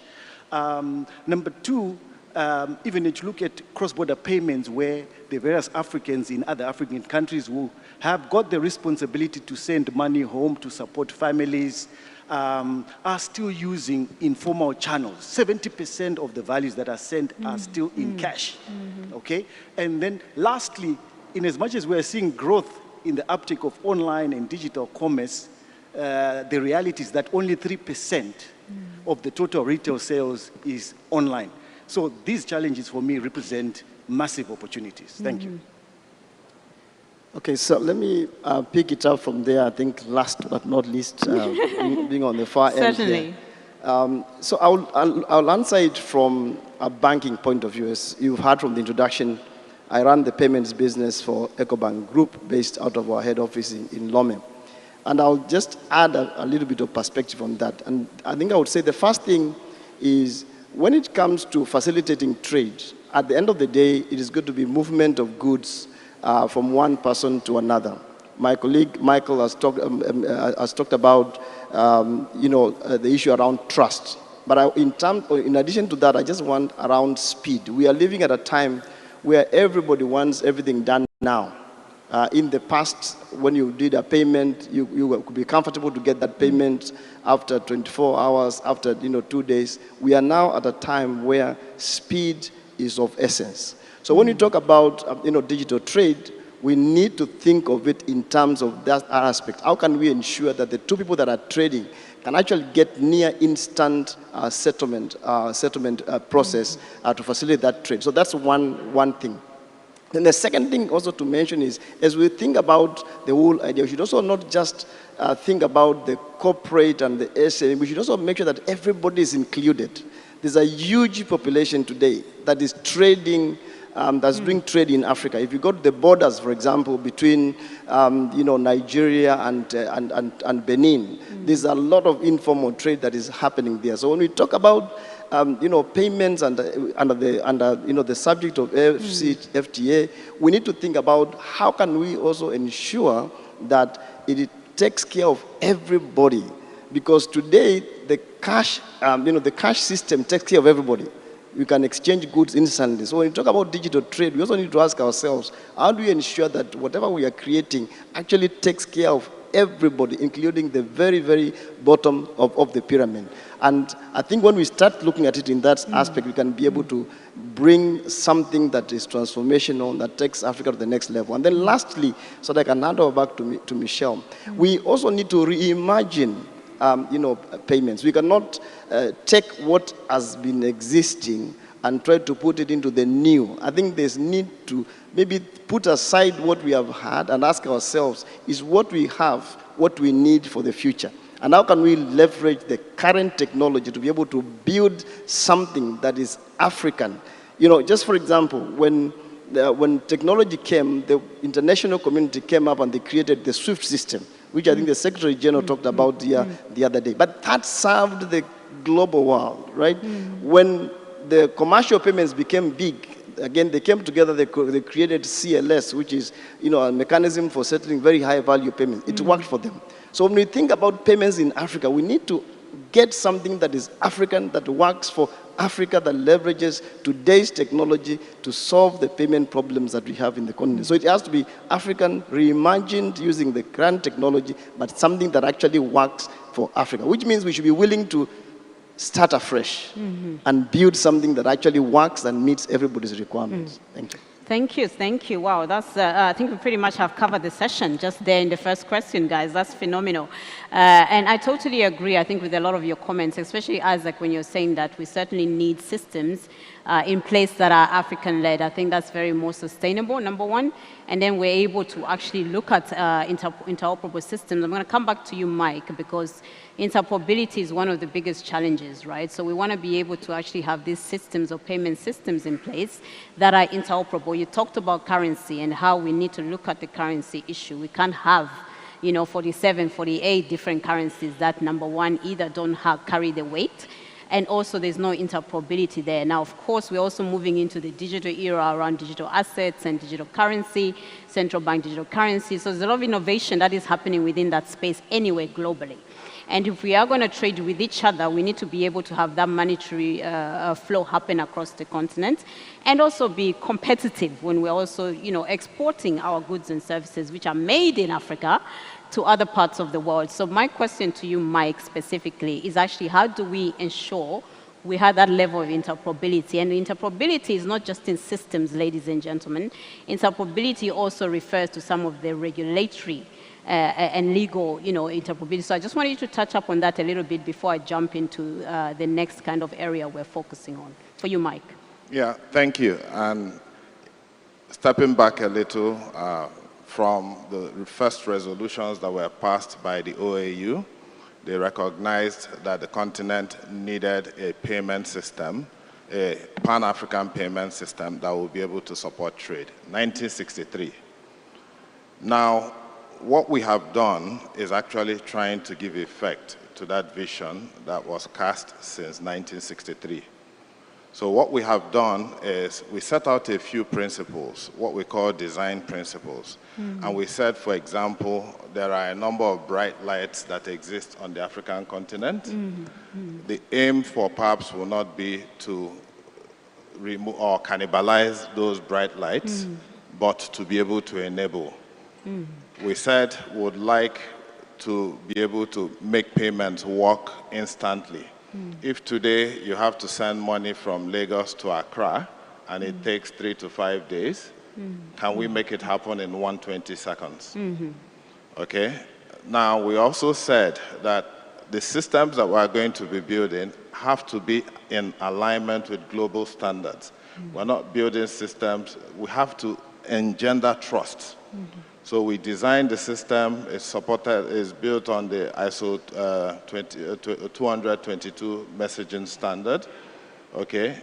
It's supported by the AU AfCFTA, and within the AfCFTA establishment agreement that was signed by 51 plus countries and ratified by their parliament, it's actually a mandate that was given. So what we've done is to build a system that is flexible enough to integrate to existing systems and be able to also support new methods of payments, which in a sense it's been future-proofed. Now, talking about, it's beyond just technology because people tend to miss it when they just keep focusing on technology. The key to the success of PABs really is the kind of governance institutions that have been built around PABs. This system is co-created with central banks and is run by central banks within the governing council. So to that extent, we've built a system that's able to actually conclude payments without having to leave the continent.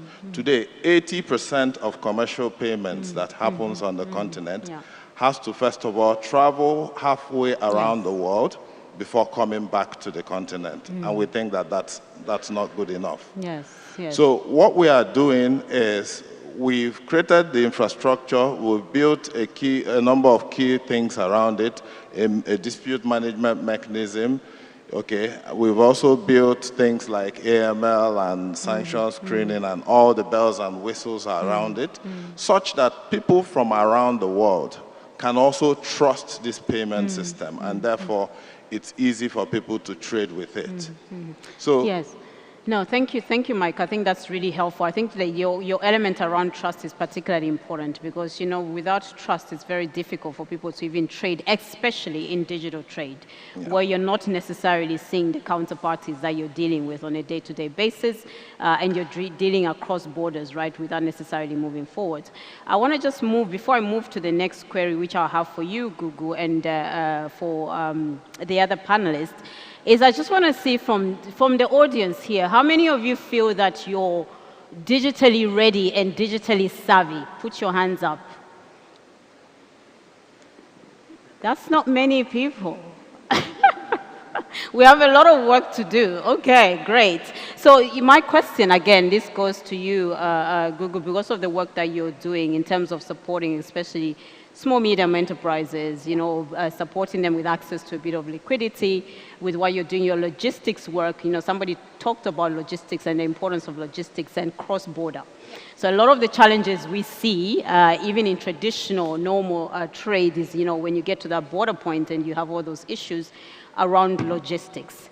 I'm really interested to learn a bit more around what you're doing to ensure that SMEs in particular, micro, small, medium enterprises, are able to trade better, able to access liquidity better, especially, again, when we're talking about digital divides and removing digital divides, especially for women, young entrepreneurs. I know you're doing a lot of work around that, so if you could cover that a little bit before I move on to Isaac and Madiba as well. So please, go ahead. Thanks. So my day job has to do with me providing credit to the logistics space. So we deal predominantly with small-scale transporters that, let's say, have contracts with large-scale entities such as Pick n Pay. Pick n Pay will outsource to Michelle Logistics, who maybe owns 3 trucks, right? Unfortunately, Pick n Pay is going to pay Michelle Logistics in 30 or 60-day time period, and she does not have cash in order to pay for fuel or to cover the import and export payments in order to keep the goods moving while she's waiting to get paid. So that's what we're doing on a finance basis. The other side that's actually really close to my heart, and I'm hoping eventually to my pocket at the end of the day, is where we provide logistics services for small-scale informal traders, as I think it was Isaac that had mentioned that we need inclusion for everyone, especially those on the bottom. So what we do is that we've got an online platform that allows traders to be able to get a quotation for logistics services, share the cost of logistics with, let's say, everyone on this particular panel, instead of paying for the logistics cost by themselves, as well as, more importantly, get the customs bill before they even move the goods across. So one of the things that is we're facing is that as much as the person is able to, purchase the goods online, they are now faced with that particular issue of, okay, how am I going to get those goods from point A to B, and how much is it going to cost me in terms of not just logistics, but customs? It's not just the customs cost, it's knowing what is going to cost you on a day-to-day basis. If anyone has ever tried to move goods, across Africa, that is the most frustrating thing ever. And this is you being able to afford a customs agent. So we provide them with this particular service that allows them to access how much it's going to cost them on a custom basis, and then to measure allows them to go and drop off the goods through an agent, so something similar to the agent system that I think our guys at Cassava as well as M-Pesa are doing. And then Tremeza agent will pick up the goods, move them across the border, and drop it off on their behalf. So then using that data, as you can imagine, I know how much that invoice costs. If you're moving, let's say, a kg of water, I know how much that costs, how often you're moving those goods across the border, so I know your profit margins. This then allows me to then possibly in the future provide them with access to financing based on how exactly they are trading, as opposed to something that is not accessible right now through the formal system. So I'd say that's one of the more exciting products that we have in offership to SMEs right now. Yeah, fantastic, Gugu. This is really important point. I think what you've highlighted there is the opportunity you want to gather data. The opportunity to analyze that data so that it gives you information about how you support those businesses in terms of access to credit or liquidity. So, ladies and gentlemen, we're moving into the era of what we're calling sort of emerging technology solutions that you can use so that you understand your customer better. You're able to support them better through the data, through the information, but you're using the technologies as pinners, underlining technologies to give you that information. So now we're moving to the phase where we'll use AI to read all these data sets to tell us, what is it that this customer is doing? Can we provide them KYC? Can we look at, data sets? So at the end of the day, data is playing a very, very important role. And data is one of the hottest things that we have today. And even in emerging technologies, we use data a lot to actually build some of the solutions that we're actually referring to today. So on that point, just moving into yourself, Cassava Technologies, Darling. His name is Darlington, but we've been calling him Darling the whole day. So, Darling, please let us know what is Cassava doing, to enable to facilitate that engagement, especially leveraging data, as you were telling us earlier on, and how you're supporting businesses, especially small, medium enterprises, as we were discussing earlier. Thank you. Michelle, first of all, let me say, by introducing me as the CEO of Cassava Technologies, you just promoted me.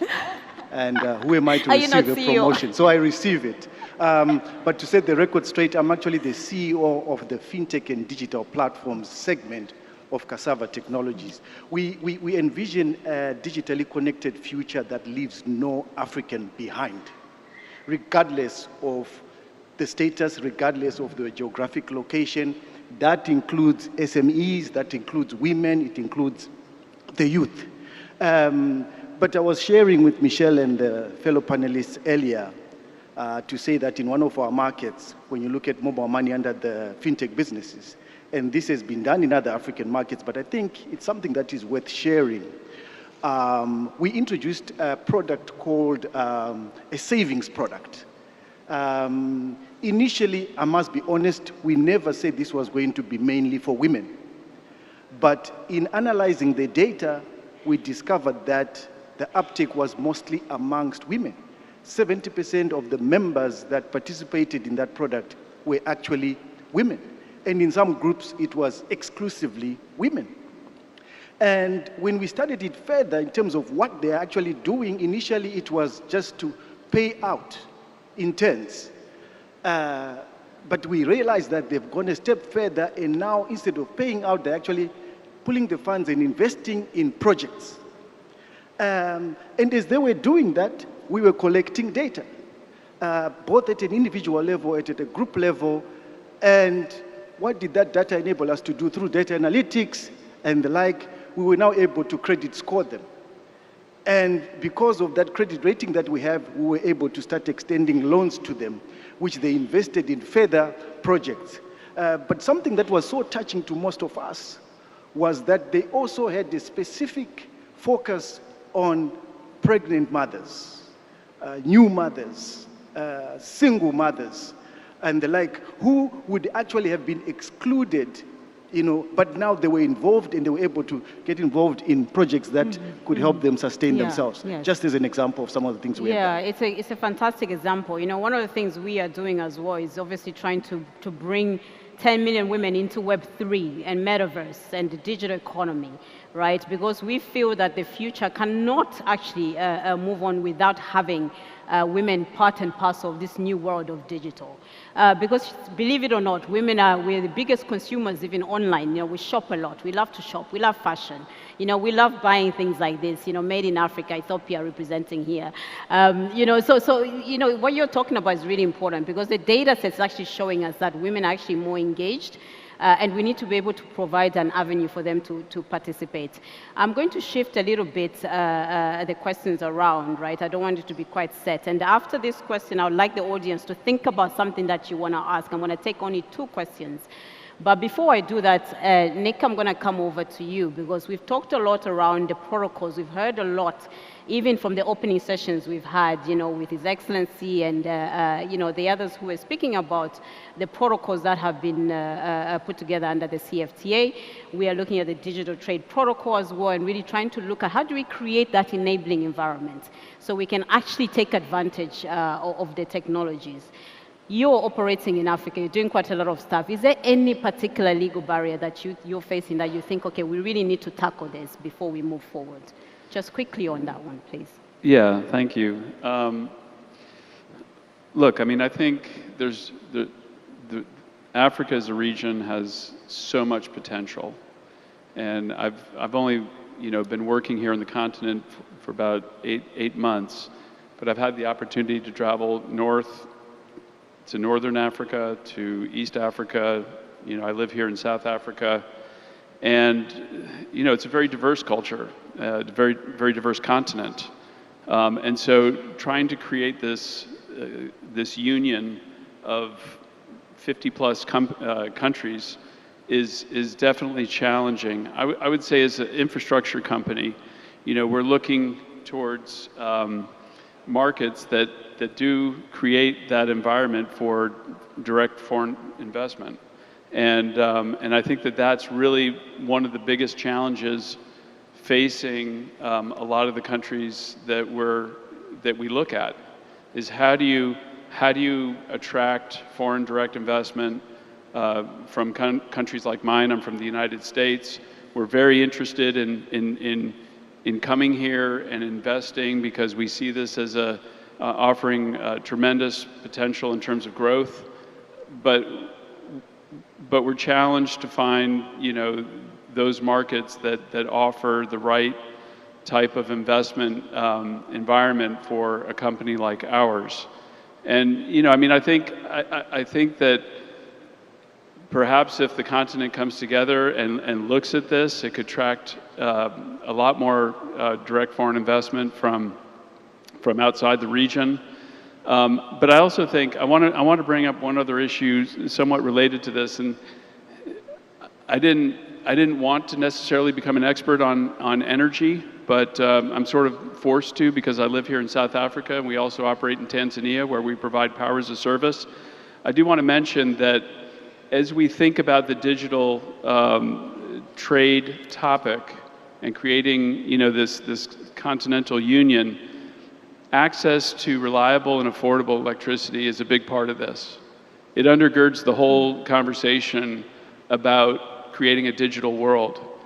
And when you talk about 5G in particular, 5G requires so much more power than 4G or 3G. That if Africa is really going to be able to leverage this new technology that's available all over the world, and only recently being introduced in some markets in Africa, it's going to have to address the availability of power in terms of creating a reliable and affordable power for everybody. Because without having that, it's going to be very difficult for the digital transformation to accelerate on the continent. Absolutely. No, thank you, Nika. That's great. I'm going to open it up to the audience because we are pressed for time. We're running a little bit behind, but I'm keen to actually get 2 questions from the audience. I can see a hand there, 2 hands there at the back. Please stand up and say who you are and maybe ask your question. I don't know if we have any mics.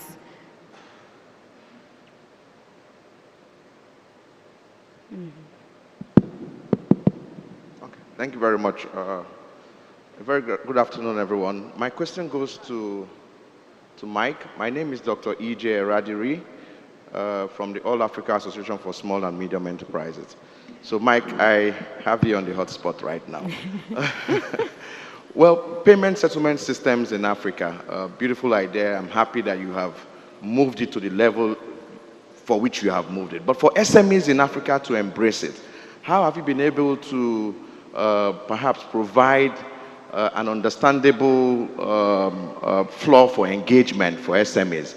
Because between the countries of West Africa, East Africa, and Central Africa, this payment settlement system has always been a challenge. And again, would you want, in the context of the AfCFTA, would you want us to have a harmonization perhaps with fintechs so that the SMEs can generally benefit from it? I believe you understand what I'm talking about. And in a nutshell, from our own association, we are willing to have an SME caravan on the AfCFTA, and it will be a glad idea to have you on board. Thank you. Thank you very much. We'll take the second question as well from the lady. Apology, we can only take 2 questions, but my panel will be around so you can chat to them. Thank you very much.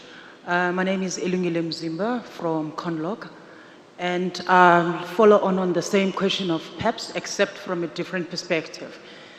Great idea, and a lot has come out of this event, and I just wanted to highlight that there are existing businesses that need some of the ideas that are coming through here right now. There is a lot of economy and vibrant within the African space, and we want to invest in each other's spaces just as much. And having said that, the current stifling or constraint on existing businesses is currency, scarcity of currency, because of this need to, like you put it so nicely, to go abroad first before we can trade with each other.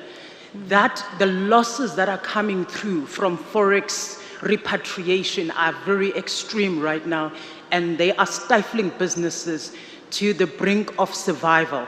So I would like to know, how far is PEPs, and what is there a resistance from other countries that have not joined in yet? because so far it's the closest to the solution that we need as the existing businesses in Africa. Thank you. Thank you very much. The question that the two are interrelated, Mike, please, if you could give us at least 3-minute response on both, please. Yeah, thank you. The first question was about SMEs and fintechs and how they participate with PAPS. PAPS is not looking to do the full chain from end to end. So to that extent, what PAPS is doing is building a rail connecting the different countries. But at the end, we still expect the banks, it's like building a road. We still expect the banks to put cars on that road and carry their customers and their transactions across. So to that extent, we're integrating central banks and commercial banks, and on top of that, we are layering on fintechs who are able to actually now take the transactions from SMEs and take the solution further down the ladder. So to that extent, it's an integrated ecosystem that will allow both big and small players. It's like a road that can take big cars, small cars, fast cars, slow cars. So to that extent, we're integrating everybody onto this ecosystem. The second question talked about currency and FX. That's one of the biggest challenges that Africa continues to face. So what PAPS has tried to do, or what PAPS has done, is to create a situation where transactions will originate in local currencies on both sides. And then ultimately a settlement happens between the central banks, and it happens on a net basis. Now what the multilateral net basis means is that today current systems mean that if there's $50,000, for example, going to China, from Nigeria to Ghana, and there's 20 coming the other way. Today, 50 first of all moves to Ghana, and then 20 will come the other way around. And there are delays, which means that the time value of money is actually being lost. What PAPS does is to make sure that, based on its multilateral netting system, that only the net is settled between the two countries. What that does is it significantly reduces liquidity requirements by the countries, okay, and begins to strengthen local currencies, because those transactions are actually originated and terminated in the local currency. It reduces the hunger for any third-party currencies and continues to build trust in domestic African currencies. Yes, so that's the design of PAPS. I'm happy to take this conversation with you afterwards, but PAPS will certainly strengthen African currencies, lower the cost of doing those transactions, and do it in no more than 120 seconds. Thank you so much. Thank you, Mike. Ladies and gentlemen, we are coming to the end. I would like to just summarize. Our session is a little bit shorter than we had planned, but we'd like to summarize a little bit on what we've talked about. I mean, here we're really focusing on digital trade. So this is for us to enable digital trade to happen, to also support intra-African trade across the continent. It is very important that our countries start to get to the same level playing field when it comes to digital trade. Some countries are a lot more active when it comes to things like emerging technologies, others are less active. There's better access to data and data flows. We need to make sure that we can have certain level of data flows across the countries. And we certainly need to look at liquidity, as Nick has talked about, you know, access to finance, access to capital, supporting our small, medium enterprises. And just to finalize, I'm going to just literally, they're going to give me 2 words each. Of key action points that we want to take forward, especially in terms of the ambition to deliver digital trade across the continent, not in 1 or 2 countries, not in 5 countries where you're all going and investing in fintech. No, we want investment across the board on all our countries. So give me 2 action points from each of you that you think is necessary for us to deliver on 1, digital trade, 2, to ensure that we are supporting that intra-African trade that we're trying to create with a single market. Starting with yourself, Isaac. I literally want 2 words because they're looking at me funny. 2 words. So I think the first thing is, you know, we need to move and work this journey together to create a payment system that works for Africans, that delivers the aspirations of the African business community, as our colleague from the SME sector said here. And you cannot do this alone. we need to leverage each other's strengths in the continent to be able to build that. There's already existing infrastructure that we can be able to leverage on. We cannot solve this on your own. If you solve, for example, as one sector, you not succeed. We need to work together and leverage the assets that we already have in the continent to build something that works for Africa. Thank you. Darling, over to you. Number one is to improve on connectivity.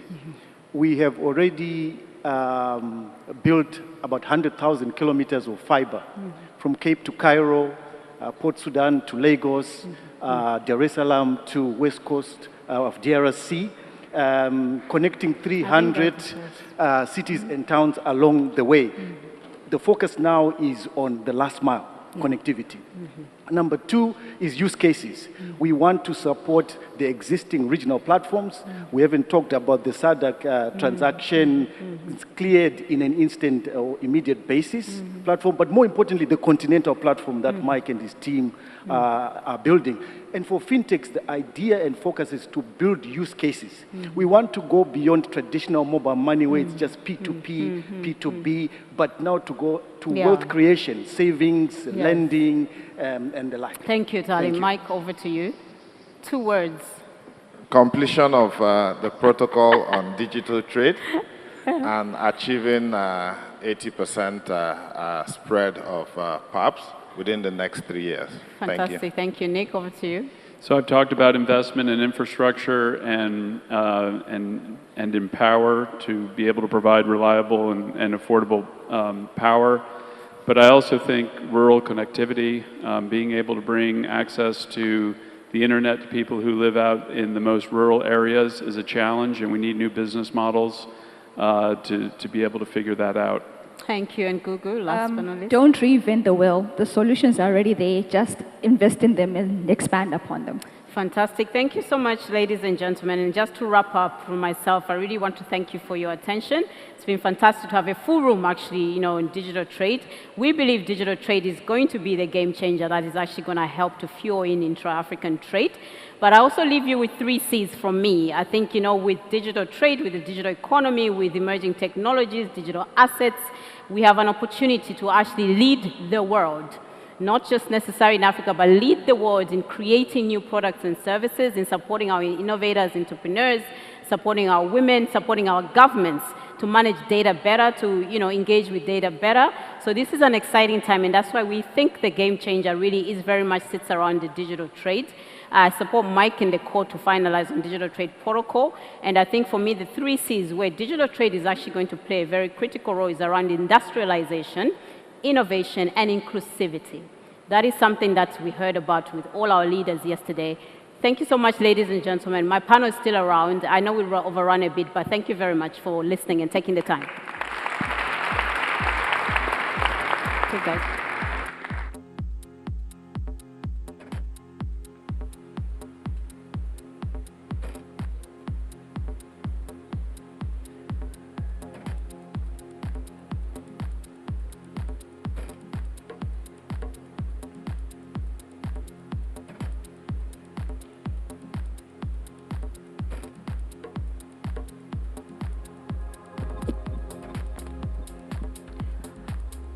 All right, I'd like to thank the panel.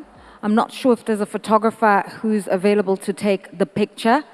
And whilst we wait for you to come and take the picture, I'll just boldly introduce the next session. Thank you very much to you, Michelle, for handling this panel with a lot of depth of knowledge and also being time conscious.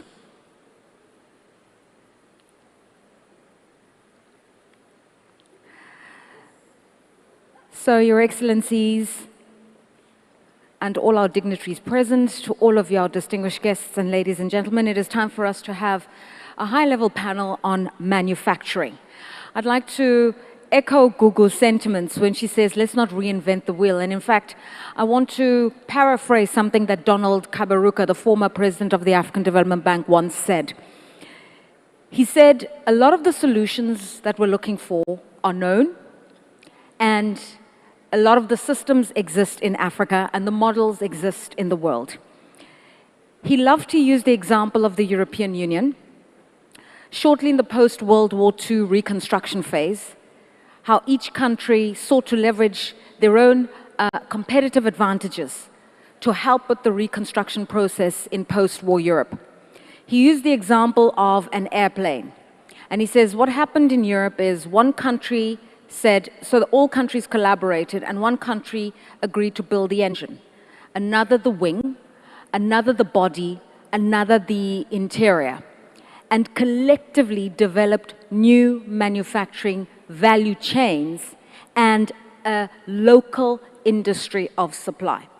And he said all that Africa has to do, adapt to the modern day, but replicate a similar model relying on each country's competitive advantage.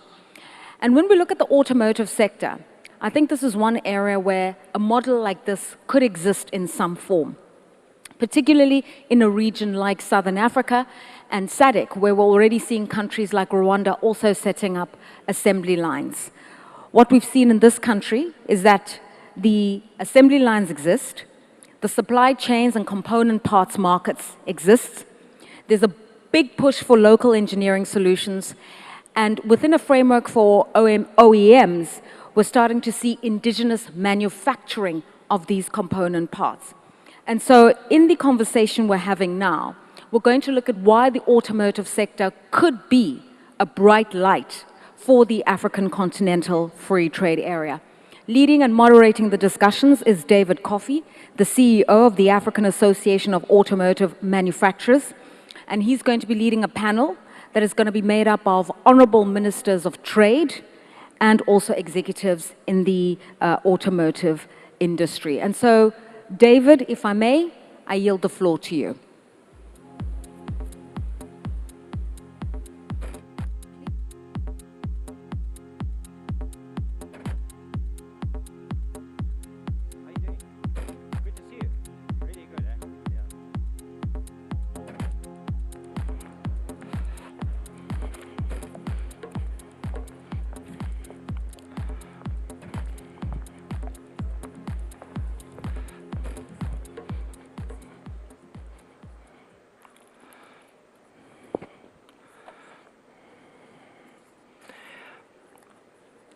Your Excellencies, leaders of the private and public sector, ladies and gentlemen, a very warm welcome to the session on the manufacturing assembly of automobiles, and maybe that should be reworded as mobility.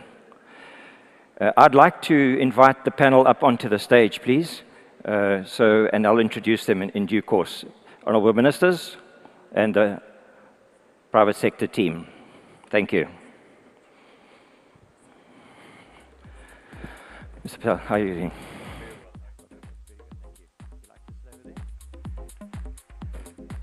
Very good to meet you. Exactly.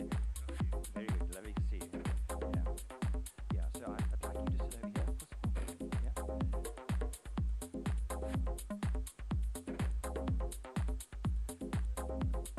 Mike.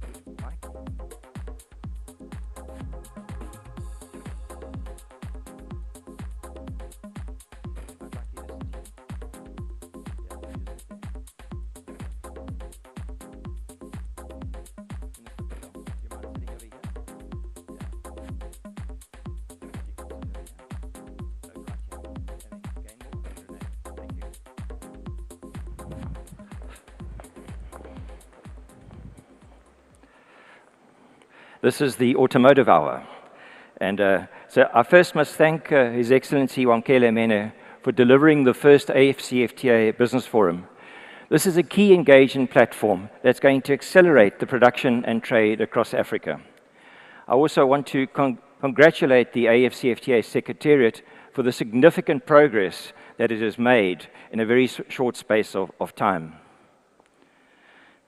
The automotive sector provides significant opportunity for economic growth, industrialization, and job creation for Africa, and that has been mentioned a number of times in the last day. The format of the session will first set the scene. We'll then hear the auto learnings, strategies, and progress in South Africa, Ghana, and Botswana, and then this will be followed by a panel engagement which will focus on driving the industrialization and growth of the auto value chain. So I want to introduce the members of the panel. Firstly, it's the Honourable Minister Patel, Minister of Trade and Industry and Competition, South Africa. Welcome, Minister. Honourable Minister Gafela, Ministry of Investment, Trade and Industry, Botswana. Welcome. Honourable Minister Ochiri Burfi, Deputy Minister, Minister of Trade and Industry, Ghana. Welcome. Mr. Mike Whitfield, the President of AAAM, Vice President of the Nissan Group. Welcome, Mike. And Dr. Gainmore Zenamwe, Acting Director, Trade Facilitation and Intra-Africa Trade at the Intra-African Trade Bank, AfRexim Bank. Welcome, Gainmore. And Renee Muthilal, the Executive Director of the National Association of Automotive Components and Allied Manufacturers. Welcome, Renee. So let's get straight into this opportunity, and we're going to start off with Mr. Mike Whitfield just setting the scene for this occasion. Thank you, Mike.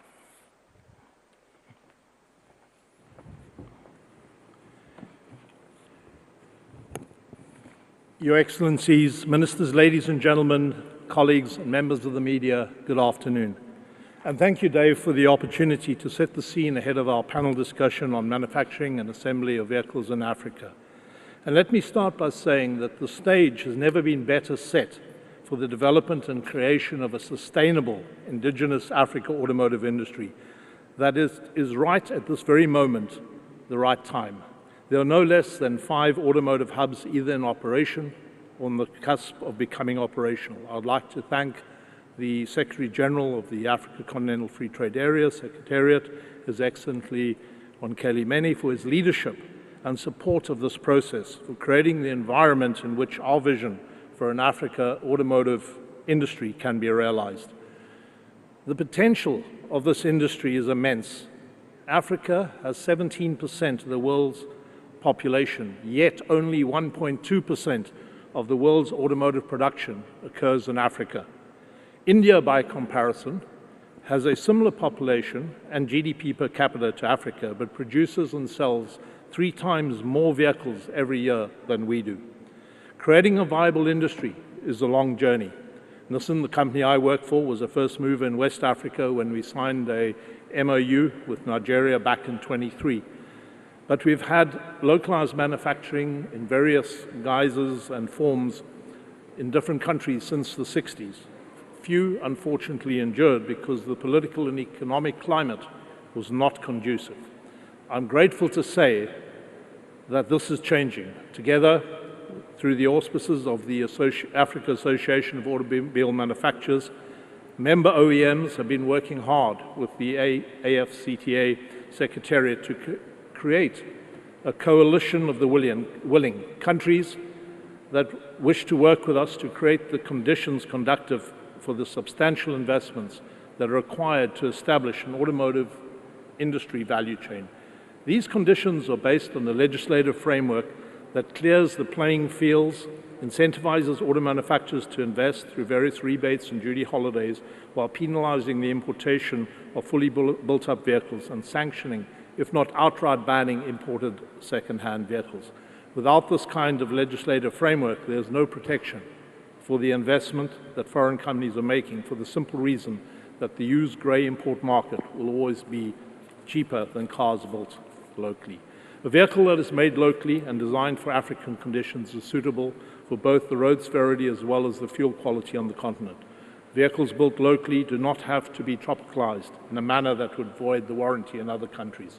This is the benefit to the consumer. The benefit to the country that has an automotive industry is even greater. A diversification of the local economy, the creation of sustainable upstream and downstream sectors, the beneficiation of natural resources. Traditionally, rubber, leather, copper, and platinum, but now with the advent of electric vehicles, cobalt, and lithium.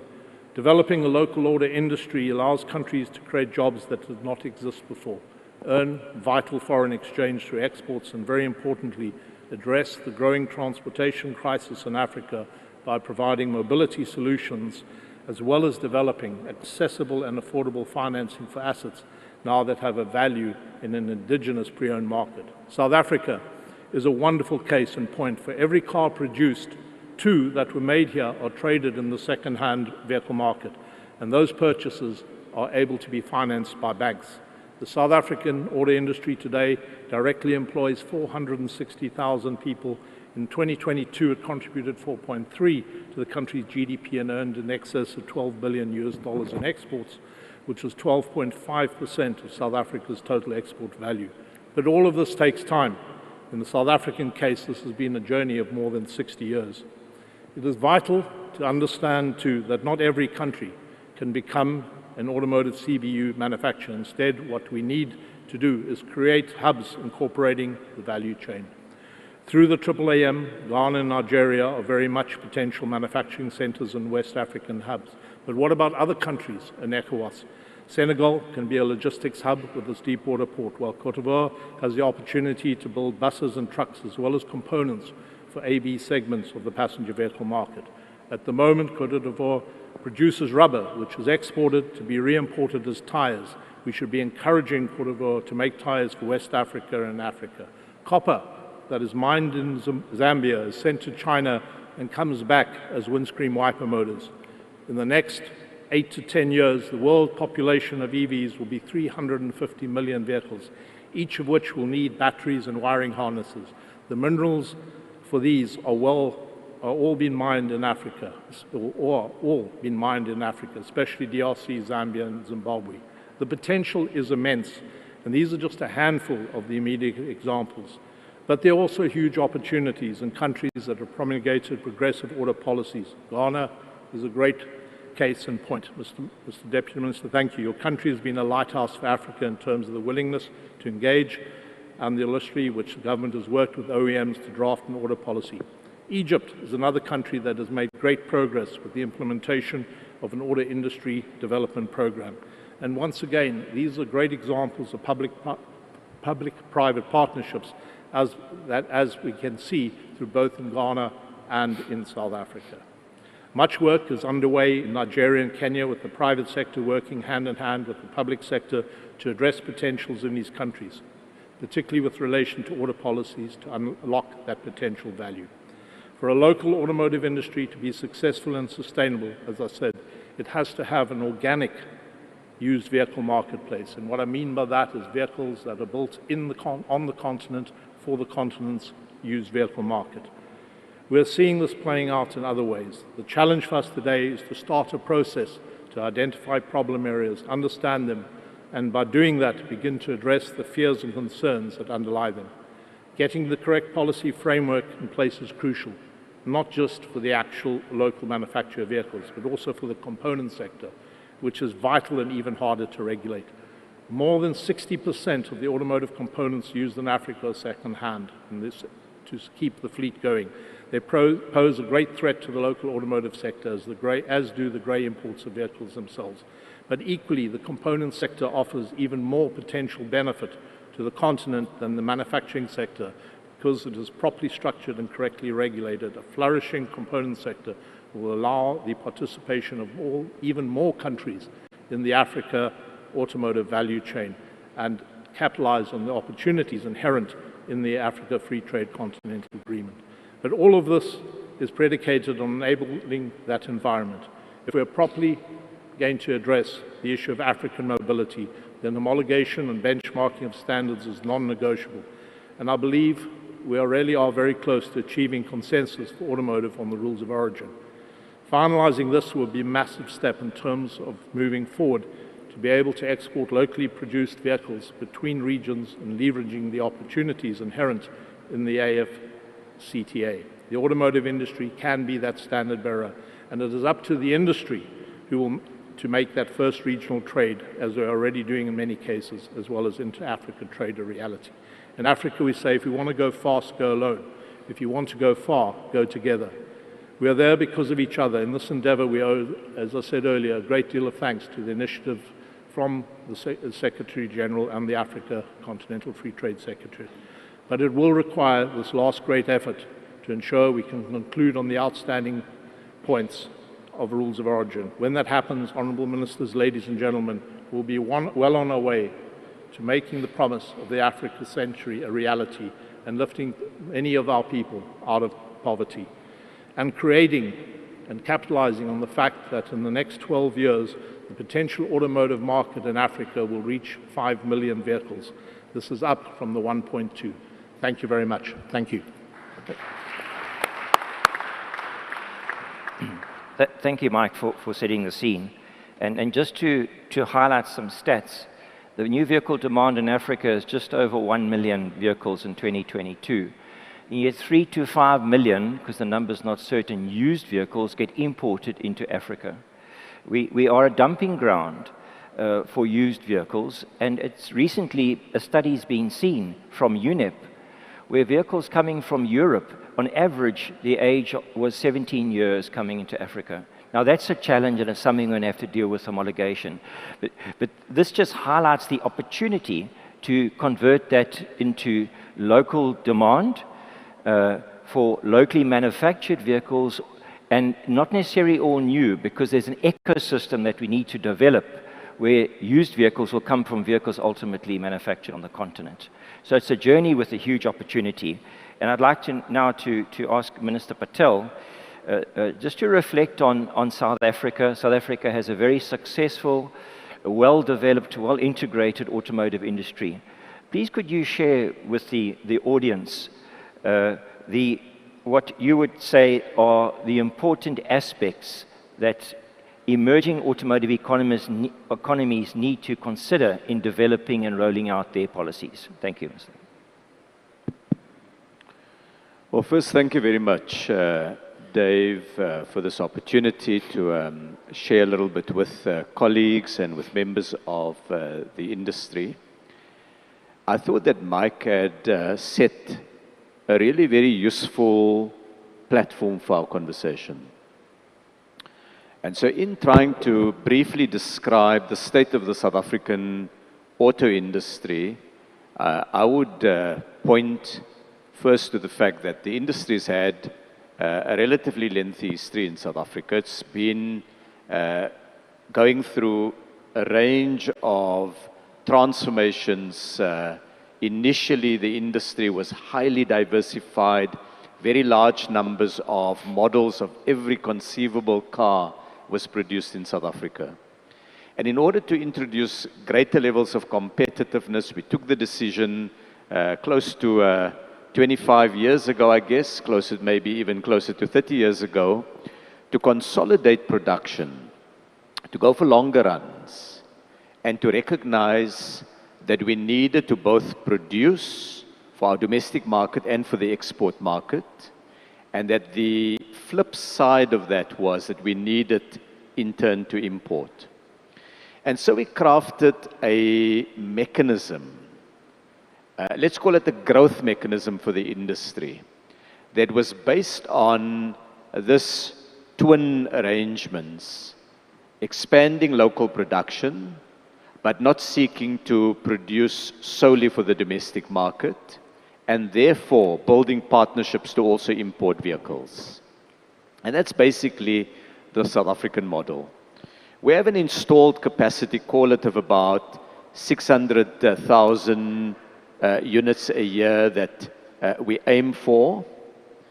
And in 2019, we put the finishing touches to and announced the next phase of our automotive implementation of our automotive growth plan. Now, COVID came in between, and it disrupted everybody's thinking. Auto production dropped globally, not just in South Africa. Consumption absolutely plummeted.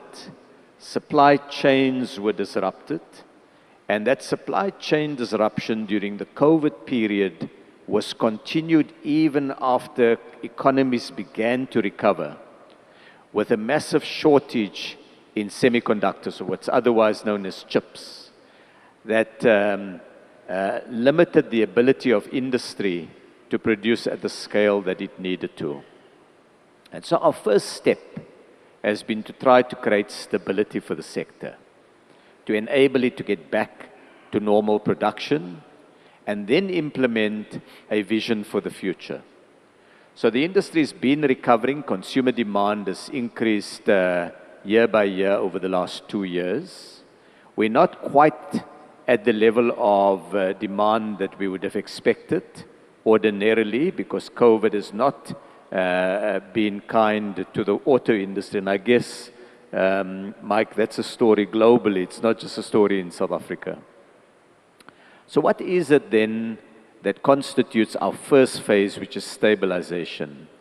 It's just enabling automakers to have security of supply with their components, enable them to run their operations, and based on that, ensure that we are able to export vigorously to other parts of the world. What's our growth plan? Our growth plan then is, as we get greater stability in the sector, it's to try over the next 10 years or so, 12 years perhaps, to double production of cars in South Africa, with the intention that that ought to constitute ballpark 1% of global production. In doing that and in seeking to increase our output, we also want to localize more of the components. We want to do it for many different reasons. We want to do it because, first of all, it creates more economic opportunities locally. Local entrepreneurs and industrialists can come in and produce components that are important to a vehicle. More jobs can be created.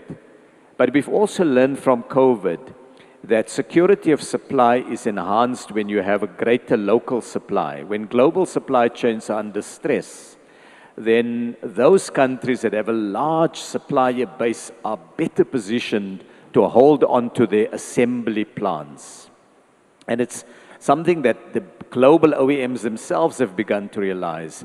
One of the senior executives of Toyota in a periodic visit to South Africa said to us, look, we should appreciate the efforts of the South African government to get us to localize, because that's given us a degree of protection against supply chain disruptions globally. The third thing we want to do, besides increasing production and localizing components, is to increase the number of jobs. Now, jobs are a function of production. We don't see the big opportunities in auto assembly. Auto assembly is very important, but the big job creation comes in the component sector. And so deepening the value chain, getting more of the component manufacturing in South Africa and in the region opens up the opportunity for a bigger jobs impact. So I've given you 3 broad areas. I want to maybe add 2 more.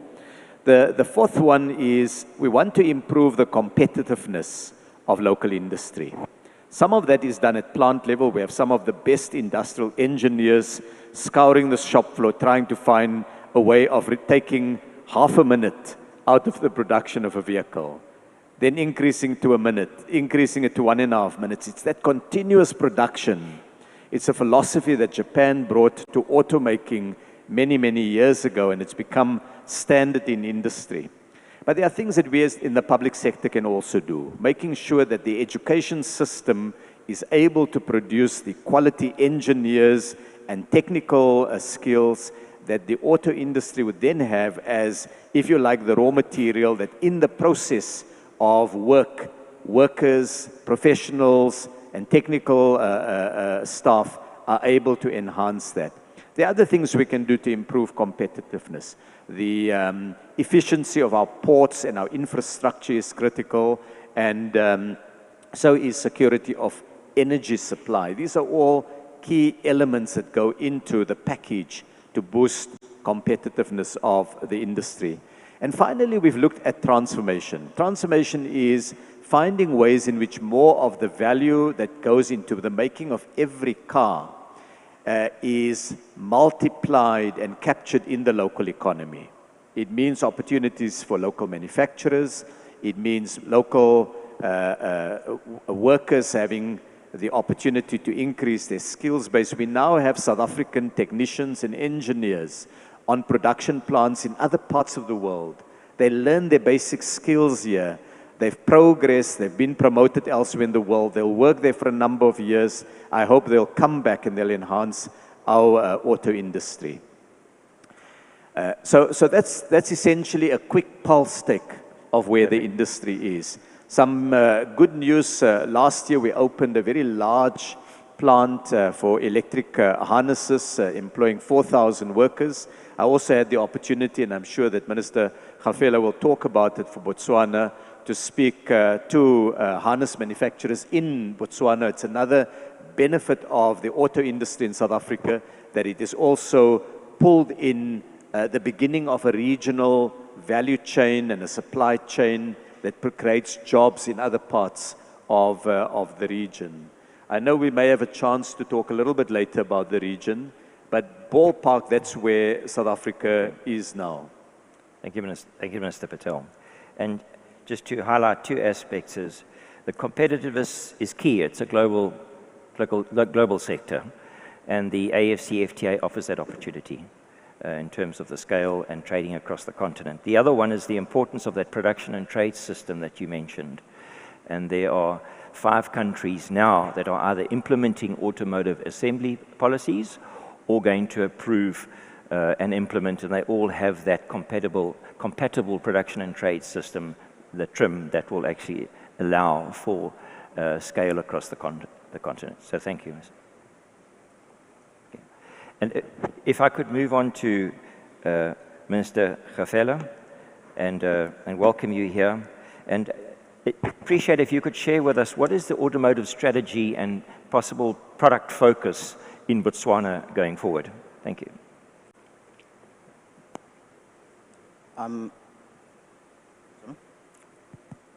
Thank you, Dave, and thank you very much for the invitation to come take part in this panel. As far back as 2015, we, through our business arm, our Botswana Investment and Trade Center, conducted a study, obviously interested in the automotive industry.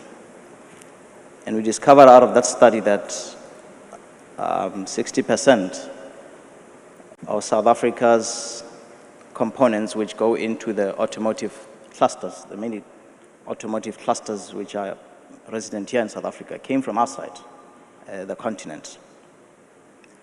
And we in view now of the commitments we have made to each other under the AfCFTA, which seeks to promote intra-Africa trade, it is an opportunity for us to substitute the importation from outside across the ocean of these components by our participation as Botswana into this value chain. As Mr. Patel has said, we are at present supplying South Africa with the harnesses. When I came into the ministry, Dave, I did find quite a burning conversation which centered around rules of origin, and it was centered a great deal around automobile industry. And of course, at that time, we were quite distant from each other in terms of our thought. But over time, as we engaged, we realized more and more that the need for us as Africa to industrialize is to increasingly become less and less reliant on products from across the ocean, but trade with each other more. So what we see, we now know that South Africa seeks to, because they are our immediate neighbors and they are our biggest trading partners. We now know that South Africa seeks to double its production of its units from 600,000 up to about 1.5 million. That growth, the way we look at it, is that it is growth to us too in Botswana, because we have come into a relationship where our harnesses are accepted in South Africa, and we are also looking into venturing into components, which I'm glad Mr. Patel, and when we had our discussions, he expressed willingness for South African clusters to accept components from Botswana. So growth in South Africa's increased output of its units will result in growth also for us in Botswana. So I see, we see a symbiotic relationship existing, and we see prospects of our prosperity together.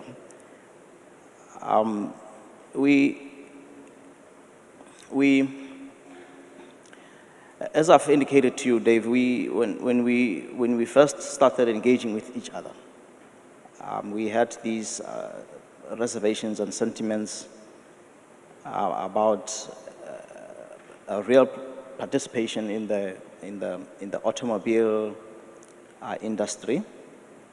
And as some of our experts have pointed out in our discussions, that not every country can become involved in the full manufacture of a full unit. So we need to look at components and harnesses, parts of these, which we can focus on. And I'm glad to say that at present, South Africa being our biggest trading partners, 60% of your harnesses you are getting from Botswana.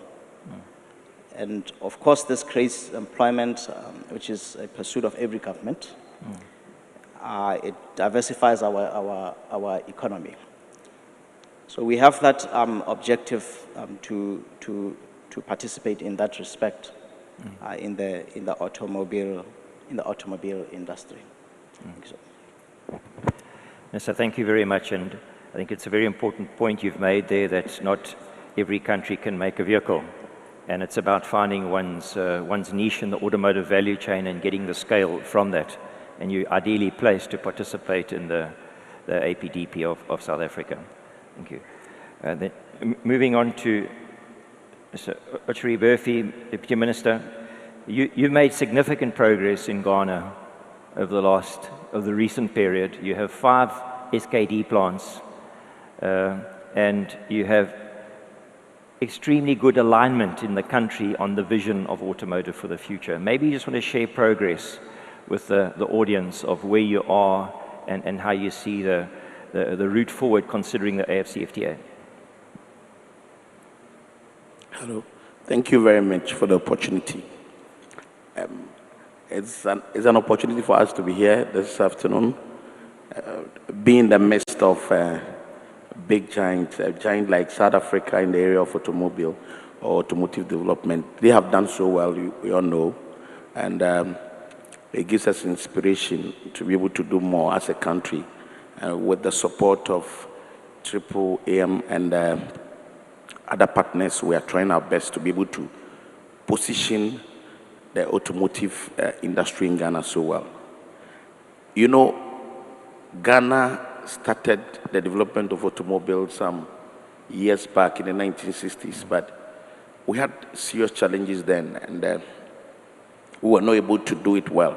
So those challenges that we had, coupled with the lucrative nature of the industry now in the world, it has become so recognized. I'm talking about the automotive industry has become very recognized universally, doing so well, creating a lot of job opportunities, giving countries more money in the area of, generating more revenue for countries.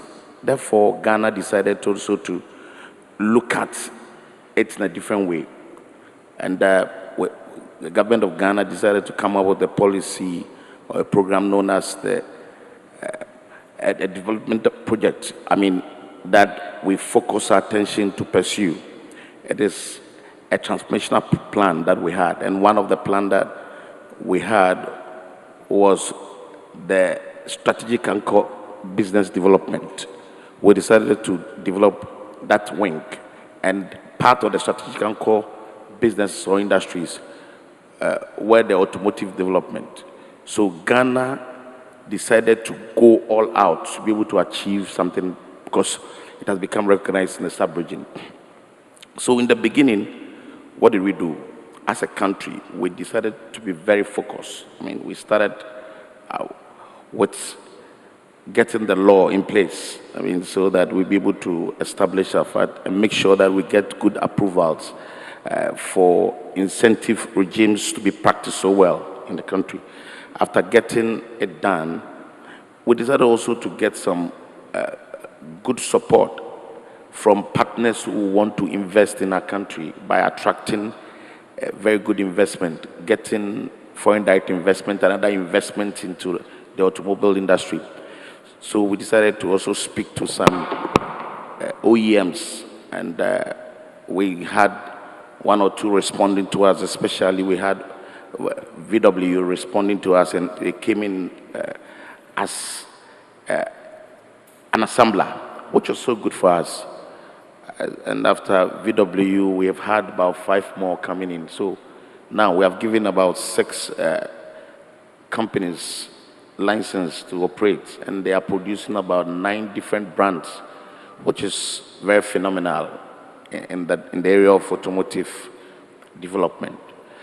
After the incentive regime and getting investment in, we decided also to make sure that we solidify ourselves in the market by getting government to support us.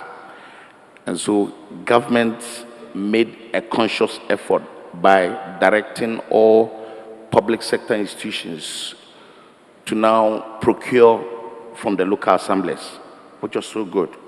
Now it gives them the impetus to be able to do more, because our target was not too big. Well, I mean, we're only looking at about 60,000 vehicles within a year, which to us was not too big, but then we needed support. So government, through that directive, gave confidence to the assemblies, especially the OEMs like VW and Toyota, who has come into the country to do business. And after that, we saw that there was a need for us to do something that will encourage a lot of sales, that will encourage them to produce more and encourage other assemblers or potential assemblers also to come in as investors in the business. Hence, government is working out a vehicle financing plan to be able to help, I mean, normal people to acquire vehicles easily, which will now increase the numbers in production. And that is being done. And that thing that we have done that is very significant or important to note is the coordinating nature of the thing. We agreed and decided to set up the Automotive Development Center. That center became a one-stop shop for everything we do as far as the automotive development project is concerned. And by this, we have also formed a council to supersede or supervise the activities of the council. And this is part of the supply development program that we believe will help us. In it, there's going to be a training center where graduates that have completed school will be given practical knowledge or experience in the area of automotive development, which is so good for us. And also artisans will also be equipped and with the skills to be able to also participate in the automotive business. So to us as a country, we think that we are doing what we're supposed to do. And the key thing that we are working on is the draft policy for the component manufacturing program. For us now, we have the draft policy ready, and it is something that we are seriously working on, because now, as we talk to you now, we don't have a single component manufacturer in the country. And that's a serious thing that we think can be looked at, because we can look at the generic ones or low-hanging fruit one that can easily be plugged. And so government is seriously supporting the private sector and also trying to encourage other foreign investors to venture in the establishment of a component manufacturing plant to undertake or produce other companies that can help in the automotive development. So I guess for now, government is so focused, and we are sure, I mean, that looking at the timelines we have for ourselves, we'll be able to get somewhere in the area of automotive development. Thank you. Thank you, Deputy Minister. And you mentioned a lot of key points there. And the one is the institutional structure. You just set up your Automotive Council. Now, that's a key. And all the countries are effectively implementing policies that have them, because that's the body that actually assures the objectives are attained. Yes, so, yes. Very good. And you're also sitting on a complementation opportunity, which is very important we promote, where countries actually complement each other with what you do. And I know your neighbor in Cote d'Ivoire is exploring potential bus, truck, and trailer assembly. And that's where the direction is needed to get scale initially. So well done. Thank you. So if we could move on to Gainmore. Gainmore, you've been working very closely with us on the automotive strategy. Maybe you want to share what support you offer to the automotive industry. I think there have been some numbers shared over the last 24 hours. But in that, maybe also share that the investment, what are you going to do to support the smaller investments too? Because it's a range. It's not just the big ticket items. We've also got lesser investments in component makers, which are very important too. So thank you. Okay, thank you very much, Dave. And I think I'm really happy to be on this panel with esteemed honorable ministers. I think I just want to start by acknowledging the work that has been done by AAAM, but also critical to that, I think Honorable Minister Patel has played a very vital role in terms of sharing the experience that South Africa has on the automotive industry. This is what actually, to a large extent, inspired the bank to develop its automotive strategy that we did in 2019. And on that strategy, we actually took a leaf from some of the things that South Africa was doing. And our strategy is basically based on 3 key pillars. We identified the development of automotive regional value chains as a key pillar to address the issue about component manufacturing that Honorable Minister was talking about. The other pillar of our strategy speaks to automotive finance, which is basically our bread and butter. We actually realized that finance, especially for the distributors and the consumer financing, is very critical for the automotive industry to actually take off. Then the other pillar, which is normally forgotten and neglected, is basically the pillar that deals with the policy and the regulatory framework. Based on what South Africa, to some extent Morocco did, we actually noticed that if you do not have an effective regulatory framework or policy on the automotive industry, investors will not be able to come. And we were actually really excited when we also saw Ghana now develop a very comprehensive policy. And all these things, we actually saw our key pillars of our strategy finding practical meaning on the things that countries were doing. That actually enabled us now to look at the financial aspect to say, how can we as Afrexim Bank bring in all our arsenal in terms of financing?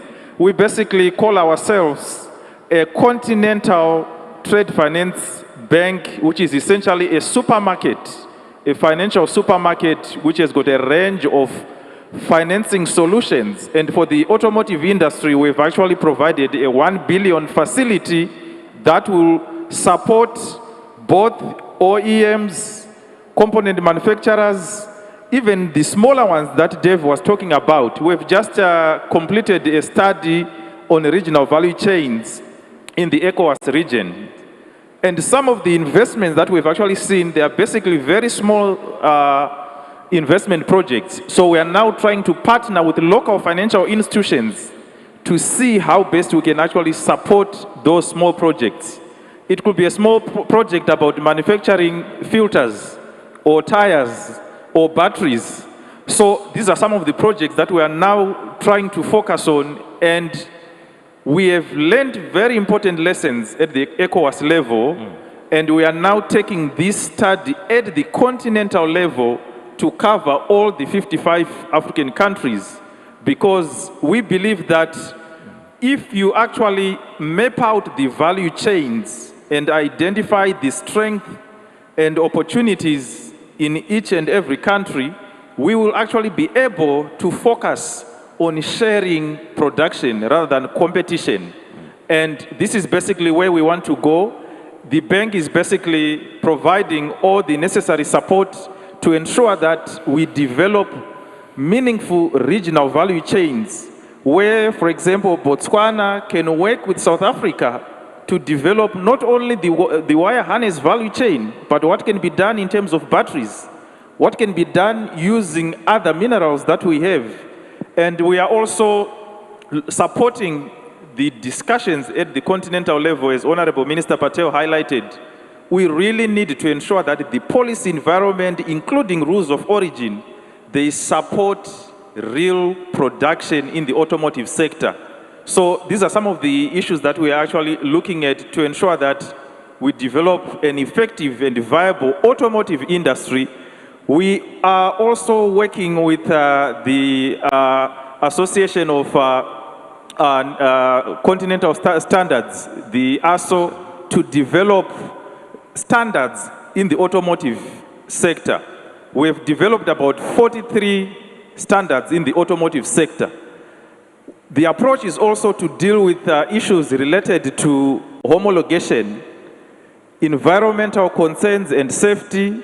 We are going to use standards to deal with the issue of second-hand cars. Some prefer to call them pre-loved cars. We actually want to develop our own new vehicles in the country.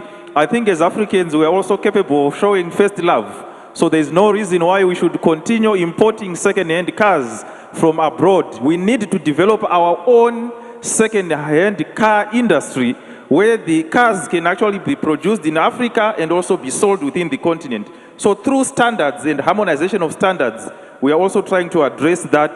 These are some of the things that we are doing at AfCFTA, and we believe that the AfCFTA is actually a true game changer by starting with implementing the automotive value chains in the automotive sector. We can actually show what is possible even in other sectors like textiles, pharmaceuticals, agriculture. The model we are doing on automotive sector can easily be replicated in other sectors. Thank you very much. Yeah. Thanks, Gainmore. And the point of standards you raise is critical. You know, if you don't get the standards right, we won't get the investment, because what are you investing for? So it's absolutely key. Renee, moving on to you, you've had a lot of experience in working in deepening the value chain and also introducing new technologies into the market in South Africa. Maybe sort of share your learnings as what's key to actually deepen local content. Yeah, thanks, Dave, and again, like my colleagues, a lot of appreciation to yourself for constituting this discussion and having NARCAM as part of it. I sit here actually with a very kind of warm and fuzzy feeling, because all of the esteemed speakers before me were very strong in a view that says autos production in whichever location is done purely on the back of trying to extract the value that comes out of component manufacturing, and that's obviously the constituency that I work very closely with. I think the idea that you talk about deep local content is exactly what Minister Patel was talking about, deepening localization in South Africa. Localization not exclusively from the perspective of what an OEM buys from its first-tier suppliers, but deepening exactly what's coming in those initial systems or those first-tier components. What does that mean? You've got a range of subcomponents, materials, and the like, which all filter into what eventually becomes an assembled vehicle. But the greater you capture of that downward integrated value chain, obviously the kind of greater economic benefits that come from it. So what is a typical pathway that a country, especially in the context of developing a continental industrial autos hub, could find itself using to drive deeper localization. And I obviously share experiences from private sector of what private sector responds to when looking to increase its percentage of production in any particular location. I think the first part, if we look at market dynamics, and this is an advantage that again has been spoken about, and if we look at the different levers of using what is currently referred to as the aftermarket, the institutional structures, the policy structures, I want to say protect the aftermarket, but it might be the wrong word. I think it's more about leveraging the aftermarket opportunities. It's about having the institutional structures, the protection of IP. If a component manufacturer is producing a filter, for example, you don't want his biggest competitor in any economy to be his same filter, but his same branded filter, but it wasn't out of that plant, if you understand what I'm saying. So I think the use of the aftermarket as an easy entry point for manufacturing, eventually getting into levels of component production is a key point. And then we move on to I think where a lot of the discussion is currently centered, and especially if we talk about rules and origin and the linkages between OEM assembly and component manufacturing. OEM assembly, and we see that here in South Africa, absolutely key in providing strong business cases for sustainable value chain or component manufacturing. It also introduces levels of competitiveness in a domestic economy into domestic production.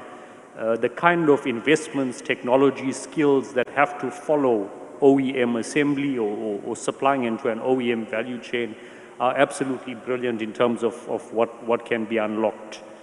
I think the role of, I suppose, standards, once you've already started to implement production according to the quality standards for OEM production, the ability to diversify again into other areas of localization, widening, deepening that base of localization, really important. So, I mean, how do you leverage that OEM assembly?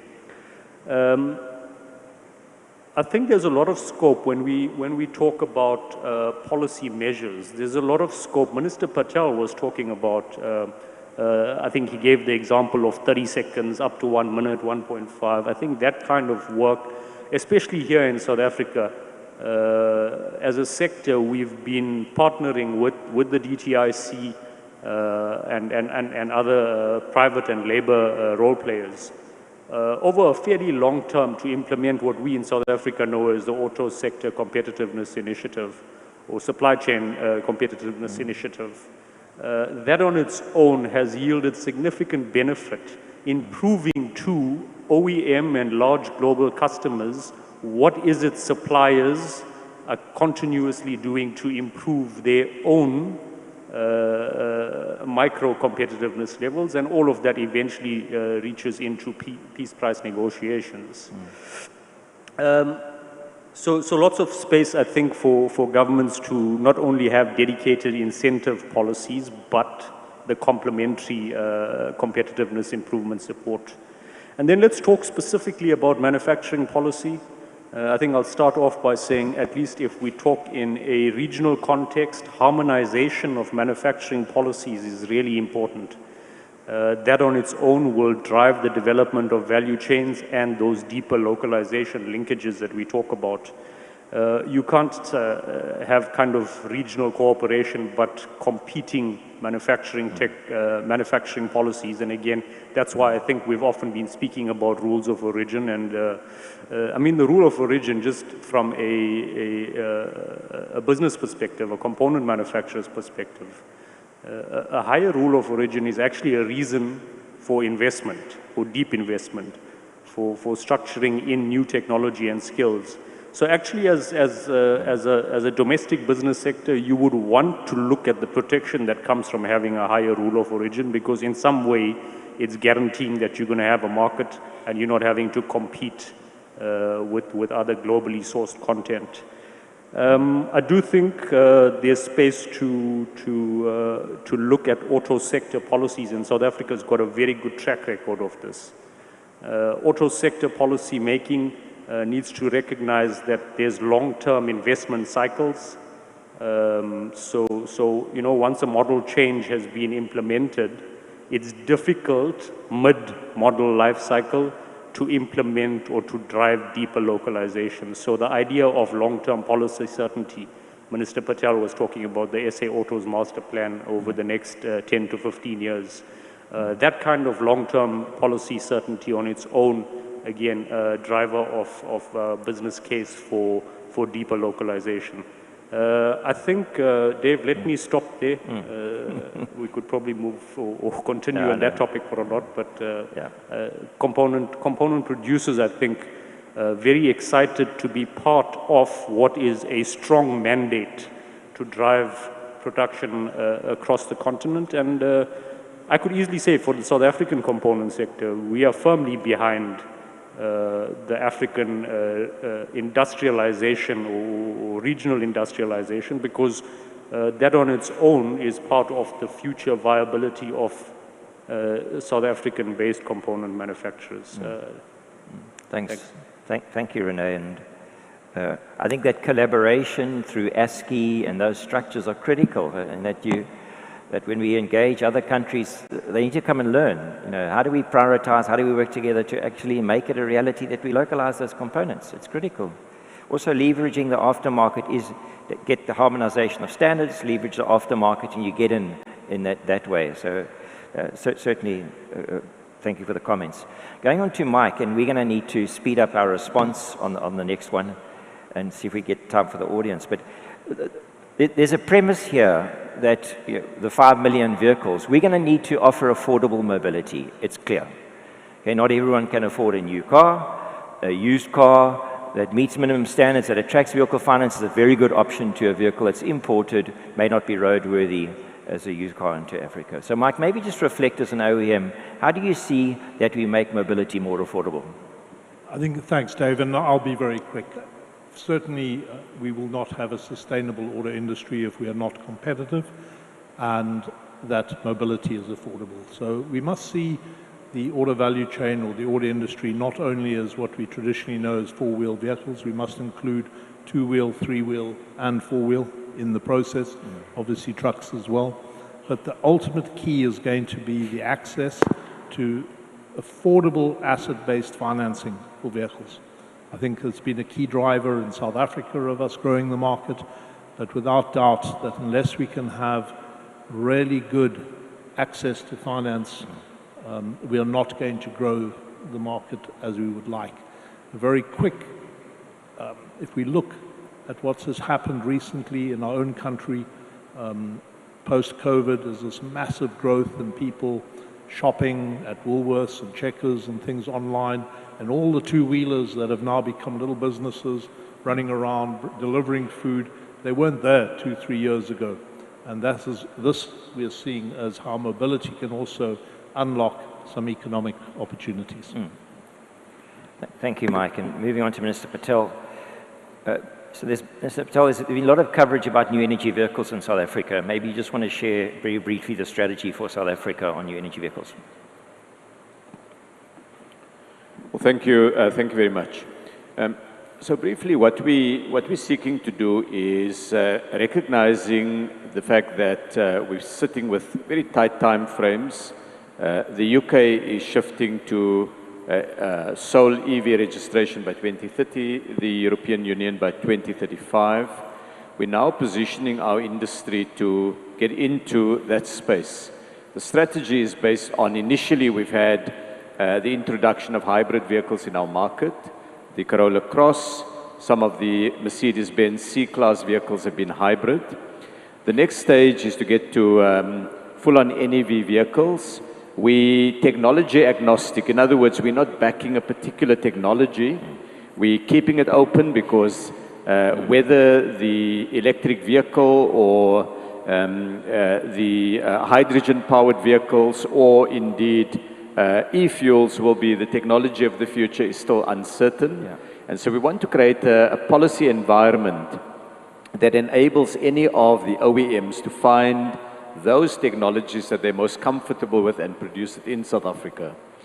The other elements of the strategy is that in phase one, it's export-oriented, targeted particularly at the EU and UK markets. In phase two, it would be an increasing offtake within the domestic market, converting more of our own consumption to electric vehicles. Given the reality of our own energy shortages, our strategy is based on the reality of the grid supply in South Africa, and so we're sequencing these very carefully. If I connect that question, Dave, to the earlier question you asked, because we've got here a Continental forum. For me, the opportunities on the continent is initially for every country, it's to build on the strength that you have. And where you don't have an immediate strength, it's to develop that strength.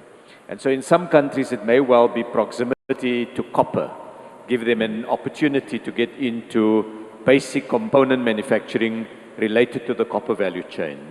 In other instances, it may be that proximity to the immediate market that drives the assembly gives you the ability to take your fast-moving components and situate it near to production. But to be able to do that, we also have to resolve the logistics value chain.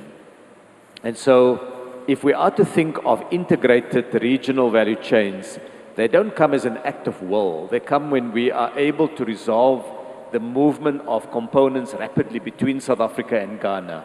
I visited a factory, and I was really impressed by Deputy Minister Bafi's comments earlier about the elements so rapidly put together. But I visited a company in Ghana where South Africa did the kit production, and we exported the kit to Ghana, and the basic, the final assembly then took place in Ghana.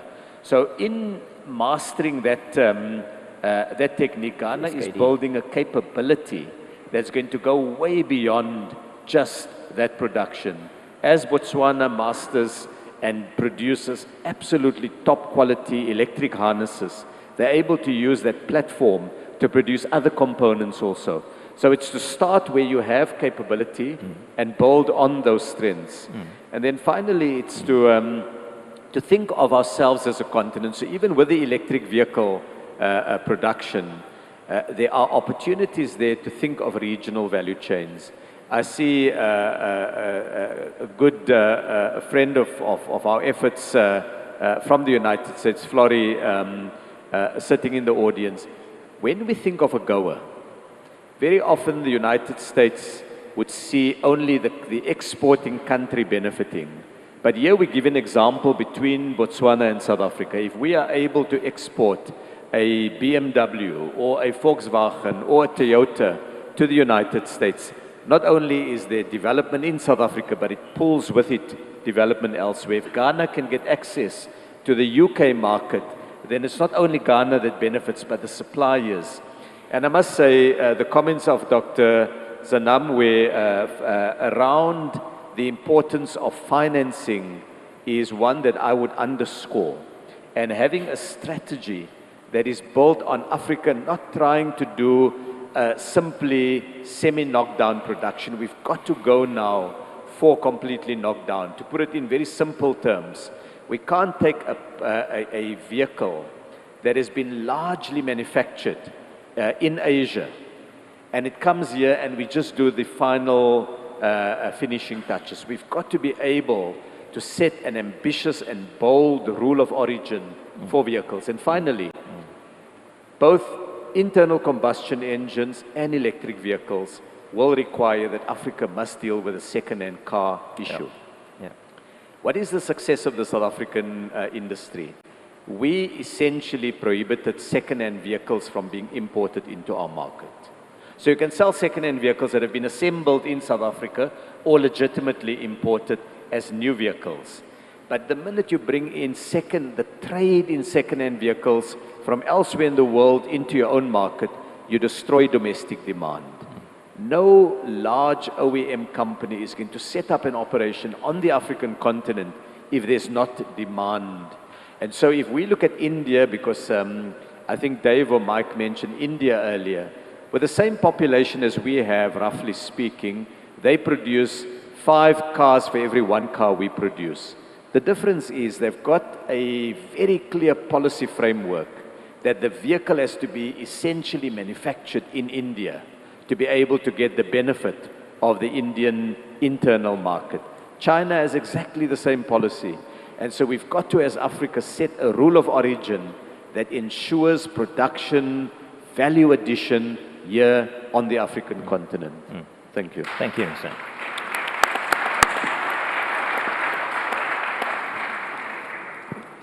I'm going to just I've been told time up, but 2 more questions to the ministers, if you don't mind.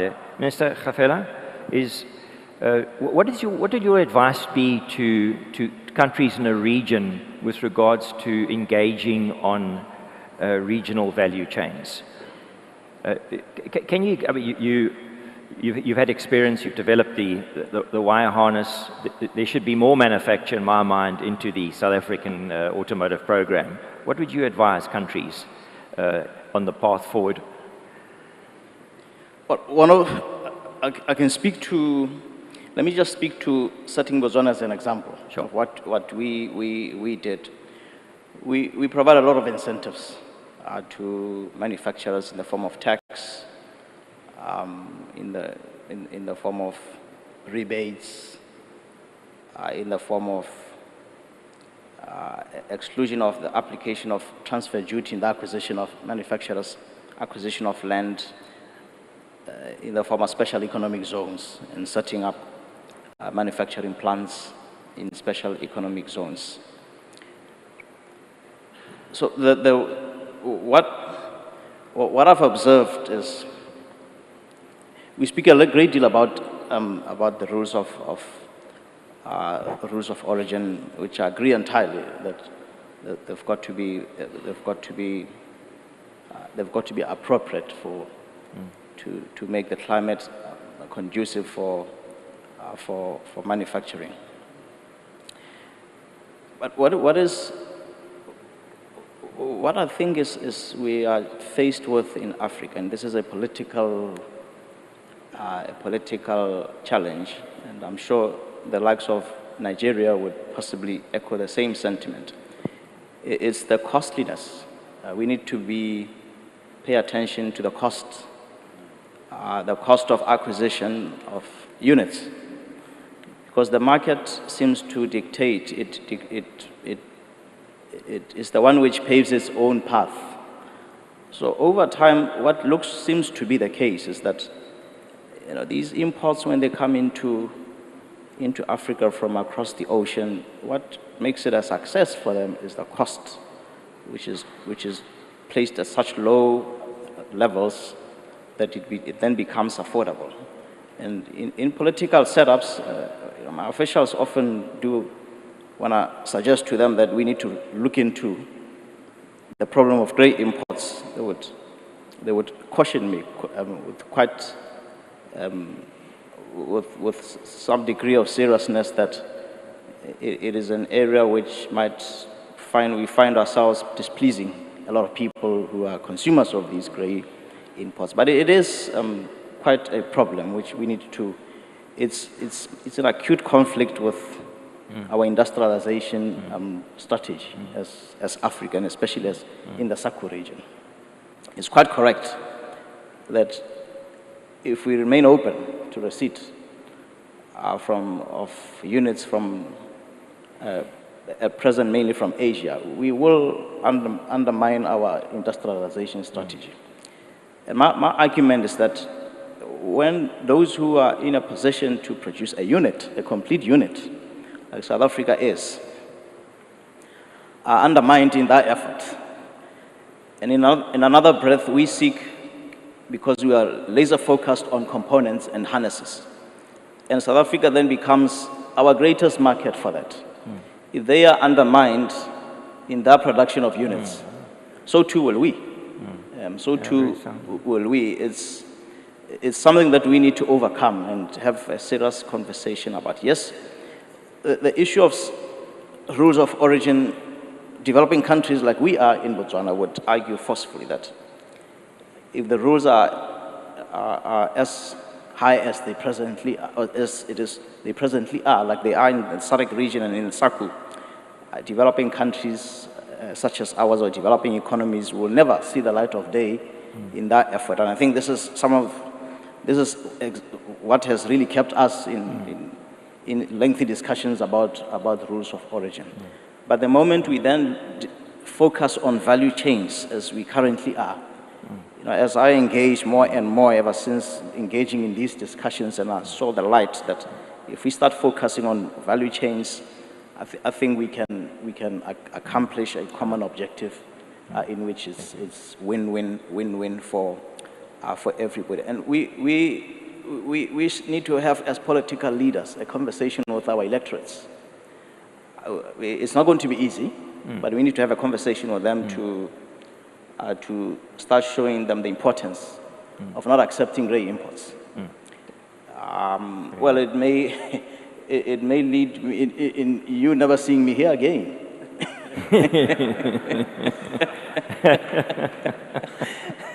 I've heard my counterpart in Nigeria echoing a similar sentiment that it's an area that he doesn't wish to start a conversation on. But going back to your question, sir, the important thing is to incentivize our manufacturers, give them as much tax reductions as possibly we can, place them in special economic zones as much as we can. And what I can speak for Botswana, one of the things that we have in our favor, and I think is the best in this region, is corporate tax. Our corporate tax in Botswana is 25%, not corporate tax, income tax. 25%, there's corporate tax of about 5% in economic zones. In the Selebe Pikwe, there's a place we've dedicated as a special economic zone in the Selebe Pikwe area where the nickel mine was. Corporate tax of 5% in the first 10 years, which then increases up to 10% thereafter. Zero duty on imports for purposes of manufacturing, and so on. People need to be incentivized to manufacture. So I think we can go on and on and on about what needs to be done to grow the manufacturing sector in the region, in the whole of Africa. Thank you, Dave. Thank you very much for that pragmatic and wise response. And the last question before I wrap up to Deputy Minister Murphy is, can you reflect on the final provisions that are going to be implemented in Ghana, the last two provisions of the GADP? What sort of time frame are we looking at? It's on the duty and the vehicles over 10 years. If you could please share.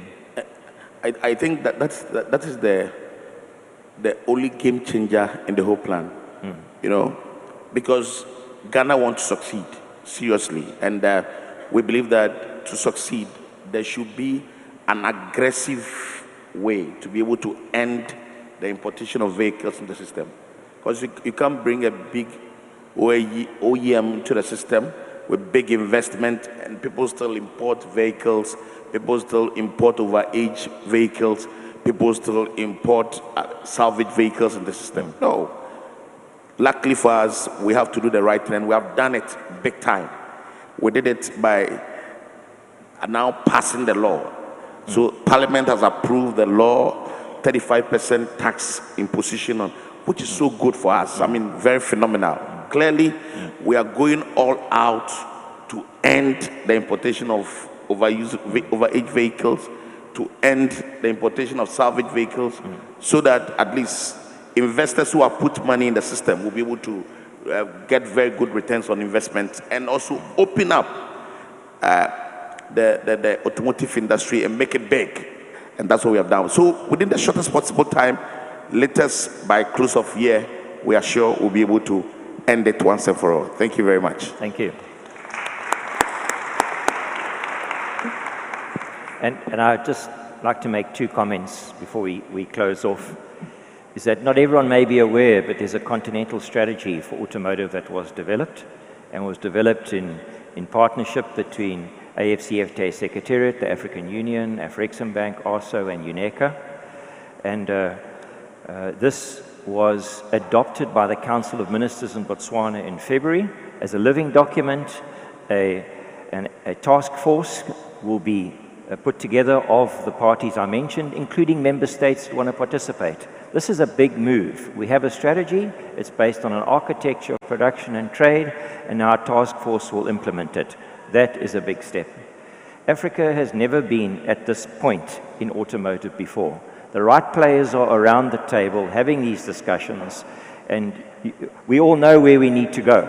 And there are some challenges in that process, but we'll help each other get through that. So Africa's time is now.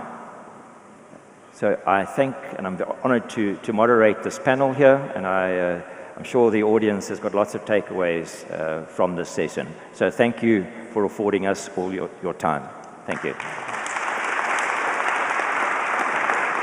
Okay, thank you. Thank you very much, Excellencies, Honorables, fellow panelists, for this edifying conversation on manufacturing and transforming automobiles under the AfCFTA. And thank you, of course, to our session's moderator, David Coffey, for guiding this conversation in such a thorough manner. I will leave you the opportunity to take a photo. I think there is a photographer that's here to just give you a few seconds to take a photo and wrap it up.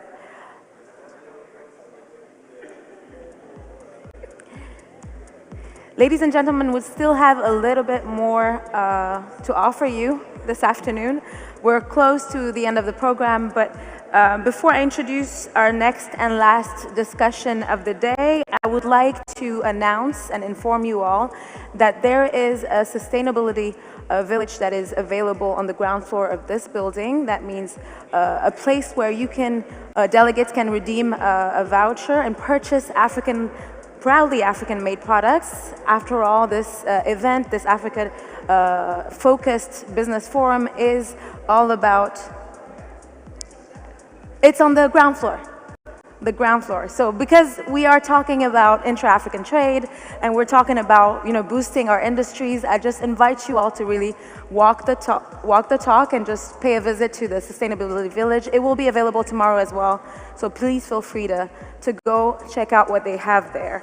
Je vous invite, mesdames et messieurs, à vous rendre au rez-de-chaussée, s'il vous plaît, de ce bâtiment où il y a un village durable où vous pouvez donc acheter des produits made in Africa. Donc il s'agit ici non seulement de parler donc de commerce intra-africain, mais aussi de soutenir finalement cette mobilisation de ressources pour une industrialisation, une transformation des produits africains. Donc il faudrait joindre le geste à la parole, et c'est pourquoi je vous invite donc à visiter ce village durable qui sera disponible également demain. So, we're just going to ask you for a little bit more of your attention. I know that it's been a long day, very fruitful and long, but there is a next and last session that is going to happen in just a few minutes. Throughout the day, there have been many conversations touching on the different business sectors that the AfCFTA should look at, concentrate on when it comes to implementation. But even as we talk about intra-African trade, we must still look at the collaborations and partnerships that we have with foreign collaborators. Tout au long de la journée, il y a eu de nombreuses conversations autour de tout ce qui est commerce intra-africain. Effectivement, c'est ce qui est central, mais les collaborations, les partenariats avec les partenaires étrangers continuent de compter pour l'Afrique. So without further ado, I will give the floor to Professor Landry Signe, Senior Fellow in the Global Economy and Development Program and the Africa Growth Initiatives at the Brookings Institution, for a conversation of about a half hour with two people, John Humphrey, His Majesty's Trade Commissioner for Africa, and also Ambassador Won Ki Liu, President of the Korea African Foundation. Mr. Professor Signe, I will give you the floor, and you can, take the time to take this conversation away. Thank you so much.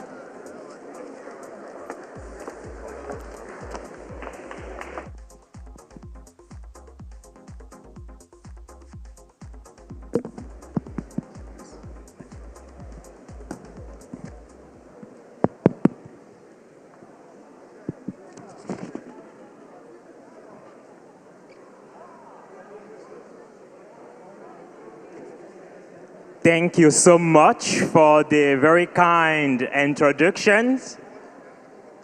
Hello, everyone. Hello, everyone. Wonderful. Thank you very much for staying with us.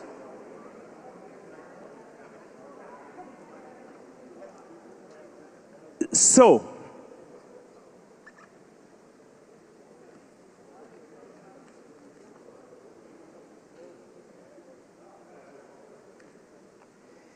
if you can hear us, can you clap your hand, please?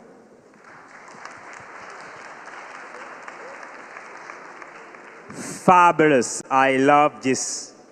Thank you very much for staying with us. I am Landry Signé, and I'm a senior fellow at the Global Economy and Development at the Brookings Institution, and I'm also a co-chair of the World Economic Forum Regional Action Group for Africa. It's my distinguished pleasure to be with you today. I first want to congratulate the African Continental Free Trade Area and the incredible team for organizing this wonderful forum. Please give them a round of applause.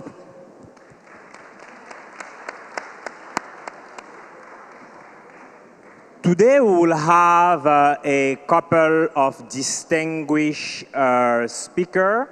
We'll start with His Excellency John Humphrey, His Majesty Trade Commissioner for Africa.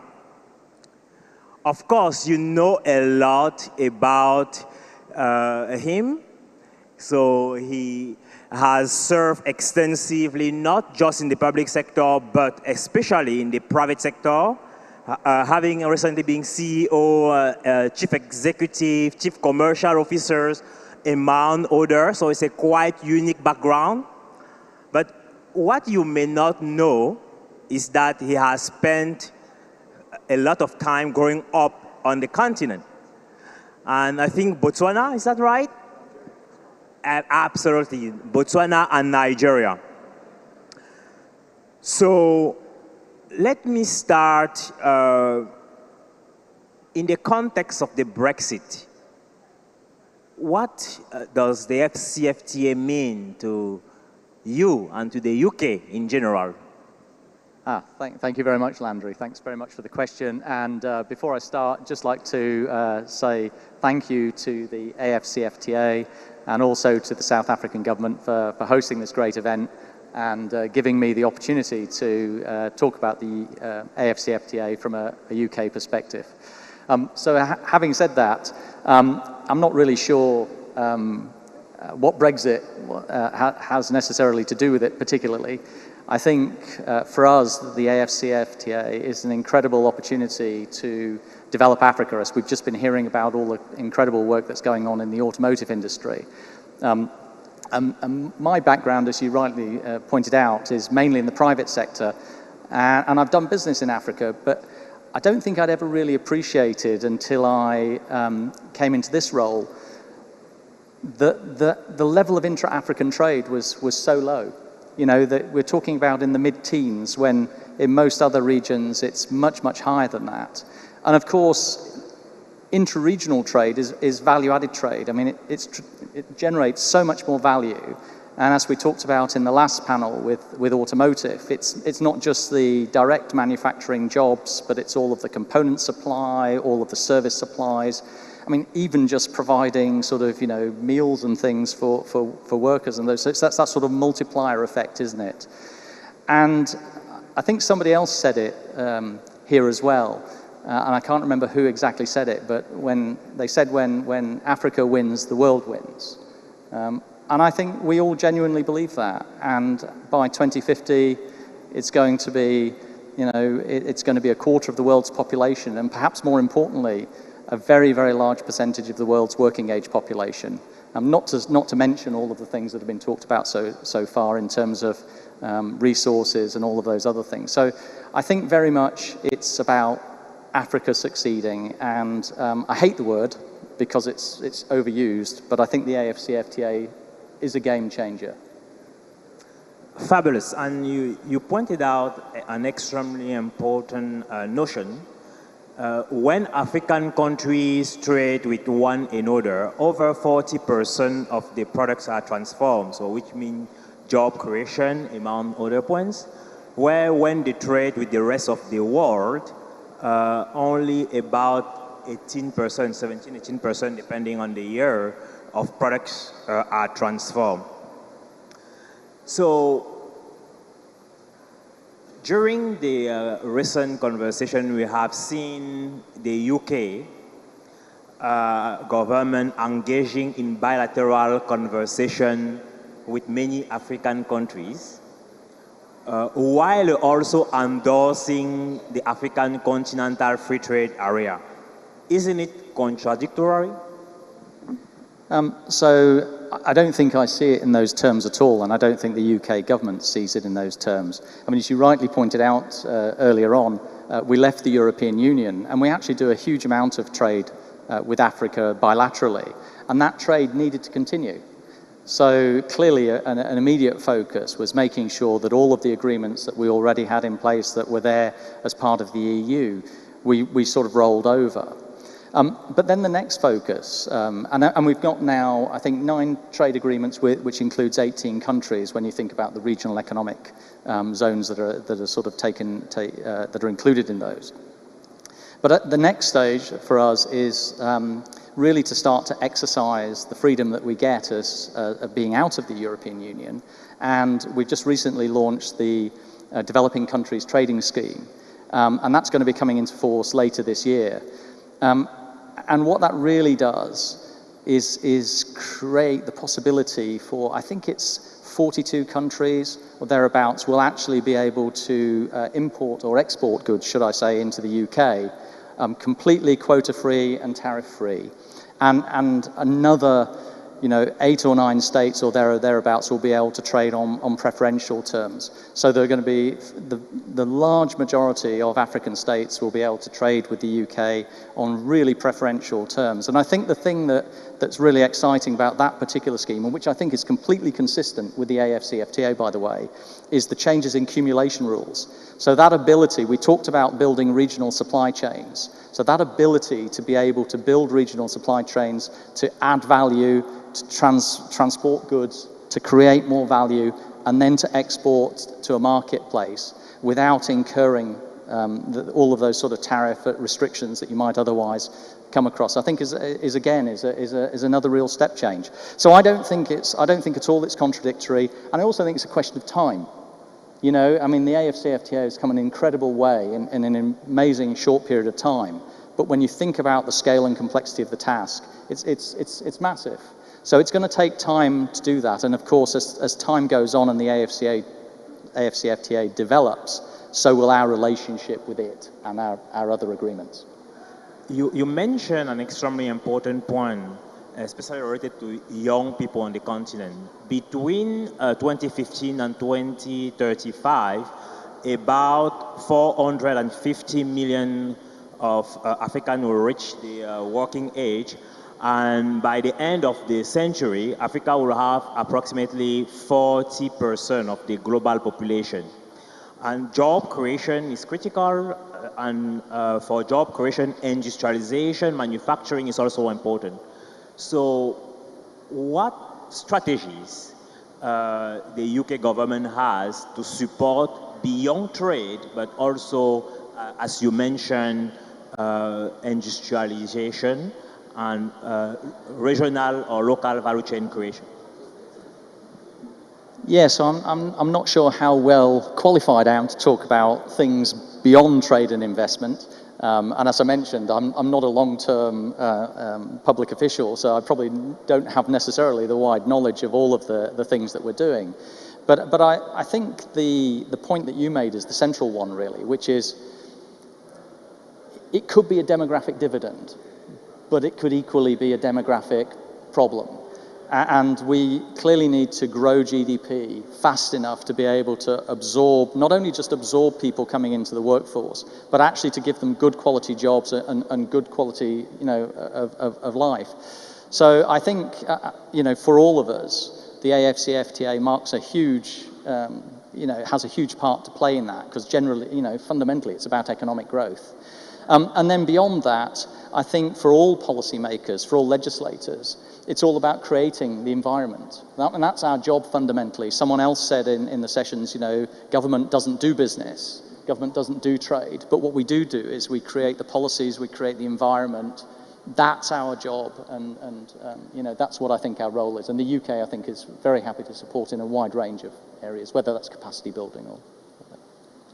Fabulous. Based on your experience in the private sector, which strategy will you recommend to unlock private sector engagement between Africa and the UK or Europe in general? Well, thanks. I mean, I think the other thing, actually, I probably should have mentioned when I was talking about the role of government and officials, is our ability to convene, you know, to bring people together.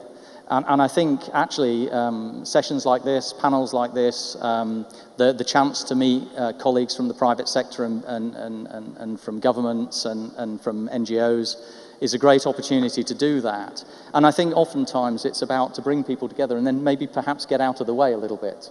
But I think one of the things I'd really like to see is and I think hopefully I've got a role to play, is really making sure that British businesses understand the opportunity that's here and the opportunity that the AfCFTA creates. Fabulous. And what advice, meaning you share a little bit about the private sector, but from the AfCFTA Secretariat and from the member state, so what will you recommend given your experience with the UK? So I think if you just reflect on the amount that's been done in an incredibly short period of time, I mean, the AfCFTA has really been, I suppose, going as a real enterprise in that sense since only 2018 or thereabouts. I think it's do more of the same. Keep doing more of the same. I mean, the progress that's been made in a very short period of time is tremendous. And if that pace of development continues, and you think about, as I say, the complexity of it all, it's tremendous, really. So more of the same. Fabulous. Let me allow the public to step in. So I will ask people if we can take a couple of questions from the public.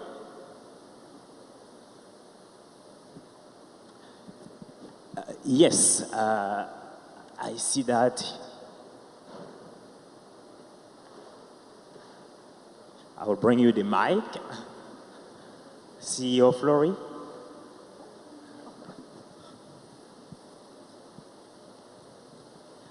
Well, thank you very much, Flory Lazier. Just wondering, you know, after my many years in U.S. government, how the UK is crowding in the private sector there to invest in Africa now that they have the AfCFTA going. What kinds of things are you doing? We'd like to follow and see if we can do similar from the U.S. side. Fabulous. Well, thank you very much for that. I'll take that as a compliment. I think you know, I think perhaps people perhaps don't realise how big an investor in Africa the UK is, and I think the last UNCTAD report in June 22 or thereabouts, I think we've got one of the largest investment stocks in Africa generally, and of course long historical ties and a big diaspora in the UK. So I think for us it's really important. I mean these relationships are important. The continent is important for us all. And I think actually that's one of the challenges. How do we, actually not so much perhaps business, but certainly investment. How do we crowd in private capital? How do we start to really mobilize all of the money that's sitting in pension funds and all of those sorts of things? So I think I don't know that I've got the answer, but you know, I think the fact that it's important and we're doing it is what matters. Fabulous. Another question? Yeah, so you can come to the mic here. There's just a mic here. If you can come to the mic to ask a question.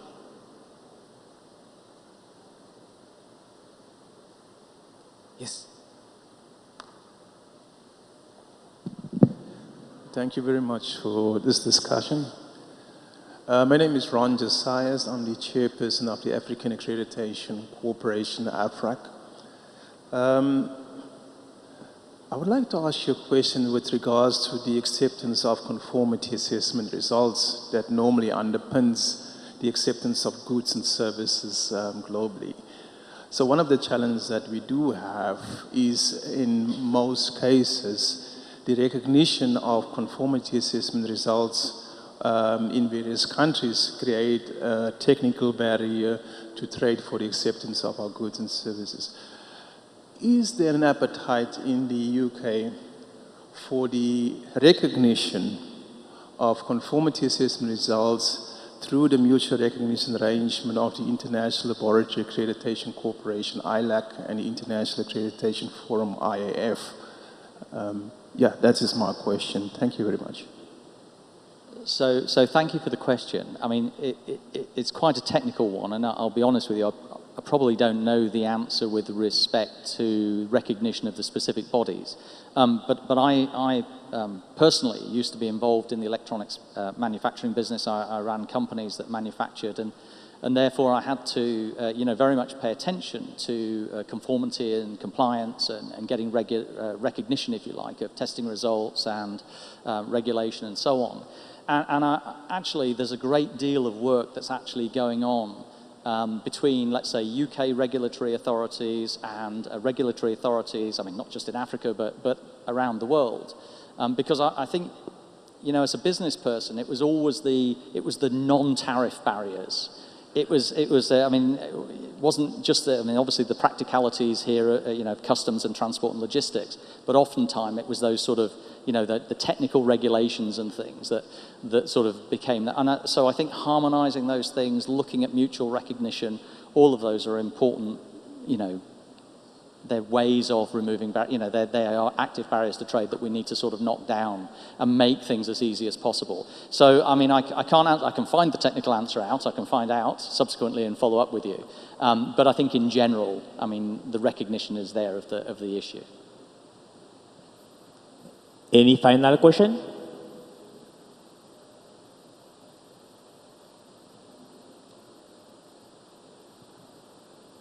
So, on this note, the shift from the private sector to the public sector.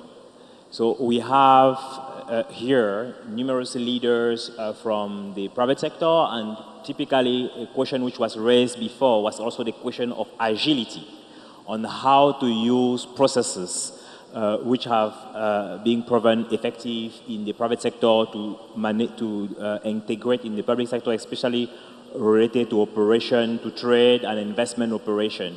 So what will be your key recommendation on transferring the agility from that you have faced in the public sector, in the private sector to the public sector, and especially when it comes to trade, to investment, and how are you doing it in the UK?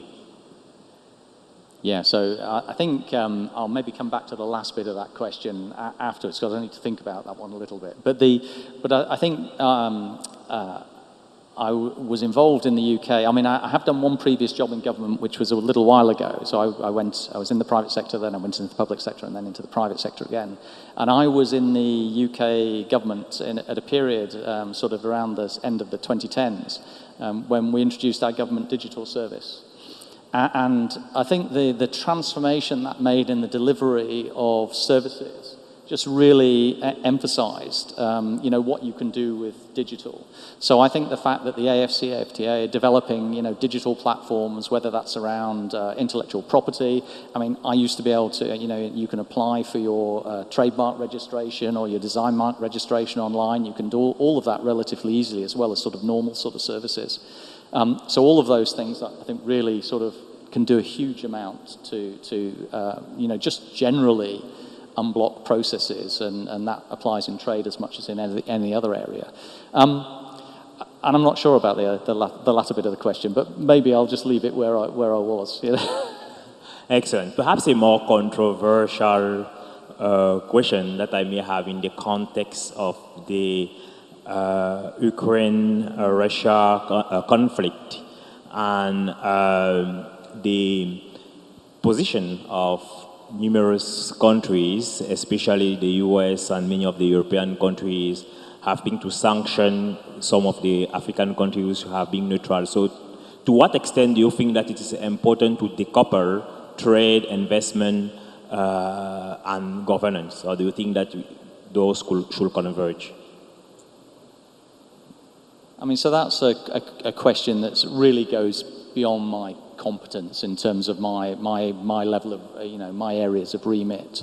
And I think, I mean, from my perspective, I think I'm very much focused on how do we drive trade and investment. I think trade and investment builds relationships, and relationships builds understanding. And hopefully we'll end up in a more peaceful world in the future. Fabulous. So we have heard the perspective from the UK, and I think that we have also heard the perspective from the US. Tomorrow we'll probably hear more also, CEO Flory.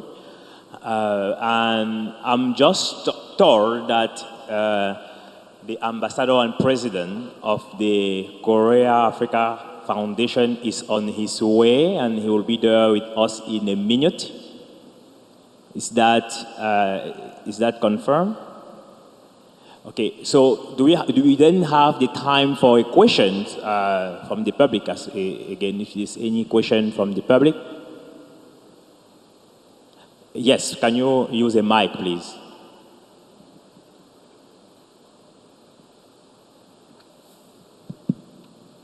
Thank you. Good afternoon, everybody. The clarity around the question, or the first question that was asked, that related to BRICS, was hazy. Could you please elaborate more, because we know that the UK is the father of the US, and the IMF and World Bank have their headquarters in the US. So BRICS has a bank. So there's no way you can say that you are going to support the AfCFTA in Africa without getting head-on at some level with the BRICS. So if you can't have a clarification for us around that, it will be like dodging a bullet. So please, I need to hear some head-on engagement on your side and the BRICS. So I'm not sure I'm not sure I fully got the question, but I think what you're saying is that you're saying we need to engage, or in order to show our support for the AfCFTA and the development of Africa and trade in Africa and trade and investment and so on, that we need to engage with the BRICS as a bloc. I mean, I have to say, as a relatively new public servant, coming from the private sector, I think some of these things go beyond my pay grade. But I have to say, do the BRICS operate as a bloc in that way? In terms of having a conversation, I'm not sure that they do. So I don't know that I'm trying to dodge a bullet, but I actually I'm not sure what I would say. Thank you so much. I think that you have answered many more questions that we have anticipated. And now I'm pleased to welcome Ambassador Hunki Dio, President of the Korea-Africa Foundation. So he has previously served as ambassador in numerous countries, including including Ghana and Ireland. And he has also served as advisor, still serve to the Speaker of the National Assembly of Korea. So, but one thing that people may not know about him is that he is called in Korea Mr. Africa, including by the Dean of the Diplomatic Corps. So please give a warm welcome to Ambassador. Good afternoon. Thank you very much. And so apologies for the delay. So we had a meeting with the Secretary General in the same time. So the Korea Africa Foundation. So Yes. I have attended the Seoul Africa Dialogues many years ago. I think that was the inaugural one. So will you mind elaborating and sharing with the audience what you do, what is the goal, and the extent to which you may be supporting the AfCFTA? Thank you very much for your kind introduction. And it's my great pleasure and honor to be here and also to introduce my organizations. The Korea Africa Foundation was launched as an affiliation of the Ministry of Foreign Affairs of the Republic of Korea in 2018 with the mission of promote the genuine partnership with the African countries in political and economic and cultural and academic and in other various areas. By pursuing the comprehensive approach and fostering the professionals on Africa, the CAF, the Korea Africa Foundation, aims to be a platform for the collaboration between private sectors and the public sectors, and also strengthen the exchange and cooperation with African countries, and also enhance the understanding, mutual understanding, so that the Korean youth and businesses and other stakeholders could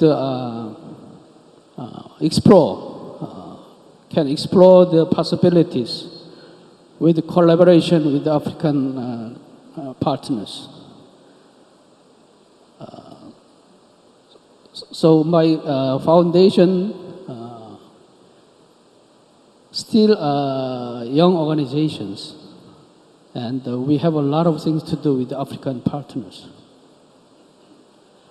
Thank you so much, Ambassador. How have you or your organization supported the African Continental Free Trade Area or broader trade and investment with Africa thus far? Actually, the Korea Africa Foundation, already we have the conference, so-called Seoul Dialogue on Africa, in December last year, under the topic of facilitation of AfCFTA.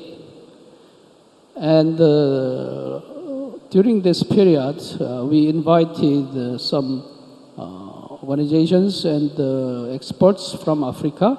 Particularly, we invited the African FinTech Network, and we have a very constructive and fruitful discussions. And during this conference, after the conference, there was some signing ceremony between the Korean private firms with the African firms regarding the fintech technology transfers. So this kind of things we are doing, and we also are very much concerned about the successful CFTA process.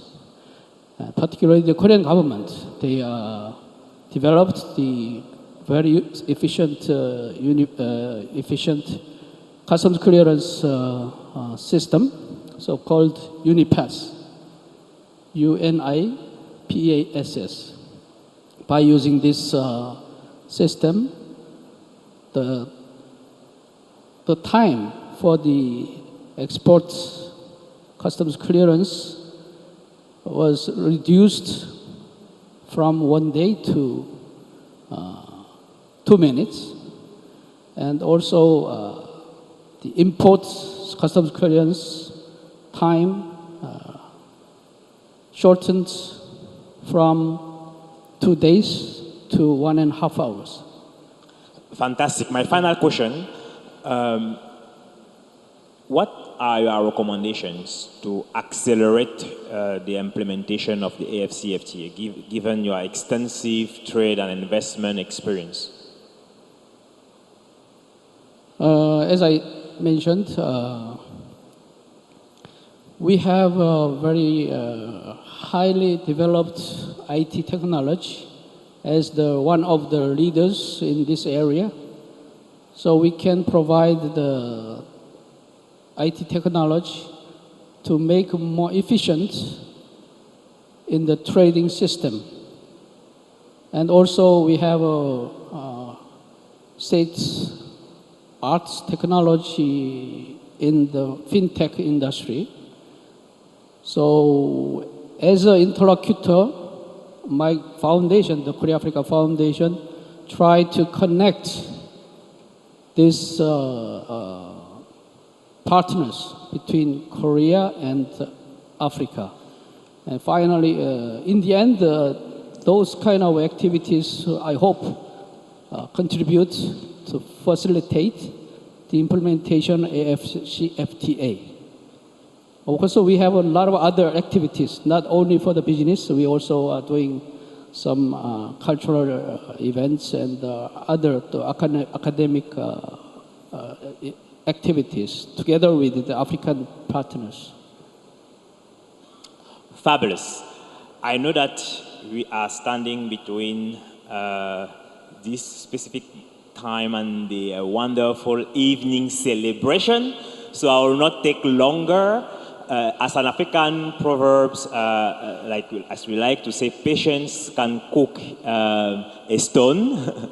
So we are incredibly fortunate to have so many of you staying here after such a long day. And please give another round of applause to our panelists, but also to yourself. Thank you so much, and I will give the floor back to the chair. Thank you so much, gentlemen, for this engaging conversation. Thank you, Professor Signé, for conducting this conversation. Thank you all for being with us for this very, I think, interesting and fruitful day of discussions, the second day of the AfCFTA Business Forum. Thank you for your attention. Thank you for being engaging as well in the Q&A sessions that we had throughout the day. We have kept you long enough. We will not continue to do that. As you may know, there is a gala dinner taking place tonight. It's happening at 8 p.m. It will take place at the Hall 10, if I'm not mistaken. Hall 6, my bad. So Hall 6, that is one level down. And for those of you who can't go back to your hotels or don't want to commute too far, you can just, hang around. There's going to be some refreshments outside of this hall, so you can just stay back. And then at 8, you'll be able to join the main Hall 6 for the gala dinner. Thank you very much for being with us. And we will see you tomorrow at 9 a.m., bright and early. Please be sure to make it on time, because we will start the program on time. Thank you.